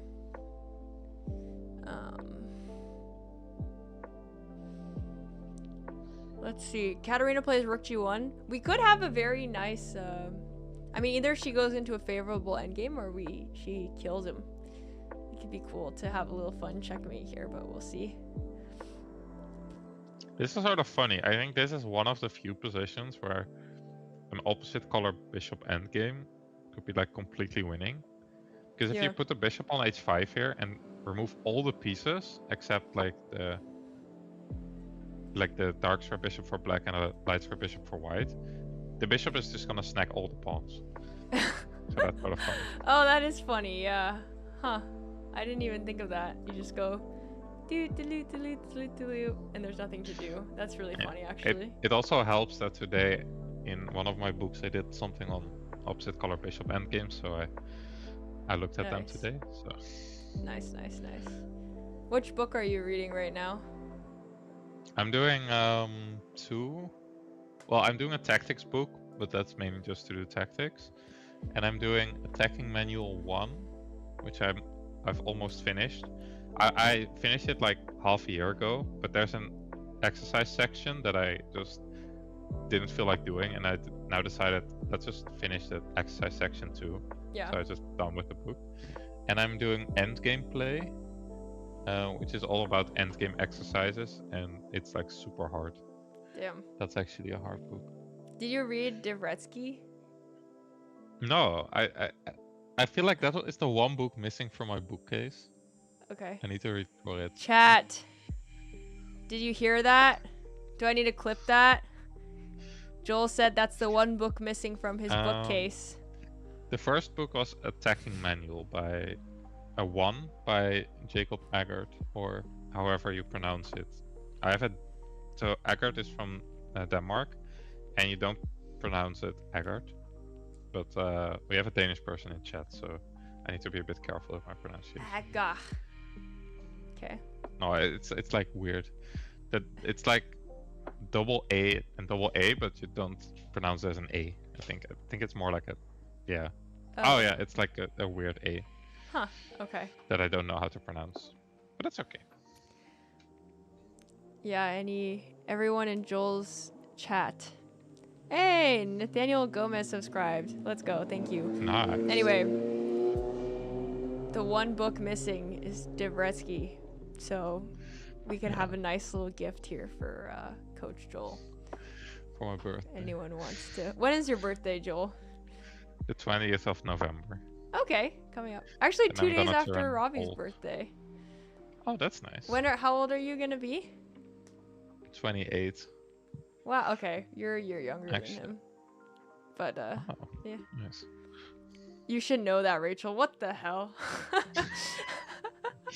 I don't think I know your birthday either, so. Yeah, see? Get wrecked. Also, I was gonna say, have you seen those videos where it's like, my attacks have no defense, and it's like, oh, Sonia's thing left. And it's like an empty room, and it's like men can't decorate, and then it's like the one item, it's like their like gaming computer or like a chessboard or like. Oh. Have you seen those? I don't think I've seen those. No. Okay, I'll send it to you. But that's what your wall reminds me of. These videos. One of my so I played so in the Netherlands we have these pub crawl tournaments where you play in different pubs during the day. You play rapid in a duo. And I played with a friend, and we were talking about the stream, and he asked if I have anything in the background, and I was like, no, I just have my wall, and he was like, yeah, I feel like your stream could really upgrade if you just put something on the wall. And now you're saying it too, and now I'm like, yeah, maybe I should put something, but I don't know what though. It's like you can think of something.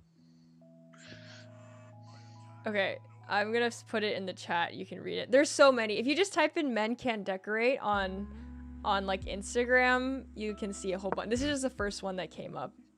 It has like fucking 10 million views.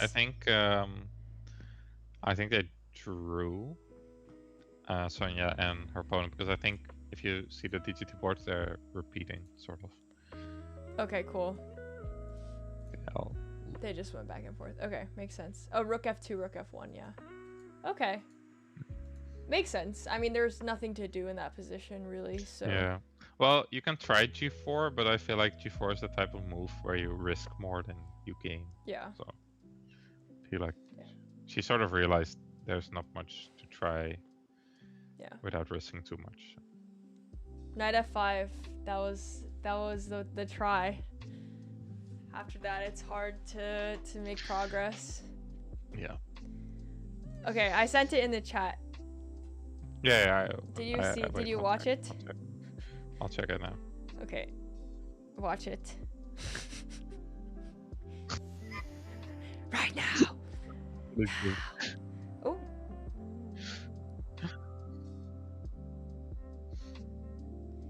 Oh, that's actually a oops. very nice. What? Tushar asked me if I saw his game. Was it exciting? Can you? Maybe I can peek really fast since we have. Rachel.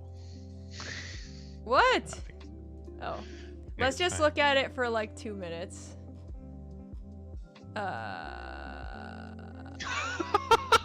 No way you did that. Where? Okay, you need so it's on the top right. Oh my god, he won.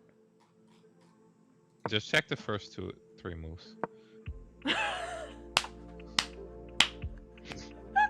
can make this up. You can't make this up.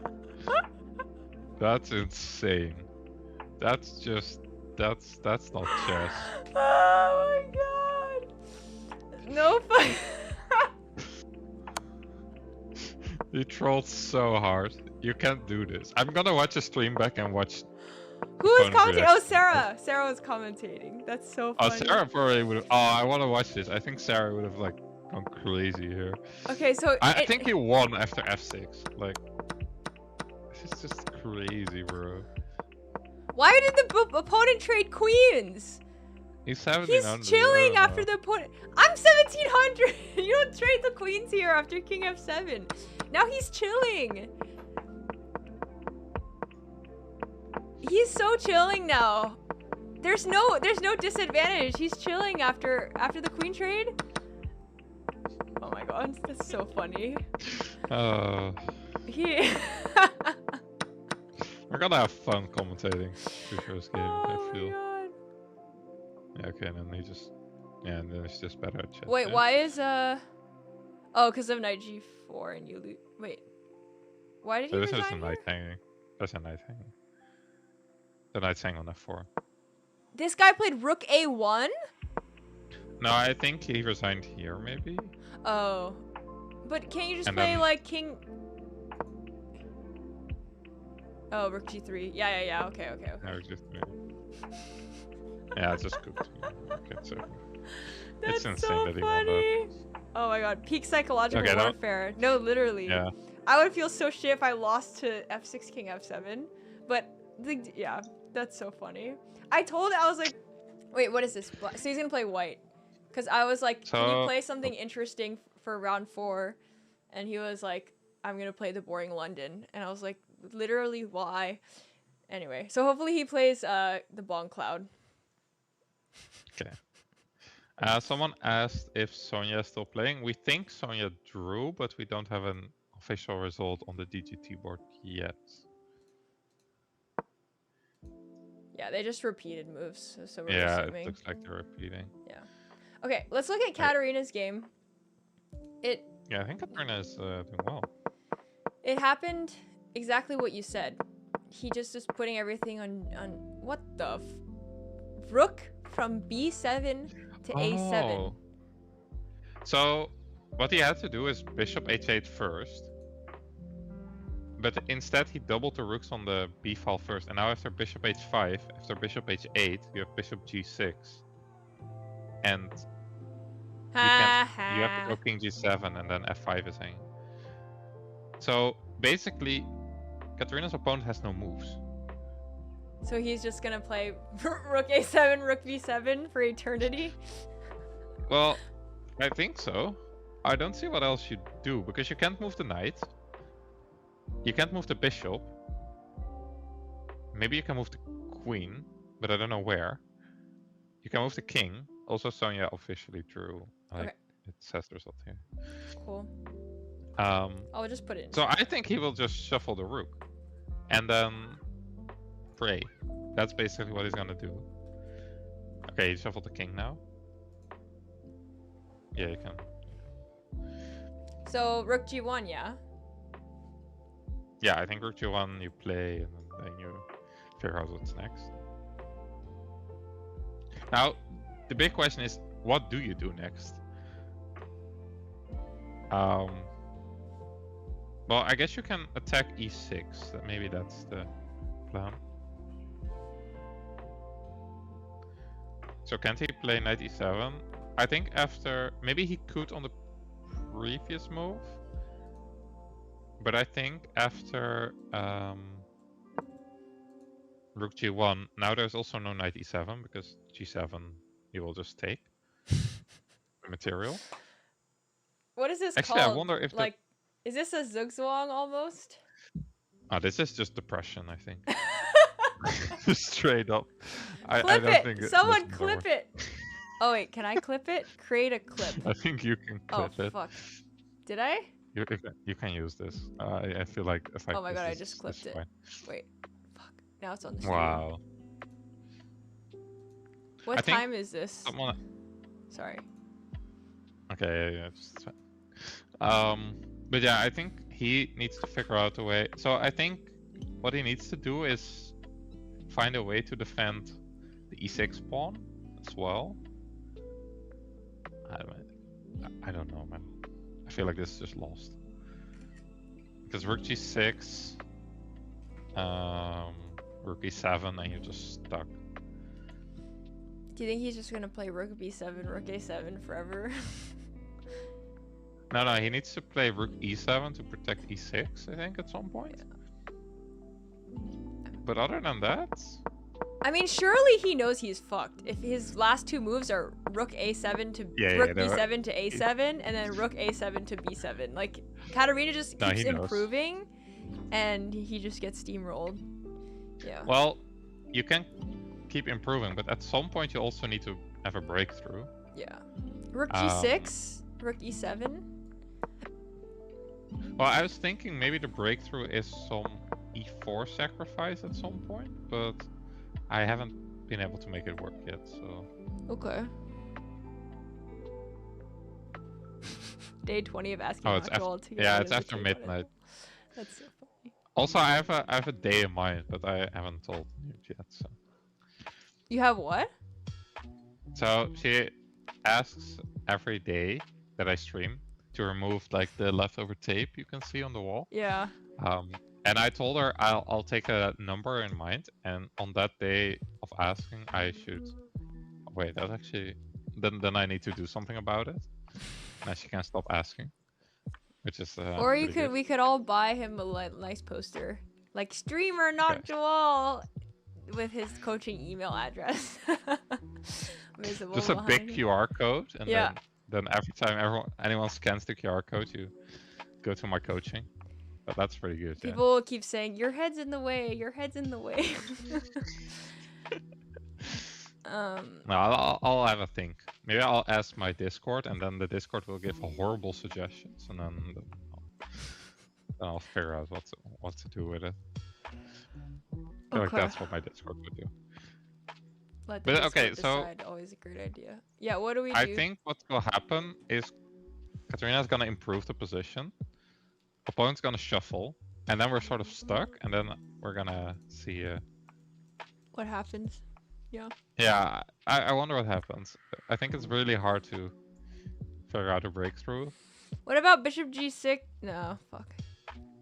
How do we get this c3 bishop in the game? We can't. We literally can't. No, you have all your pawns on dark squares. It's really hard. Well, maybe you can do it with like. Bring it to h4. Bishop f3. H5, bring it to H4. But then your light square bishop is not doing anything. Yeah. Yeah, I don't know. Well, but that's the nice thing about commentary. You can just wait for the players to show you what they're gonna do. Yeah. If you don't know. Can we look at the top engine line? Just see what the engine would do? I will say the top engine line will probably be 20 moves of shuffling because I think Stockfish on chess.com goes to depth 20. Okay. And then just shuffles. I assume that's what's happening. But Weird. you can have a check. You can check. Okay. Well, she played Queen G2 now. Yeah, that's just putting more pressure on the G file.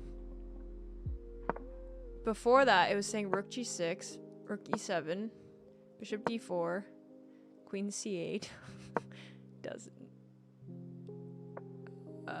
Rook F. Whoa! Rook F6. If the queen moves. Yeah. That's cool. Rook F6 if the queen moves. I also assume that Rook F6 you just leave there. Okay, but Rook F6 is actually cool. Yeah, that's cool. What did I like?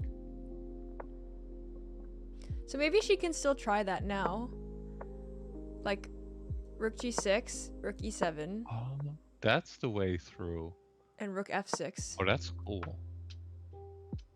Yeah, I think I assume that's the way through.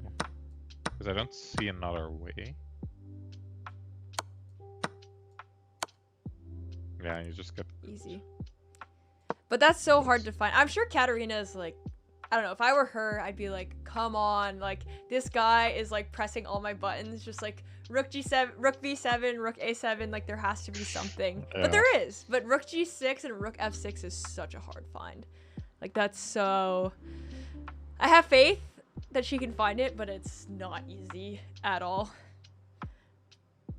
Yeah, but what I think she should do is make time control, go to the bathroom, and then reassess and figure it out. Yeah. Yeah.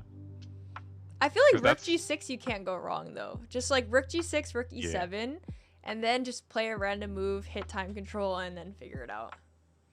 Yeah, I like Rook G6, and then Rook E7, and then maybe like, I don't know, Bishop D4 or something. Yeah. I think that's what I would. That's the practical thing to do. Oh. Okay, she played Queen E2. Is that a repetition? Don't repeat though. Hold on. Yeah. No, she's gonna repeat once to make time control and then think. Yeah. That's what she's doing. As a professional chess player, you know. Okay. Turning off Sonia's game. I'm gonna get a piece of bread. Okay. I'll be back. Yes.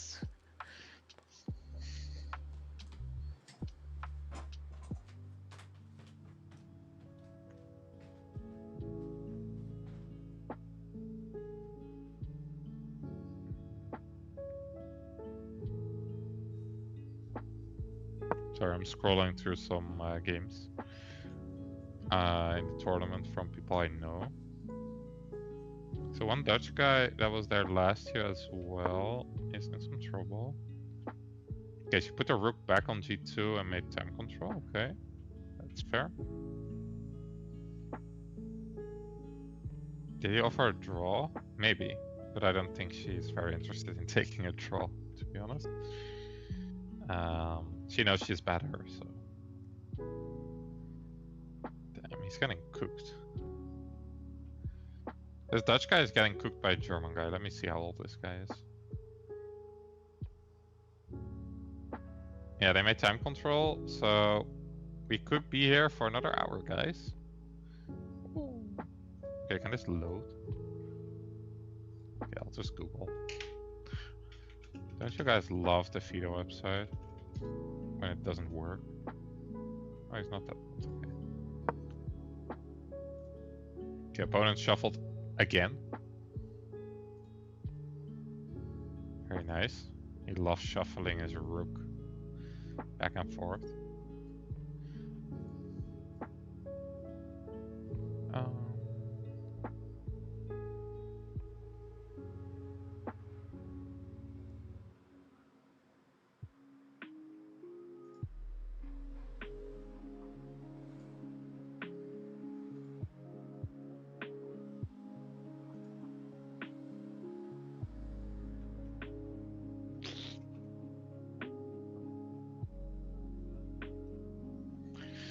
Okay. Do we have any predictions on how the game will continue, chat? I think it's very interesting, but I don't know if it's that easy to find a breakthrough. I was quickly checking some of the other games, and one of my friends is also doing commentary. And my friend hates endgames. And somehow, the person he's doing commentary for just got into the most equal endgame ever. Okay, there was one brilliant. That's what he likes, I guess. But, and now he has to commentate the endgame, and I think it's super funny that he gets to commentate like a super dry, equalish endgame. Yeah, I like the irony in that.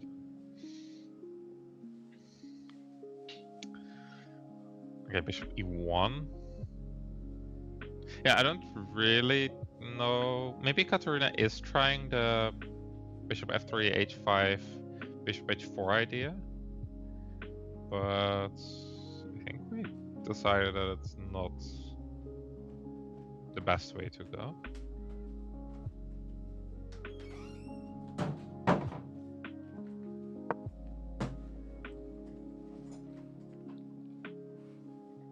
But I'm interested to see if that's still winning.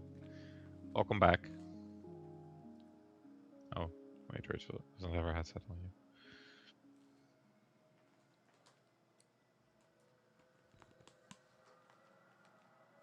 Hello. Hello, welcome back. Thank you. So I was saying that I was checking Luca's game because Eskia is doing commentary. Okay. And Eskia hates endgames. Oh, And Luca is now playing like a super equal endgame. So I thought it was super funny that Eskia gets to commentate that with his hatred of endgames.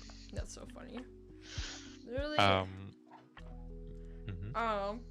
When you play higher rated opponents, it's like an achievement if you make it to the end game, you know? But I also hate endgames, so I feel him.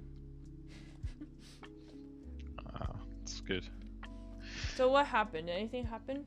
She hit time control? Well, I think she's playing for the plan we mentioned that was not the plan the engine liked. I think she's going for the bishop f3, h5, bring the bishop to h4 plan. Because she played rook g3, g2, 3, g2, then brought the bishop to e1. So I assume now she will play bishop f3, h5, bishop h4. Yeah. I don't know if it wins though. Yeah. No Can we just look a little bit more at this rook f6 idea? Because yeah, sure. I feel like if we don't see a concrete line, like if I, for example, this is my game, and I played rook f6 not knowing for sure that it worked, and I just like ended up being down in exchange in this position, lost, I would be so sad. So like we need to make sure it works, you know? So okay, so here, yeah, what was the position? here. Oh, yeah. What? Not this apparently. The fuck? No, because now there's enough defenders. So here it doesn't work because you just take and then you take back another time. How does it work here? What's the difference? Here what the fuck? Ah, here you can't take everything because g8 is made. How is it not made in the other position? The queen was not on g2, I think, right? This is -1 with the rook on b7. Yeah. No, it's not about the rook on b7. It's about where the white queen is. The white queen's in the same place. No, here's on e2. No, it's on f. Oh, sorry. My bad. The white my bad. Queen, My bad. Rachel doesn't discriminate here, I guess. Yeah. I do here. Okay. Hello, happy Ruby. It's games 90 plus 30. Okay, so here. Yeah, so we're in the second time control now. So, okay, let's say rook f6 happens. What are we calculating here? If knight takes, pawn takes, it's a fork. If bishop takes, then we take the bishop and no queen because there's always these problems. and it's a fork. That looks pretty clear. If bishop takes, pawn takes. Again, queen take can't. Well, obviously queen can't take. Knight takes, we can't because of this back rank once again. And if you can't put anything on f7 because this handy dandy bishop is guarding f7. And if you play like this or something, there's discoveries everywhere and it's mate everywhere. That's pretty it's pretty clear cut actually. Yeah. And if you move the queen away, let's say to c8, then you can play. Nope.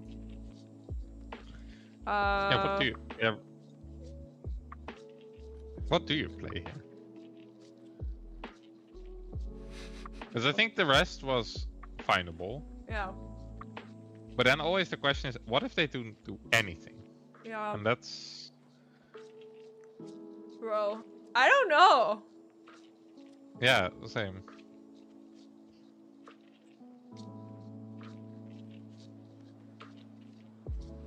What's this? Wow, this. It threatens nothing though. I mean... Yeah.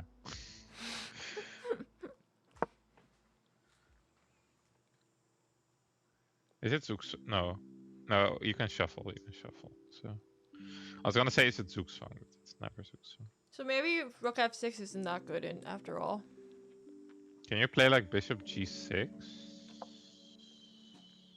I want to sacrifice something. I wanted to play and then bishop takes f5. That was my plan, but I feel like that's too much. It's not so crazy. But okay, I wanted e6 as well, and I don't think that ever works. So. Yeah, I don't know. Maybe I'm going crazy. Yeah, that loses. No, you just take on f6. f6. So maybe her plan is fine. Rook f3 or bishop f3. I mean, but okay, let's just put it on the board. Bishop f3, rook a7, h5, rook b7 here. Like, what's changing? This guy just chilling. He's never even at the board. He just moves the rook one square and leaves. If this was an online blitz game, he would have had that pre-moved. Like, yeah. He's just ready to shuffle his rook, you know? Yeah, I just still don't see how this wins. But maybe you play rook g6, queen g2 again, and then bishop f6? Maybe that's a try? So, sorry, say it again. After bishop h4? So, yeah, so rook g6. Okay. Rook e7, yeah. Rook f6. This doesn't work. Well, you don't have rook e7 now, right? Oh. Oh. So I need to play like queen e8? Wait, how do I defend e6? Yeah, queen e8. And queen g2? Wait, does this work? Oh, you can also play bishop f6 immediately? That's up. Just as hard, you know? Yeah. Oh, instead of queen g2, bishop f6 maybe. In that line. Okay, let's just put it. So rook f. Let's do. Oops. Also, welcome in legit chess. Katarina is doing well, but we're trying to figure out how to win. Yeah. And Sonia drew in a interesting game. I think. Weird opening. There was the one tactic she missed a couple times, or the idea she missed a couple times. Yeah. But I think in the final position our opponent was slightly better, but didn't feel like risking. So. Okay, so I think. No, I don't know what to think actually. Thinking is hard. This is How do why. you defend here? Okay, something I will say. This guy, when he played a4 all the way back earlier, we were like, why did he do this, this, and this? But I will say, I hate, and I feel like a lot of people agree with me, like, it's just the worst when there's just no pawn breaks. It's just, it sucks. Like, it's so frustrating. Like, I'd be so frustrated if I was Katarina. Because, like, okay, now everything is just stuck here. Whereas if the A file was open, at least there's some play on the other side. Now it's like there's literally like no breakthroughs here. I don't know. He just made a wall for himself. I would just be so frustrated because it's like Katarina knows she's winning, and we all know she's winning too. It's like, but it's like how do we do anything? You sound a bit frustrated. I would be frustrated if I was her. Because it's like, you have all the he's literally just playing rook a7 walking off, rook b7 walking off. And you know you're winning, you're trying to bring all the pieces, you just can't find the win because like there isn't really a clear like way forward. Yeah. Yep. Yeah, sometimes you just know there is something and you just can't find it and you're like, oh. That's one of these positions, like, you know you're winning, but it's like, how? Yeah, also, so it's a bit different. So that's also a reason why I kind of want to learn something like one knight f3, because I feel like a lot of people hate playing against it because it's very hard to find like pawn breaks there. Okay. If white just chills and stuff, and I feel like it's really nice to just chill a bit, you know. You want to bring other people the pain that Katarina's experiencing. Exactly. How dare you? Well, sucking the life of chess dry. Sorry, what were you saying? I had a talk with Maia about how weird playing classical chess is for us, because basically what happened in the tournament, basically you go to your game, you play chess for 5 hours, then you're not happy because you didn't play a perfect game, which you're never go home do. Yeah, you analyze, you become less happy because the engine will tell you you're an idiot. Then you go eat, and then you go prepare for your next game. Then the next day you go to your game, you don't get what you prepare, and you do it all over again. You know? If you say it like that, it's a stupid hobby. And then my friend Adrian said that it's not about having fun, it's about letting the other people suffer and enjoying that. So he's insane.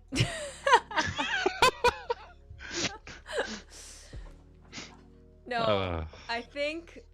Listen. So, no, it's not like that. But you know, it's sort of that tournament. So in that tournament, I played 8 people younger than me. I didn't beat a single one. I beat one guy older than me, and that's the one game I won. And then I realized I need to figure out how to play older people. Listen, that's what I love about Vigevano, the chess tournament we played in Italy. It was you under 20 and over 20. And I was like, okay, under 2000, over 2000 is usually what it was. No, it was open sections, under 20 years old and over 20 years old. This needs to be enacted everywhere. I had such a good time at this tournament, only playing people over 20. And every tournament should be like this. I don't care about the sections. Whatever. I'll play higher rated, lower rated. Just please give me an adult. Please. That's what Coach just said. Coach just said, so we were we're having dinner, and he said, what about we make chess tournaments? So basically we split chess tournaments in like under 18 and over 18, and we do that for every tournament. I agree. And then we had a whole discussion about, is that good for chess? Is that good for the development of the kids? But it's good for me. After the tournament, I realized maybe this is good. Maybe this is a good idea. I'm not sure if it's good for the kids or good for chess, I don't but know. it's good for the people over 18. So yeah, I fall in that category. Also, Giovanni has another downside that it's 3 rounds a day, and 3 rounds a day. Yeah. I played that once, and then I 3 rounds 60 plus 30, and I didn't like it because I got like super tired after 2 rounds, and then the last round was a blur. So I feel like that would happen. So I don't know. I would play 3 rounds a day every single day of the week if I got to play over 20 tournament. Yeah, maybe. But I don't know. I don't know about it. Are you really an adult if you don't know the age of Mr. Coach? He just told us. Wait, when is your birthday actually? Do you have any idea? I was gonna say yes, but if you have no idea, then there's no point.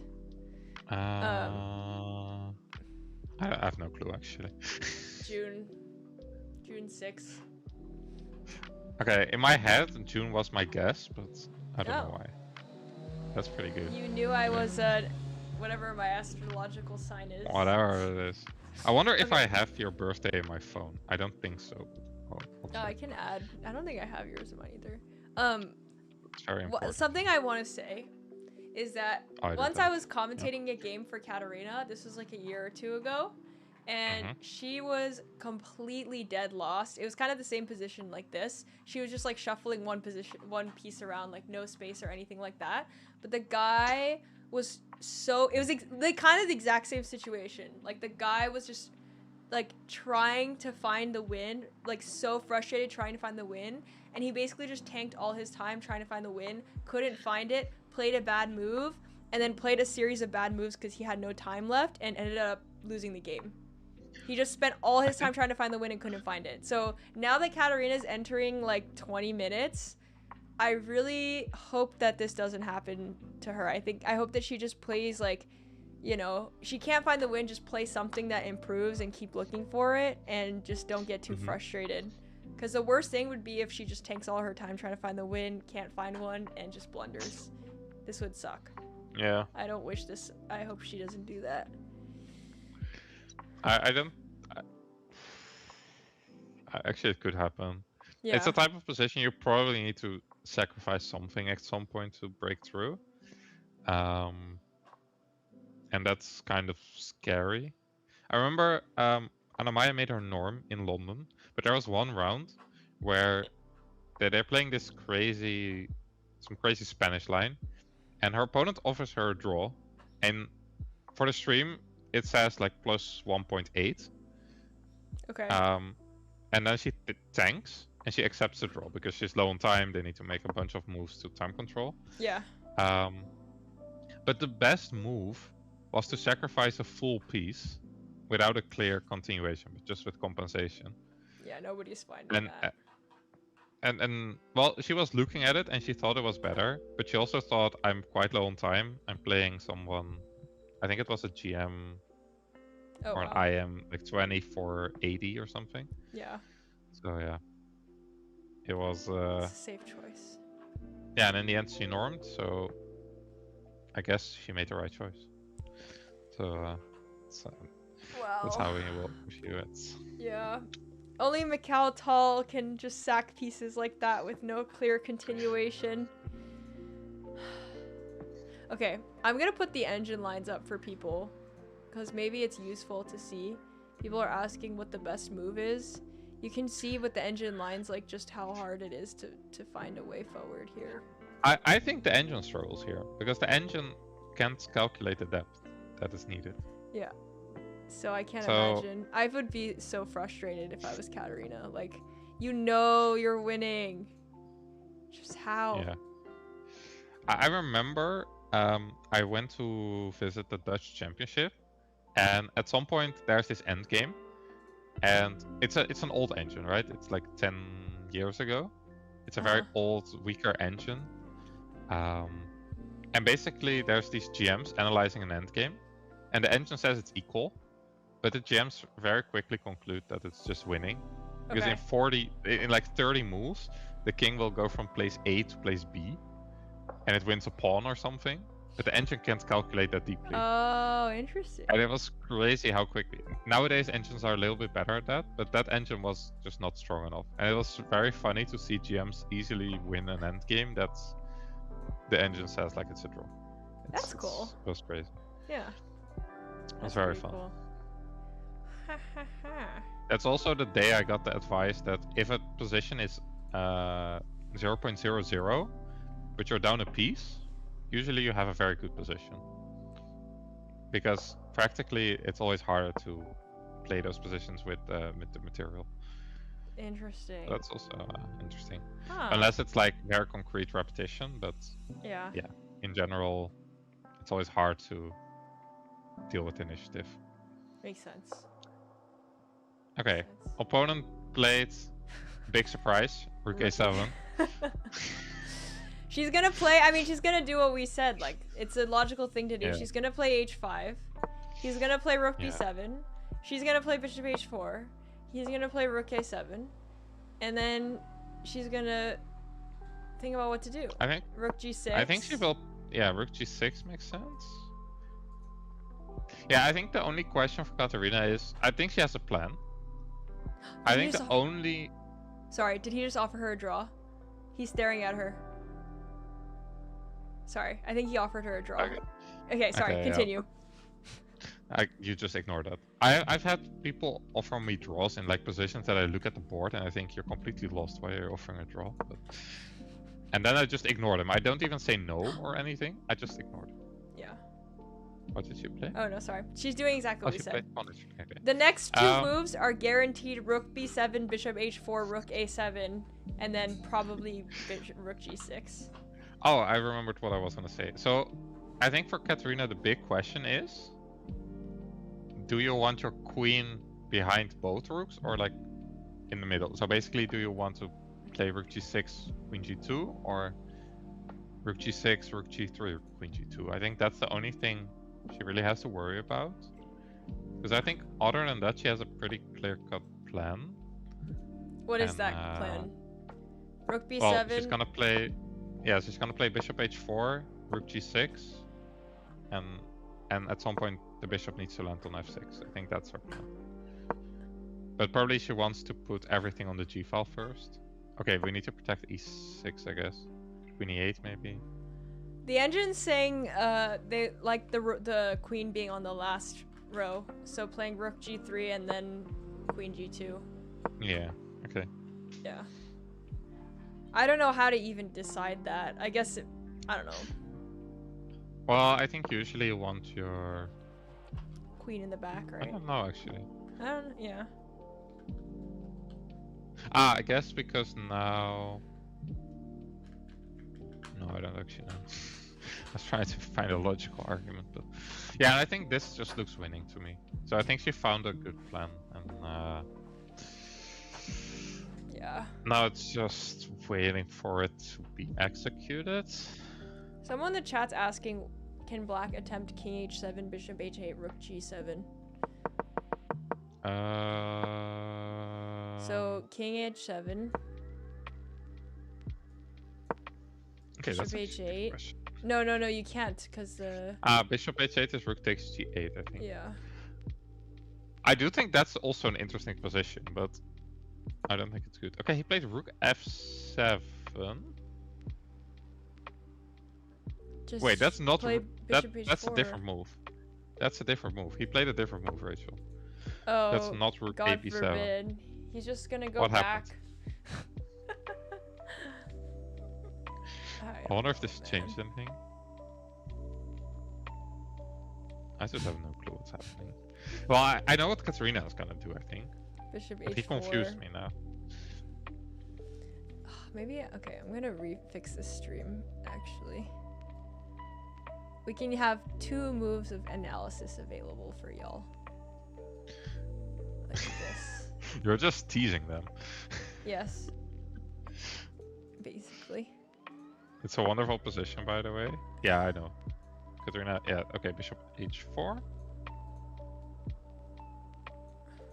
Okay, I guess rook f7, now you can play like queen c8 to cover. I don't know why that's useful though. I don't know. Fuck. Okay, he played rook b7. I didn't mean to do this. Okay. Okay, he's back to his normal shuffling, so we're good. It's a good thing to know that you can just do that though, because it took me a while to realize. Like, I remember I had David Proust told me, like, there was this one game where basically if I just shuffle, it forces my opponent to come up with a plan, and like they probably would have come up with a bad plan, but instead, like, for some reason, I did not comprehend for so long that in chess you can just do nothing. Like, I was always just trying to do something, and so I ended up like just, you know, doing something, and it was just bad, and it just gave them an easy win. And he was like, dude, you literally just chill, like kind of like this. He's like, just like rook a8, rook b8, force white to do something. It's really hard to do to make progress. And instead, like, I don't need to come up with the plan, which is not something I ever realized. So at least this kid understands that concept. Good on him. I remember I was playing someone who, so like I played at 2300 at black, and at this very equal position. And we're basically shuffling. Like we both have, I don't know, I think we have 2 rooks and a queen and a bunch of pawns. And we're both shuffling up and down, up and down. And then he offers me a draw. And at that one position, I can sacrifice my rook for 2 pawns, but my pawns basically go and promote. And I stare at the position and think for like 10 minutes. And it reminds, like we have shuffled for like 20 moves or something. And I stare at the position, and I start calculating. And then I just decide to take the draw. And so we analyze it out. Turns out that the rook sacrifice was also a draw. Oh, wow. And I was like, crazy. Wow. Yeah. That's crazy. No, I learned at some point that just doing nothing is like it's just very powerful, actually. In a lot of both if you're worse. If you're worse, you have to find the moment where you go active. Well, black can't go active in this game, so that's sort of not helping him. Yeah. But normally, if you're shuffling, you need to be ready to go active, because at some point your opponent is gonna do something, and you might need to react. Yeah. And if you're very much in control, shuffling is also pretty good, because your opponent might make their position worse.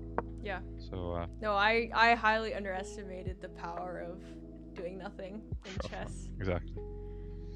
I didn't even know that was possible. I was always like trying to come up with plans. Sometimes you don't need to do that, you know. I remember. Yeah, I think we went. Oh, go ahead. Yeah. No, you go. No, I was gonna say something unrelated. I was gonna say, I think we did lesson, and I showed like one game where basically I do barely anything for like 40 moves against the GM, and then I slowly get a winning position. Yeah, crazy. That was really a game where I realized you don't have to do much to. Just wait for your opponent to mess up. Yeah, and then I messed up, so. No. I remember, I was gonna say, I don't know if this is actually the same game you were talking about, but I remember there was a game you showed me against a GM where you were winning, and then like there was like a clear win, and then you just like hallucinated and blundered a fork. Like a king rook. Yeah, that was my game. That was the game? Yeah. That was that game, yeah. So sad. That felt like my game this weekend. It was like perfect draw, and then I just like hallucinated. Also, we have all of our predictions on the board. Rook g6, queen e8, but now it's like hard. It's like, okay, we made it here. It's a great way forward, but how do we I guess next rook g3, queen g2, and you know. Yeah, I think you can also just play queen g2. I think the engine says that's also fine. So yeah. Okay. I don't know. My engine says the best move is rook g3, and the second best move is rook g1. Or rook g2, sorry. Yeah, my engine gives queen e1, queen g3, and what it then does is rook g2, queen f2, queen g1 to put the queen back behind the rook. So I thought it puts the queen on g3, so I guess it's good. It does show how bad black's position is, because if you can shuffle so many moves, then it's like, I mean, all he's doing is rook b7, rook a7, like. Yep. Yeah. Well, I played queen e8, I guess, to protect the pawn, but yeah. Maybe if some people, I think there's some people that joined the chat and might not know what happened in Sonia's game. Maybe we can quickly see what happened? Yeah, sure. Tell them. Yeah, it was. Maybe we'll wait. Yeah, maybe we'll wait. I'm gonna get another snack. We can give a short summary, I guess. Yeah. Okay, you go get snack. I'll tell chat what happened. Well, I can show it, but let's have like a person or two in the chat say like, yes, I want to see Sonia's game, and then okay, I'll be right back. If they want to, I guess they can ask. Yes.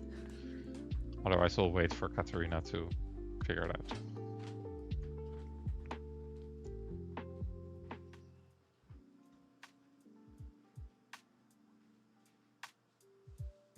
that's what everyone chat who want to see. Okay, see.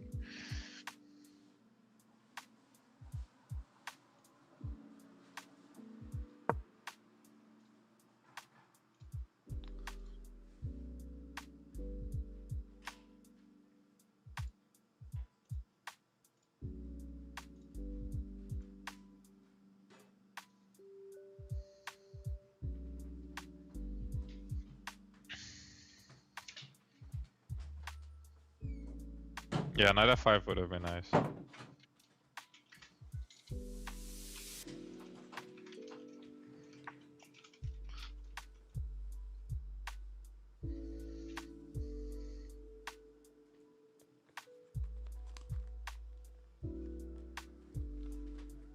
All right. Sonia's game. Yeah, someone asked it. Someone would like to see Okay. it. Let me pull So it I back guess up. we can quickly go over it. While Katarina... Okay, Katarina played queen g2. Okay. So we'll see how she continues there. Honestly, oh, my thing is not loading. Nice. Honestly, okay. Just talking about Katarina's game a little bit more. If I was her, if I were her, I would. I mean, I don't think she's panicking. I would be panicking because I'm like, fuck, I have 15 minutes to figure this shit out. Like, I've spent like 30 minutes trying to figure it out and I can't find what to do. To me, it's so hard to play this position. Like, what's the way? It's saying bishop f6. I'm sure she's considering that. I mean, you have to do something, right? That... Oh, after bishop f6, is that queen f8?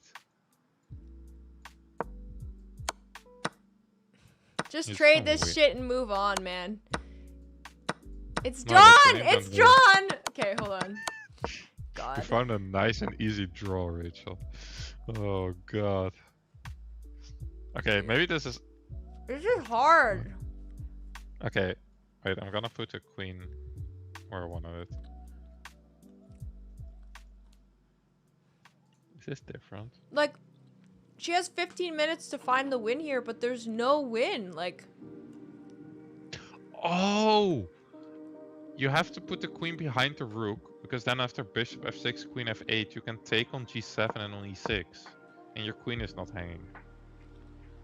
Oh, so smart. So you have to... So now the queen is in front of the rook, right? Yeah. So you couldn't take on e6. But if the rook and the queen are swapped... Oh! You can take on d7 and on e6. Got it. That's the way to win. That is so hard to see in advance. That's so hard, yeah. That is so... Oh. So what, she should go like this?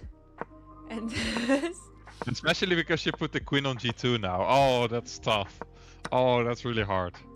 I don't like that. Yeah. Oh. Man. Okay, not here. So basically you have to play queen f8 on bishop f6 if black.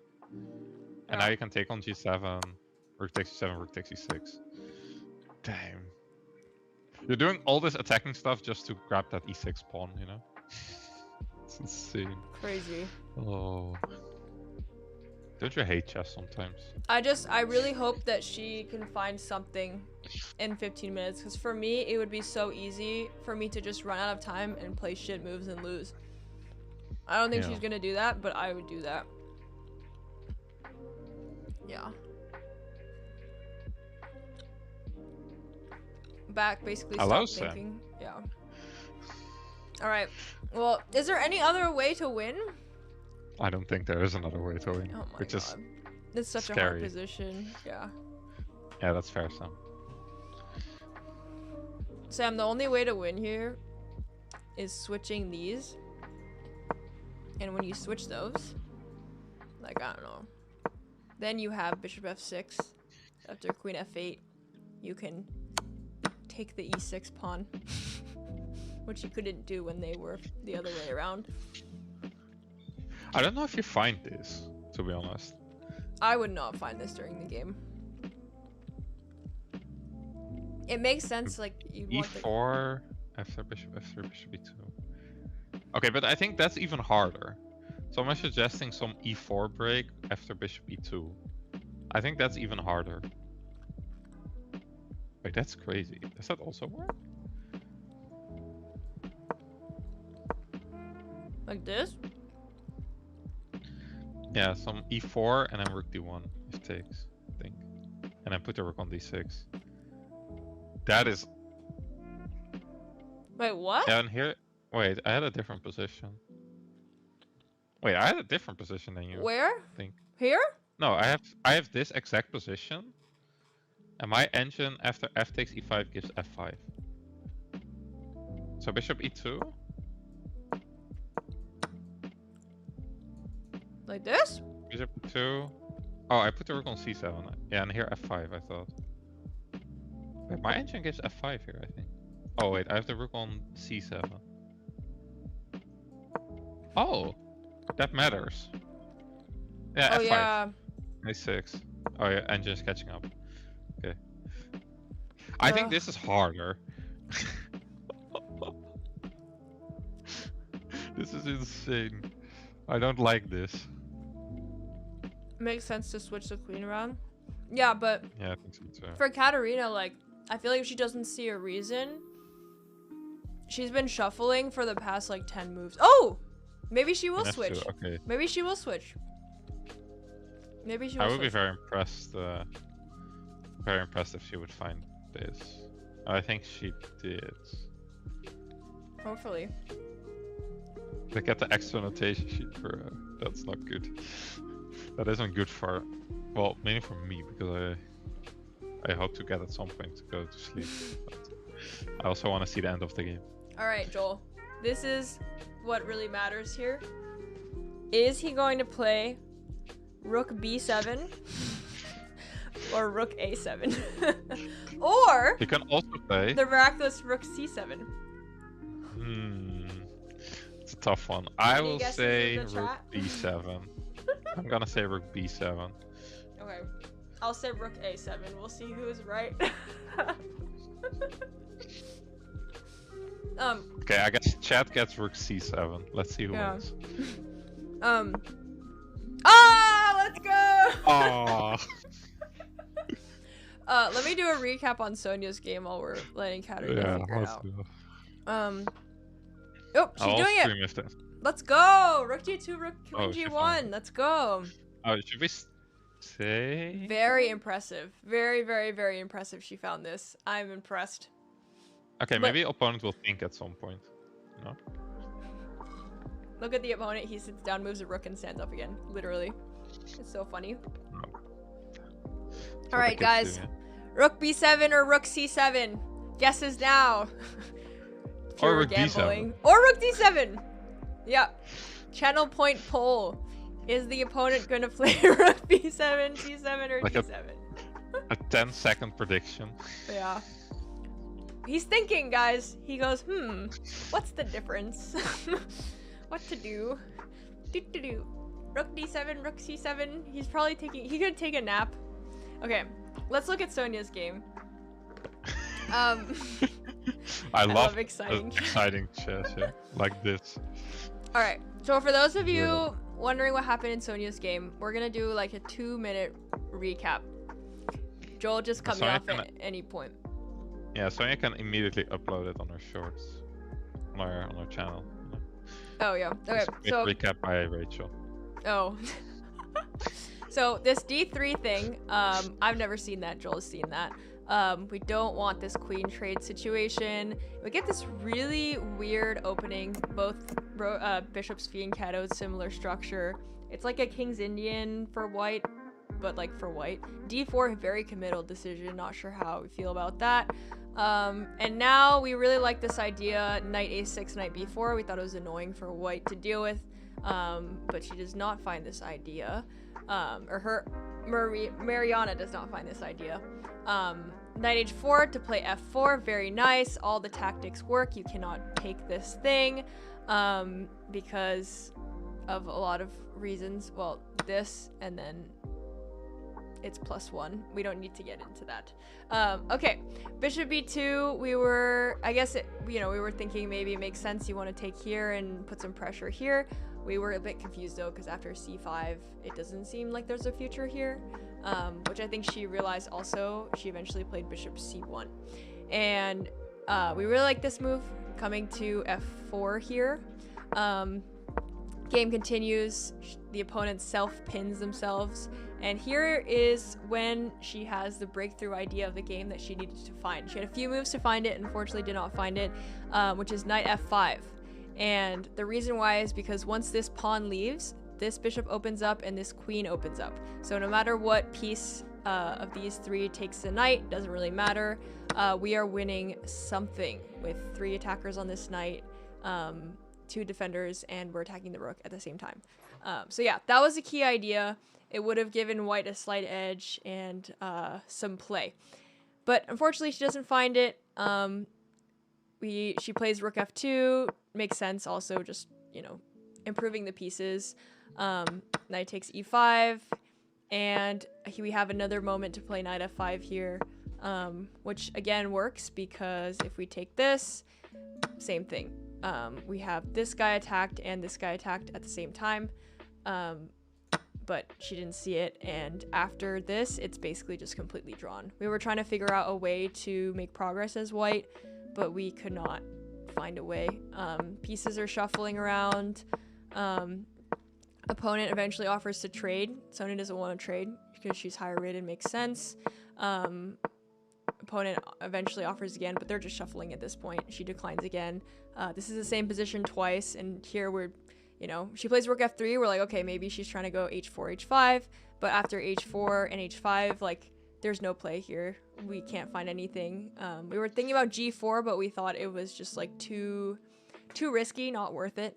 And after some more moves, they just started repeating, and it was a draw. Anything to add? No, I think that's good. I guess at the end the opponent maybe is for choice, but it also seems very hard to see how they break through without risking too much. Yeah. So yeah, I think a draw is pretty fair in this position. Cool. Yeah. Wow. Okay. Is the opponent thinking? The opponent is thinking where to put her. No, I don't. Maybe they're actually thinking, oh shit, maybe there is a plan, and now figuring out what to do. I mean, do you think he sees bishop f6 here? I mean, you sort of know bishop f6 is coming, right? That's. I was simply yeah, exactly. I literally just took everything that Joel said about the position and just pretended like it was something that I thought myself, I mean, that's how they do it, yeah. But yeah, I think bishop f6 has been going for a while. I don't feel like the opponent is gonna find a lot of new things in the position. I mean, what do we do against bishop f6? Like, well, nothing, but he doesn't know that.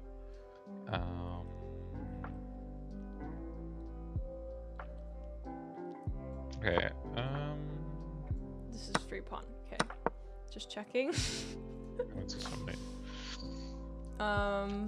Yeah, I don't know. I feel like this is sort of how it should be in chess, right? You can't put your knight on g8 and your your bishop on g7 without a square to move, and shuffle your rook up and down and just not lose. Yeah. But at some point, enough is enough. But you should not be allowed to shuffle rook b8, rook b7, rook a7 for so many moves and not lose. I agree. Yeah. Let's see how many moves he's actually done that for. Okay. Oh, I was gonna say I don't think that many, but I think it's a lot. Let's see, because it's definitely been the past hour. Okay, rook b7 is the first time. Okay, rook a7, move 35. Okay, let's just count how many times they're on b7. So they've been on b7 and a7 both one time. Okay, b7, a7 twice. b7, a7 3 times. B7, A7 4 times. Okay. B7. Okay, B7 5 times. Oh, now we have D7. A7, okay, 5 times. B7, A7 5 times. So far, 5 times. He's gone back and forth from B7 to A7. Yeah, nice, right? And in the meantime, Lovely Katarina job. found a really nice... I mean, she brought her... The only piece that was out of the game, this bishop that was on C3, brought it all the way in, and it is now utilizing it after much shuffling on F6. Very nice. Yeah. And now, shockingly, the best move is Rook C7. Yeah, but no way he plays Rook C7, right? If he No. plays a move, it's Rook B7. Yeah. Wait, is my engine just not caught up yet? Why is Bishop F... Oh, Queen G1 first. Yeah. And then... Yeah, you have to play Queen G1. And then Bishop F6. Yeah, okay. Alright, she's got it. There's a clear way. I don't know, I was looking at Rook C... No, it's just because he didn't play Rook C7 all this time. He's just playing Rook B7, Rook A7. So why not just continue? To be fair, Rook C7 makes slightly more sense because it defends C6, but I don't think it matters at all. Yeah. Yeah. Maybe he'll switch it up, but he's probably now thinking for a while because he's realizing Bishop F6 is coming. But again, like, even though Bishop F6 is coming, he's not getting checkmated. He's only losing a pawn. Oh, sorry. But I think if you lose a pawn, your position does collapse, so... I mean, your position is already horrible, so if you also lose a pawn, like... I don't know, it could be over. Can you... What happens if this happens? Oh, the bishop's trapped. I'm still waiting on this. So. Oh, yeah. Yeah, and also it's mate if you play Bishop F8. So.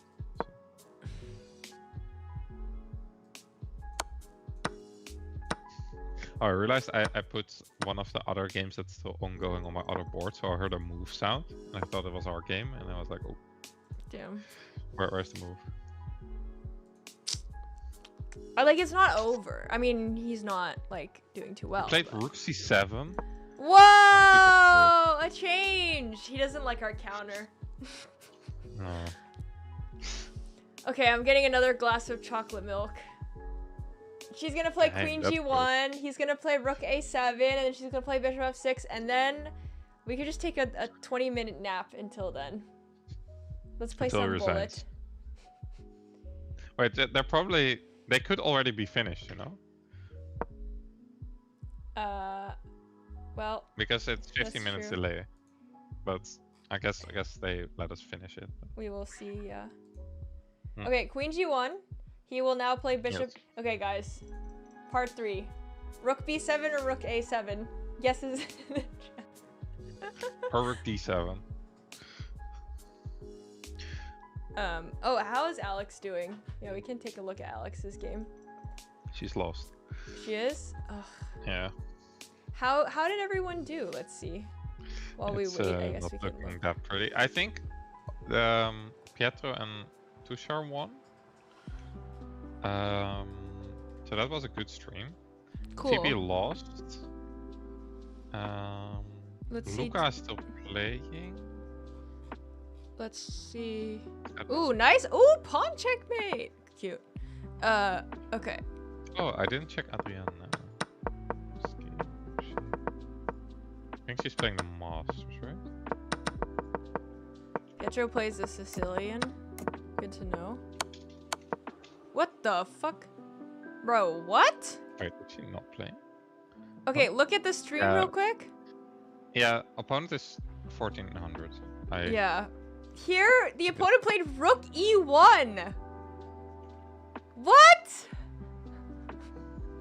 That's a nice move. He's 1400. I mean, it's 1400, okay. Yeah. Robbie's 1400. He doesn't play Rook E1. I mean, okay, I don't know. This is crazy to me.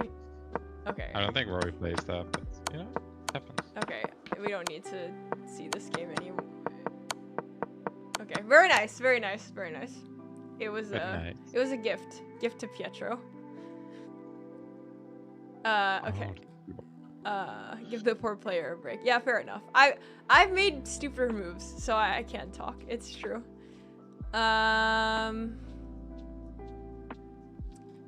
Where Phoebe's game? Let's see.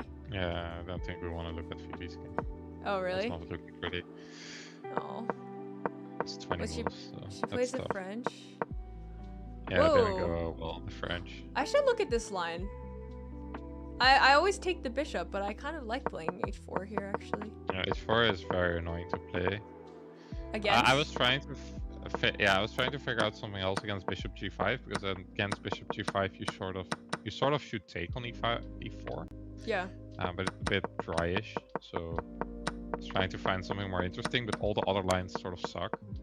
So it was like, okay, I guess I just play takes. Right. Okay. Okay, I think opponent also played pretty well, so that's a bit. I'm gonna look at this line actually, because I hate taking on e7 and playing from here. I hate it. It's so boring. Yeah. h4 is a nice little. I'm gonna look at this line for sure. Yeah. Okay. It's super annoying to play against with. Yeah. Good. Black. Do you play the French? Yes. You do? I didn't know that. Yeah. Huh. Oh. Maybe that's good. You must spar with Maia a bunch, because I feel like she plays that a lot. I'm actually thinking if we ever played the French in one of the practice games. I don't think we did. Oh, shift to my left. Sorry. UGA. Is this? Wait. Is it my left? Yeah. Oh, I was already wondering how Alex got the position she got, but I'll just sit still. Okay, I need to. Okay. Whoa! 4 knights in the middle of the board. This is weird. It's cool though. It's fun. Oh, she's up. She's up a pawn, yeah.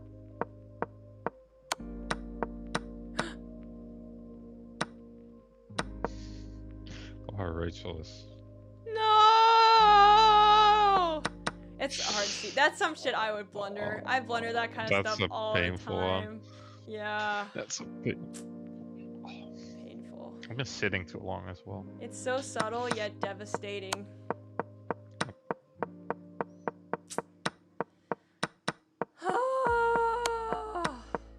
Okay. Yeah. She got some pawns back. She got some pawns back. She's still in it. I think. I'm here. Yeah. It's hard, but she's still in it. So painful, man. So painful. I feel like this is really hard. Yeah. Okay. All right, Katarina's chilling opponent now. is still thinking. Yeah, she's chilling now. I was worried that she was gonna just blitz out all the moves and she was gonna be like super low on time. Now she's got it. I'm not worried at all. She just blended on low time. Yeah, it's hard. That's always dangerous when someone says that. I'm not worried at all. Yeah. That's when everything goes wrong. No. Wait, I know. I know Maddie's playing too. Is she? Yeah, but she's in the Masters section. Yeah, she's not streaming and she's not on DGT. Oh. I think. But she's on the Masters section. Wait. Yeah, not the whole Master section is on DGT. This is my friend Paula. We can see how she did, or I can look at it later since you guys don't really know her. Maddie had the black pieces. Maddie also plays the French. Huh. Where is she? I don't see her. No, she's not on the DGT, so she's further down. Oh, okay, okay. He's just playing like a 2160. Damn. That's almost my rating. If I would have played, I would have been pretty close to that. Yes. Damn. All right, I'm getting chocolate milk. Goodbye. Yes, run. Before he plays Rook E7. I know. Sam is a huge Maddie fan because she plays the Jobava, his favorite opening. Okay, bye. Yeah. Bye.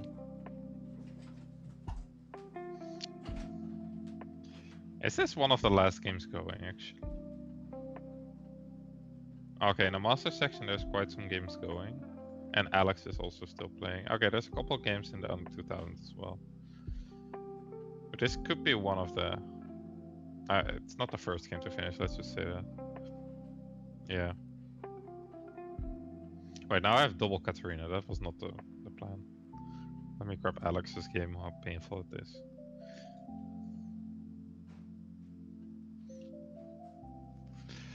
Okay, it's past 1 p.m.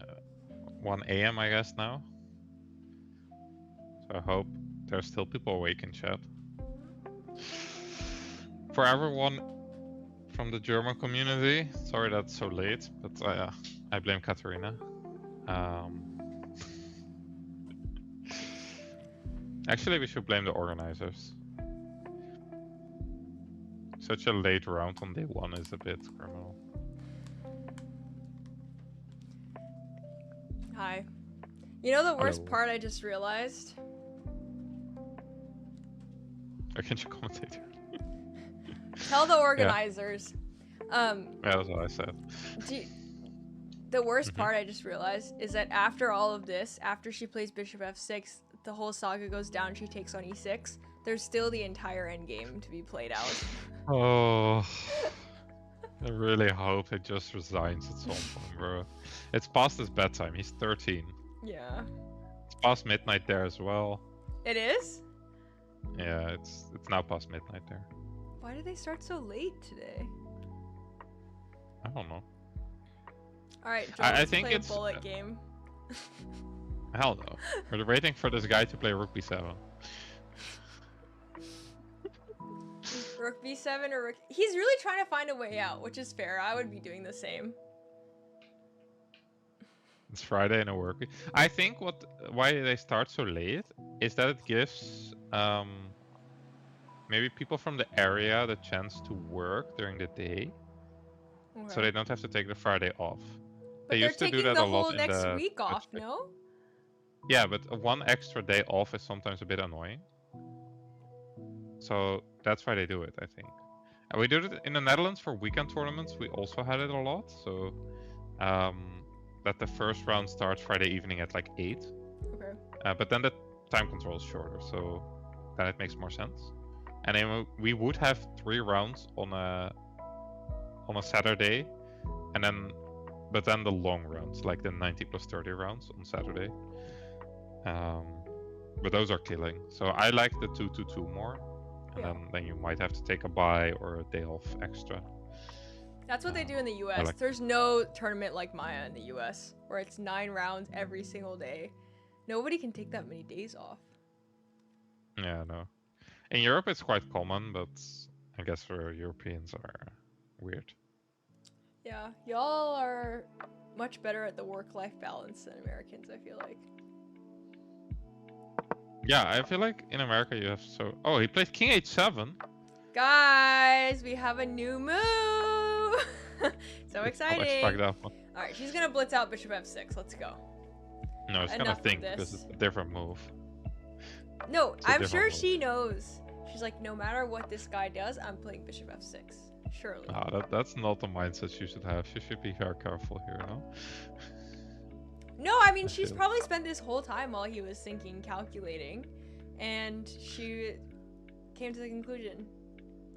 I would be surprised if she doesn't play bishop f6 in the next 2 minutes.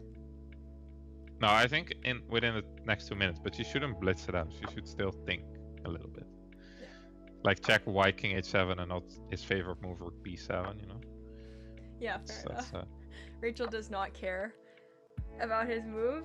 I mean, I guess it's fair. You guys make a good point. Like, she would think about what the difference is with the king on h7 and the king on h8. Fine. Fine. She's still calculating if it works, and it does! Rachel also just wants this game to end. I wonder if she was thinking, poor Sonia is waiting for me to do an interview, and I'm still playing this game, and... No, it's okay. That's fine. Our poor commentators are sitting there, losing their mind.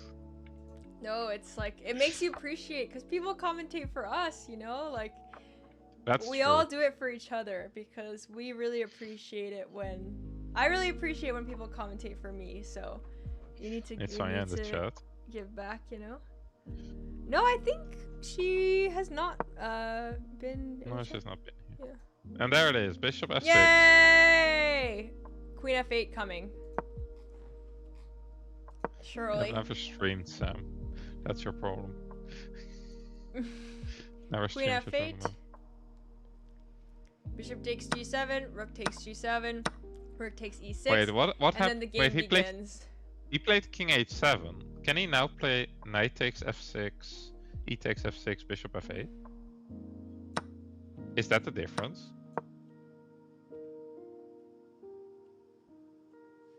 No. No way. No, I don't want to. And we start all over again. Oh no. I found the difference, guys. Okay, what about like is this a move? That's just depression. Oh, you can take the F6 pawn. That's just pure depression. That's not good. I don't know, because earlier you were saying how his position's depression, but to me, like, Katarina's position's depression. Like, she's completely winning, but it's just like, there's nothing to do. He's just like a cockroach. Like, he just won't, like, ugh.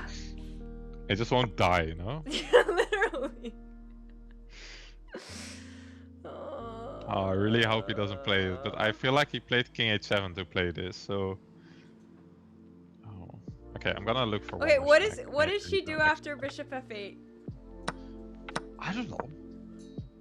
Like, as the engine, I can't think anymore. I'm gonna look for food. Okay, so the best move is to put the queen on this diagonal. To go Queen A1. And also to defend this pawn. Then he's gonna go here, because that's all he knows how to do. He's a fucking cockroach. And somehow it works, which should not be possible.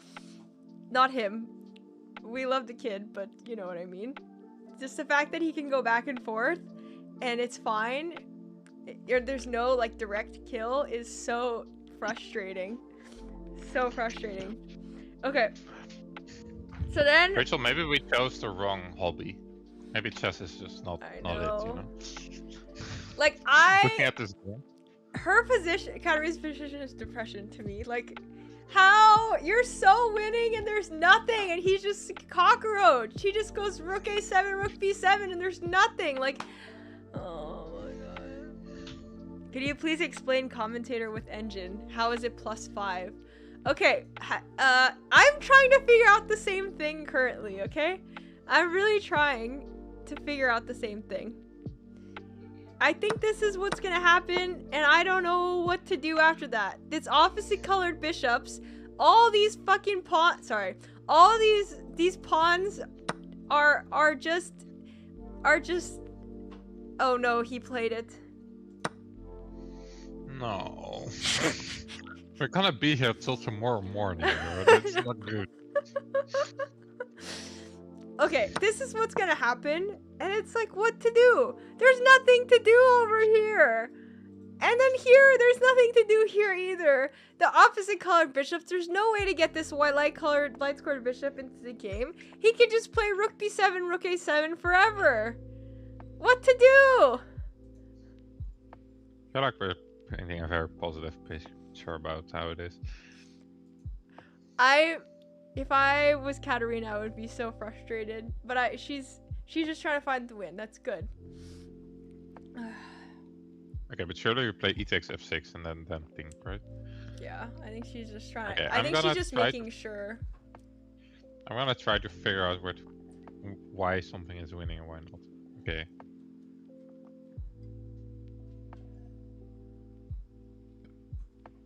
Let's play some Angin Patrin to... Thank you, Joel. Okay, well, I need to do the same thing, but I'm not as good at chess as Joel, so I need some more time to figure this out. Okay, the engine just tries to lose the position, but I don't understand. Oh. Okay, I figured out the win. It's not really findable. So the goal is, so she should take ef6. Then you put the queen on the diagonal. So bishop f8. Okay, wait, hold on. The music I changed it to is actually just really intrusive of what you're saying. I apologize. Okay. Hold on. Give me 1 second. Yeah, I'll give you a second. Okay, sorry. Bishop f8 and then what? Oh, that's a... Okay. So bishop f8, queen a1. Okay.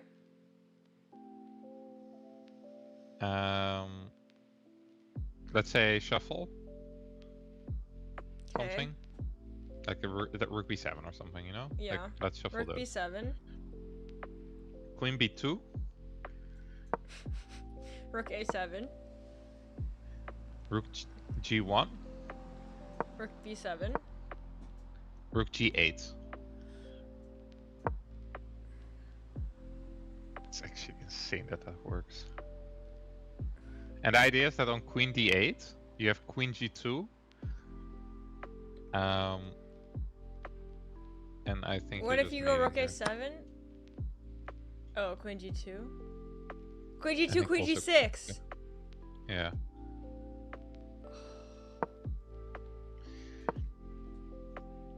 But this is not findable. I swear, this is not. Yeah, and the idea is also, I think, queen takes f6. Wait, I had an idea. Oh, it's mate. Rook h8, mate. Oh, queen takes a rook h8. That's so cute. It is cute. It's insane. That's really cute. This is not. Oh, you can't find this. This is so hard. Why are we putting the queen to? This? Yeah. Well, we put the queen on b2 because it protects f6. And you can bring it in. And it's yeah. Jesus Christ. Yep. Exactly, Sam. Good luck finding that after. How long have you been playing? 4.5 hours. Yeah. Past midnight and trying to find the win for the past 2 hours and just okay, it's 4 hours, I guess, because it started 30 minutes late.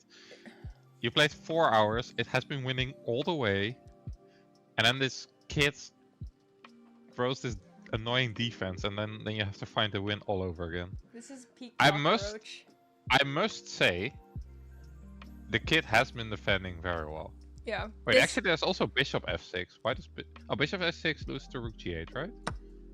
Yeah. Oh. Yeah. No. But there's mate in 4. Oh, rook takes h6. Oh, that's killing. Wait, how's that mate?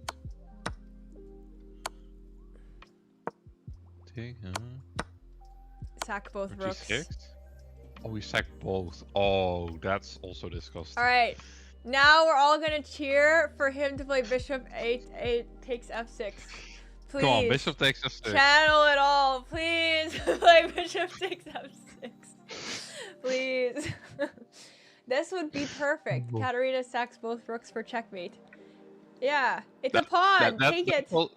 That's also one for the highlight reel. If you sacrifice both rooks. That's actually, so cool. Every other move is losing. She has to find this, or not losing, but it's even. Surely he missed this, right? Yeah, surely. Come on, kid. Surely. Come on. Let's hope he takes, and let's hope Katarina finds it. Yeah. Levy would be proud. Yeah. Really sat here for 4 hours waiting for this kid to stop shuffling his rook, and he stopped shuffling his rook, and stuff happened. Oh no. It's such a game once in my life. At the end, opponent can only move one piece on an almost full board. Oh, that's cool. I think it's gonna be bishop f8. No, he's gonna play bishop takes f6, and Katarina's gonna play rook h6, but twice, and then queen h6 checkmate. She will. I manifested. It's such a beautiful, perfect way to end this game. Come on, Katarina. Yeah. Well, no. First, we needed to get him to manifest bishop f6. I want to scroll forward in the stream and see if he does, but I'm not going to. Sonia drew. Sonia drew, yeah.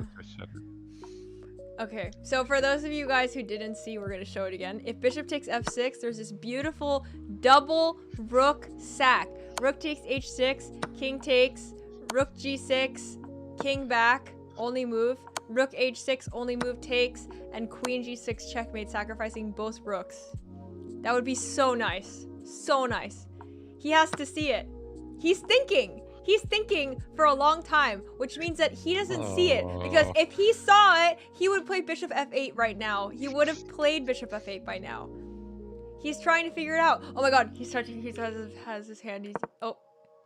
He played bishop f8. Get your coffee, Joel. We're gonna be here for a while. I don't want to be here for that long. We're gonna be here for a while. No! You had one job! Bishop f6! Only job! Sorry, is my mic too loud? Maybe I should put a noise. Yeah, you're slightly peaking, but it's okay. Okay, so now Katarina, dude, I feel for Katarina, man. It's past midnight. She's been winning this whole time, but there's just no clear way forward. Queen a1 to queen b2, rook g1, and coming this way. Okay, I can't believe he didn't take. I just can't believe he didn't take on f6. He's a good defender, I guess. I don't know. He just needs to work on everything else, but his defense is good. His defense is good. His calculation is good. He just should not be putting his bishop on c6. Yeah.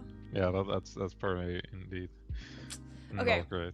So for those of you guys that didn't see earlier, okay, this is the winning way. Literally impossible for a human. Okay. Rook a1, queen a1 to defend the pawn first. Okay. Let's say he shuffles. You play queen b2. You might ask why. It's because you want to get queen g2 in. So you get rook g8, defending this, and also wait, what are you threatening with this? Let's say I go here. G2. Queen g2. I think you're just threatening queen g2. And then you're threatening this, this, and that, and there's nothing to do about rook h8 and queen g8.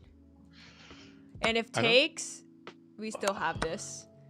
So somehow it was at first good that these guys were like this. Now we need the queen and the rook to do a little flipsy flopsies here.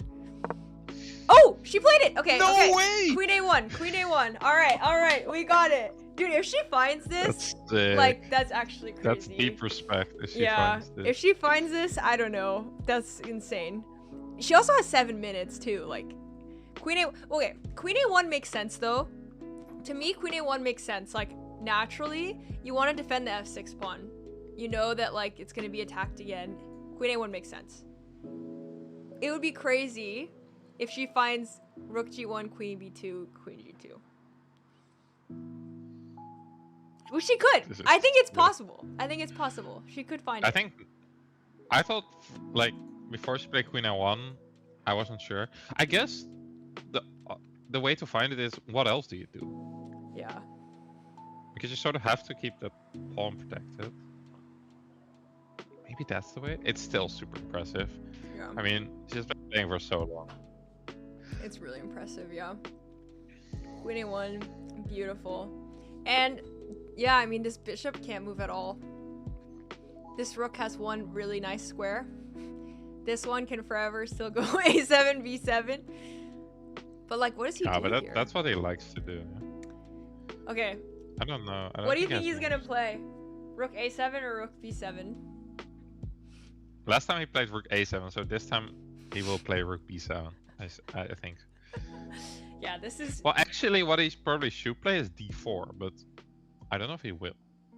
Because I think you need to sack the pawn to create somehow counterplay, but I don't think it works. That's not his style. He's a cockroach. He's just gonna keep moving the rook around if he... I know it! Rook a7! I shouldn't go to the casino. Let's see how it is. Alright, so now becomes the key thing. Does Katarina see with 7 minutes on her clock? Although she has been looking at this position for like an hour straight and like not too much has changed. Yeah. Well, I think something changed. Like, knight takes f6, bishop f8 is quite different than what she's been looking at for a while. That's fair, that's Nothing on the queen side has changed. Let me rephrase. Yeah. Oh, okay. Rook g8. Rook Okay. g8. Okay. Ooh. Okay, queen d8 he has to find, I think. And I think then you need to go back, right? Or can you put the other rook on g6? Oh, you you can put can't. the other rook. Yeah, you can put the other rook. But then, is that rook takes f6? Oh, that also works. Wait, does that also work? Okay, let's say he goes rook b7. You move the other rook to d6, and then you go rook a7 again.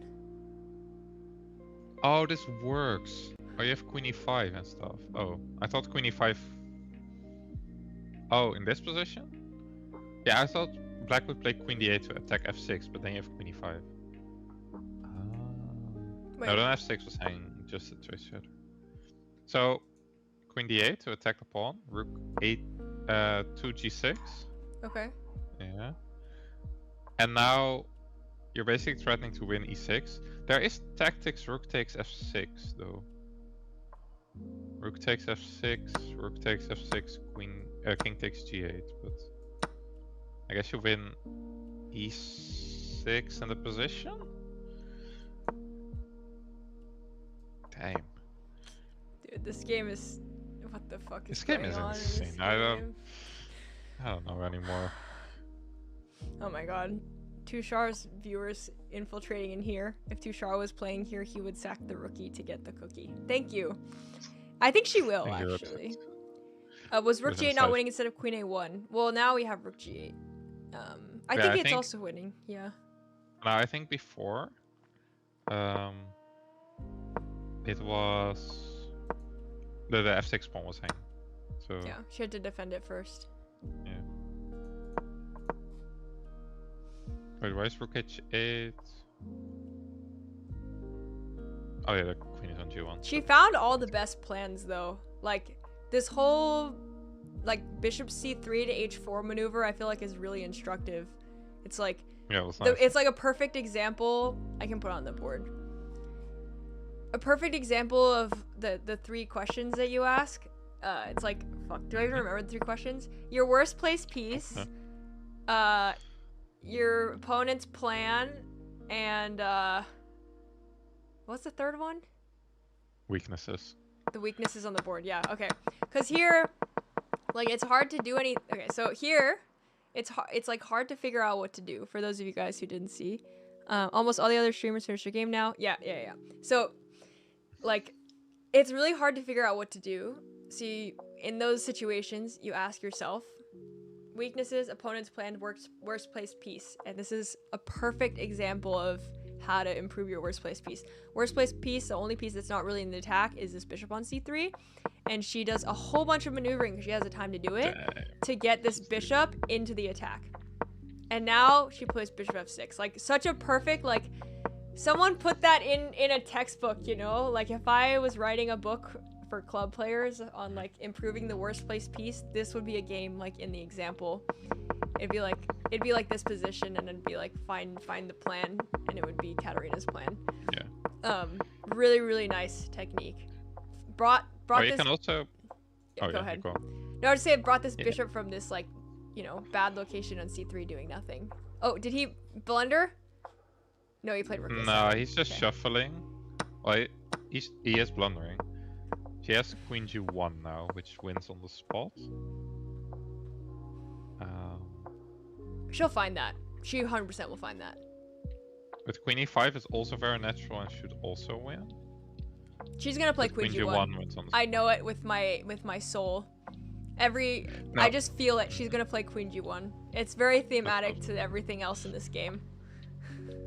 Yeah, that's true.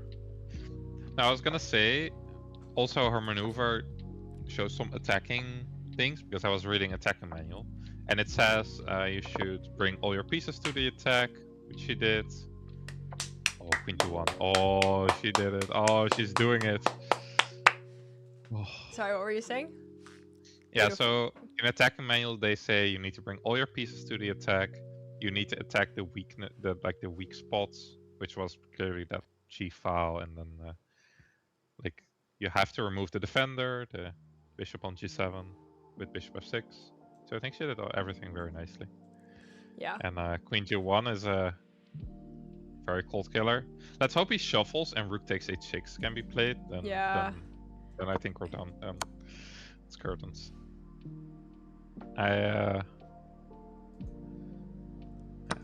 that's just over. Damn. Wow. Yeah, this is really well played.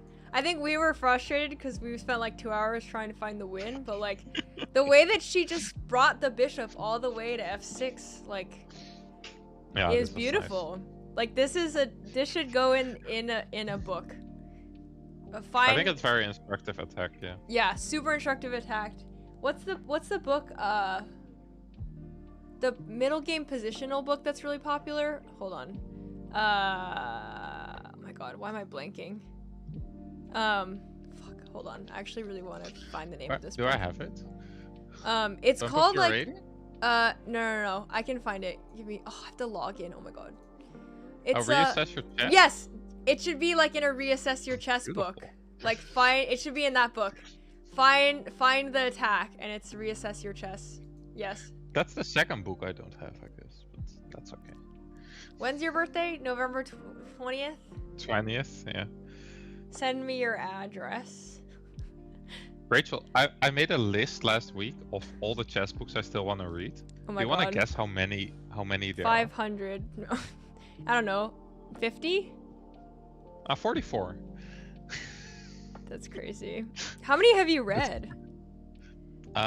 Finished? Like 6. Well. No, but a lot of them I read. No, some I'm rereading, so I finished like 15.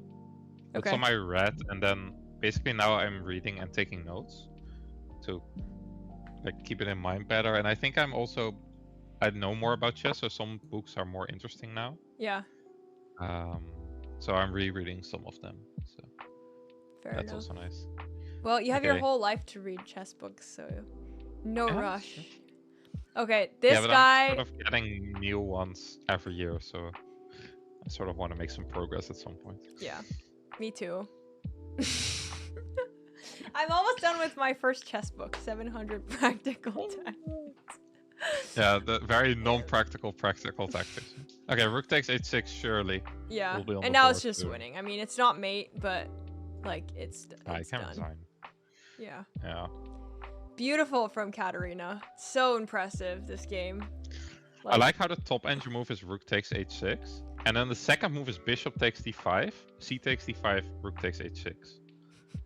Just sacrificing a full bishop to then play rook takes h6. Another thing I'm learning is like this game in particular, I feel like I would have been less confused if I was doing no engine analysis. Like this game, I feel like was kind of like what you were saying with the GMs. It's much easier to find the plan without the engine. With the engine, I was so confused because it didn't give like, I feel like what Katarina did was so concrete. Yeah. Yeah. It's so nice. Yeah, some engine lines are stupid, like actually stupid. I remember analyzing some games and then it shows a win. And then you're like, okay, maybe I should remember this, and then the win is just so insane. Yeah. That you're like, okay, never mind then. I'll look at it, I'll try to understand it, and then I'll forget it. That's basically how it works. I think she played nice. I think she's just double checking. I think this is a moment where you can take your time. Yeah. She's chilling. Make sure it's winning basically, but yeah. It's... Yeah. That's one thing I don't like. I got this chessable course. Oh, she played it. Nice. I got this chessable course for like this like new different defense to the Ruy Lopez because I was tired of playing the mainline shit that I was playing against it. And it's just like stockfish lines, and it's just there's no like other courses I've done are really nice because it's just like human. It's like here's the human idea. Oh, he resigned!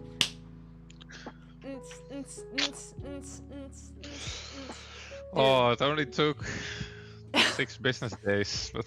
Honestly, that was worth it though. Like that was nice. worth it. Oh, Katarina's in the chat too. Katarina. Very nice finish. This book Very proud. is gonna be, or sorry, this game is gonna be put will be in a game. in a What? middle game, reassess your chess, book. The way you maneuver the bishop on c3 to f6, beautiful. The slow kill, it was so nice. Queen a1, so nice. Oh my gosh, so well played. Yeah, it was a work of art, that game. And we counted, he went, I think, from rook a7, rook b7, ended up being like 6 times. I think the rook went to a7 like 7 times. Yeah, probably. Crazy. He went to c7 a few times too, you know? Sorry that took so okay. long. No! I think we had a lot of fun, actually. Yeah. So that's good. Were you frustrated at all? We were so frustrated trying to find the win, but I think it was because the engine was not giving clear winning lines. But I feel like, I don't know, I feel like maneuvering the bishop to f6 was pretty clear. We were praying he was going to take on f6, he was going to play bishop takes f6 and you would have the double rook. Checkmate. Oops, not there. Here. No, not there, yeah. Anyway. Oh my god. Is your dog okay? Thank you so much. Yeah, I think Robbie just got home, which is why. Okay. Thank you so much, Katarina. This was a wonderful game to commentate. Also, it's so nice to commentate with Joel. It's a lot more fun for sure. I was not super frustrated, but at some point I wasn't sure if it is winning. It was really hard to find the plan. He offered to draw 3 times. Yeah, we saw that. Little cockroach, next guy. Rook b7, rook a7. I would be frustrated. Yeah. Do you want to come on at all, or is it too late? I mean, it's like past midnight for you, right? So. If she wants, we can come on. Otherwise, we'll just raid, I guess. Yeah. Who to even raid? Let's see. I think Luca's still playing. Oh my god. Really? Yeah. Okay, well, we can raid him.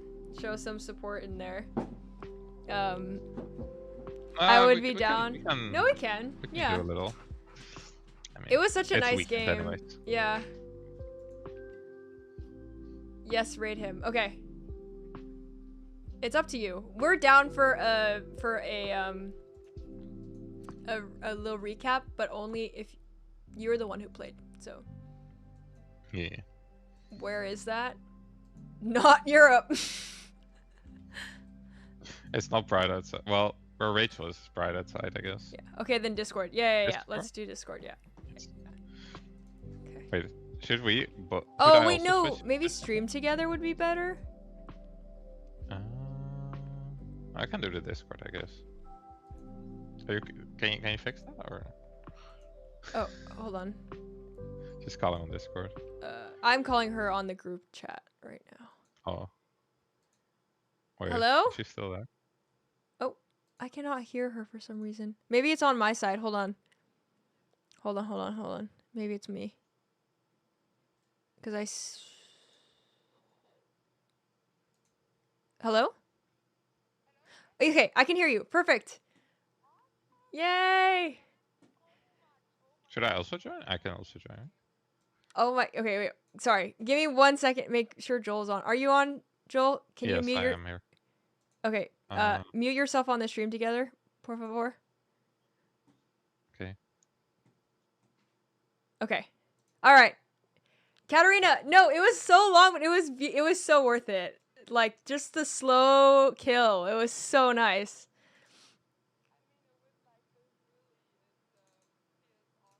Yeah.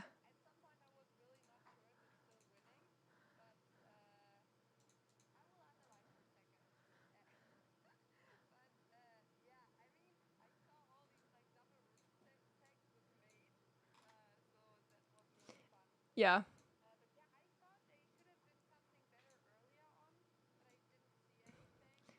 There wasn't. Yeah, we were looking too. We were like, surely there's like a direct blow right now, and there wasn't. Yeah.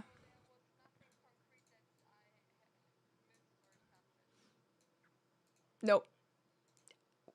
Yeah, after you got that G file open. Wait, let me just double check. For a long time there was nothing. Like once the G file was open, there was nothing. Oh. Oh, wait, could you say something, Katarina? Oh. Okay, now it should work. Now it should work. Sorry. Yeah. They couldn't hear you until now. Perfect.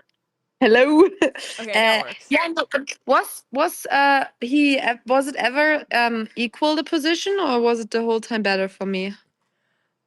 Way earlier on, there was a moment, I think, like when you played like super early, when you played C5 or C5, it was an inaccuracy because after takes and takes, he has the center and it's like a bit hard to play, and here it's around equal. But after that, after bishop c6, actually there was a really nice move, knight b1 after bishop c6, because he can't ever go back because of c6, but nobody's finding that move. It's only a computer find. Yeah, I was not considering that, but Yeah. that makes sense. After this, you're winning the rest of the game. After a4. Wow, interesting. Because I thought like they might have been a draw for him, but wow, that's interesting that it was never drawn. Yeah, I mean, like when he offered for the first time, I was like, fine. But for the second time, I was like, I'm clearly doing something and you're doing nothing. Like if I want to draw, I would also just repeat the move. And after the third time, I was like, no. Yeah. I said out loud. I was like, no. These kids keep offering draws. I want to ask you actually, when you took the bishop on like or knight takes c6, what was your thought process there? Oh, I was a little sad about my knight, but I was like, I need to open the position at some point. So when I took there, then my plan was to play e4 at some point. But I felt like in the game it was never good. So, but yeah, I felt like I have to take on c6 to have something to play for, because as soon as he gets his knight to f5, I thought it's hard for me to play something else, like to find a plan. Okay. That makes sense, because for us, we thought the bishop was like a backwards pawn, essentially. Knight takes c6 is the top engine move. And I was like trying to figure out why it was a top engine move, and then you played it, and I was like, oh my god, I still don't understand. But yeah, it makes sense. I was like, at some point, I need to play e4, and when I play e4, then his bishop on c6 is getting super strong as well. Yeah. So that's why I was like, okay, then I need to take it away. To get rid of it. Makes sense. Yeah. No, it was super nice game. Like I said, it should be in a middle game, like plan positional book. There was one point where I thought super long when I had my bishop on h5, because I knew I need to play h5 and bishop h4, but I didn't know if I want my bishop on g6 or not there. But then I decided to not have it on g6 so that I can still put my rook on the g file. Yeah. And I think maybe if I would have played like bishop g6 and h5 and bishop h4, then I think it might not be winning. Let me check. So you're saying, okay, so instead of bishop f3, bishop g6, yeah? Yes. And then everything is kind of the same. I'm just going to shuffle his moves. It's not as winning. You're right. The rook needs to come to h6. Or sorry, the rook needs to come to g6. Because I think a big weakness of his is this e6 pawn, which is like a lot of what we were looking at. Like if he didn't play king h7 like he did in the game, let me see exactly what it was. Can you see the board at all? I think h7 was a nice find in the end. Because I think everything else was immediately losing. Yeah, because if you just played like rook b7 instead, then you could play bishop f6 and then you win the e6 pawn because your rook is on g6, which wouldn't be true. Yeah, that was my plan. That's why I did like the whole shuffling the queen behind. Because after bishop f6, he has queen f8, and then I can take, and then on e6, and this doesn't work if it's the other way around. Exactly, yeah. Really, really nice, yeah. It's much stronger if the rook's on g6 than the bishop, yeah. Yeah, but then I also felt like really instructive, because I remember Steve, he always tells me like when you triple your pieces or double your pieces, always the strongest piece needs to be like at the back of the, how do you say this, the triple line, whatever, because then the others can take, and in the back you have the strong piece.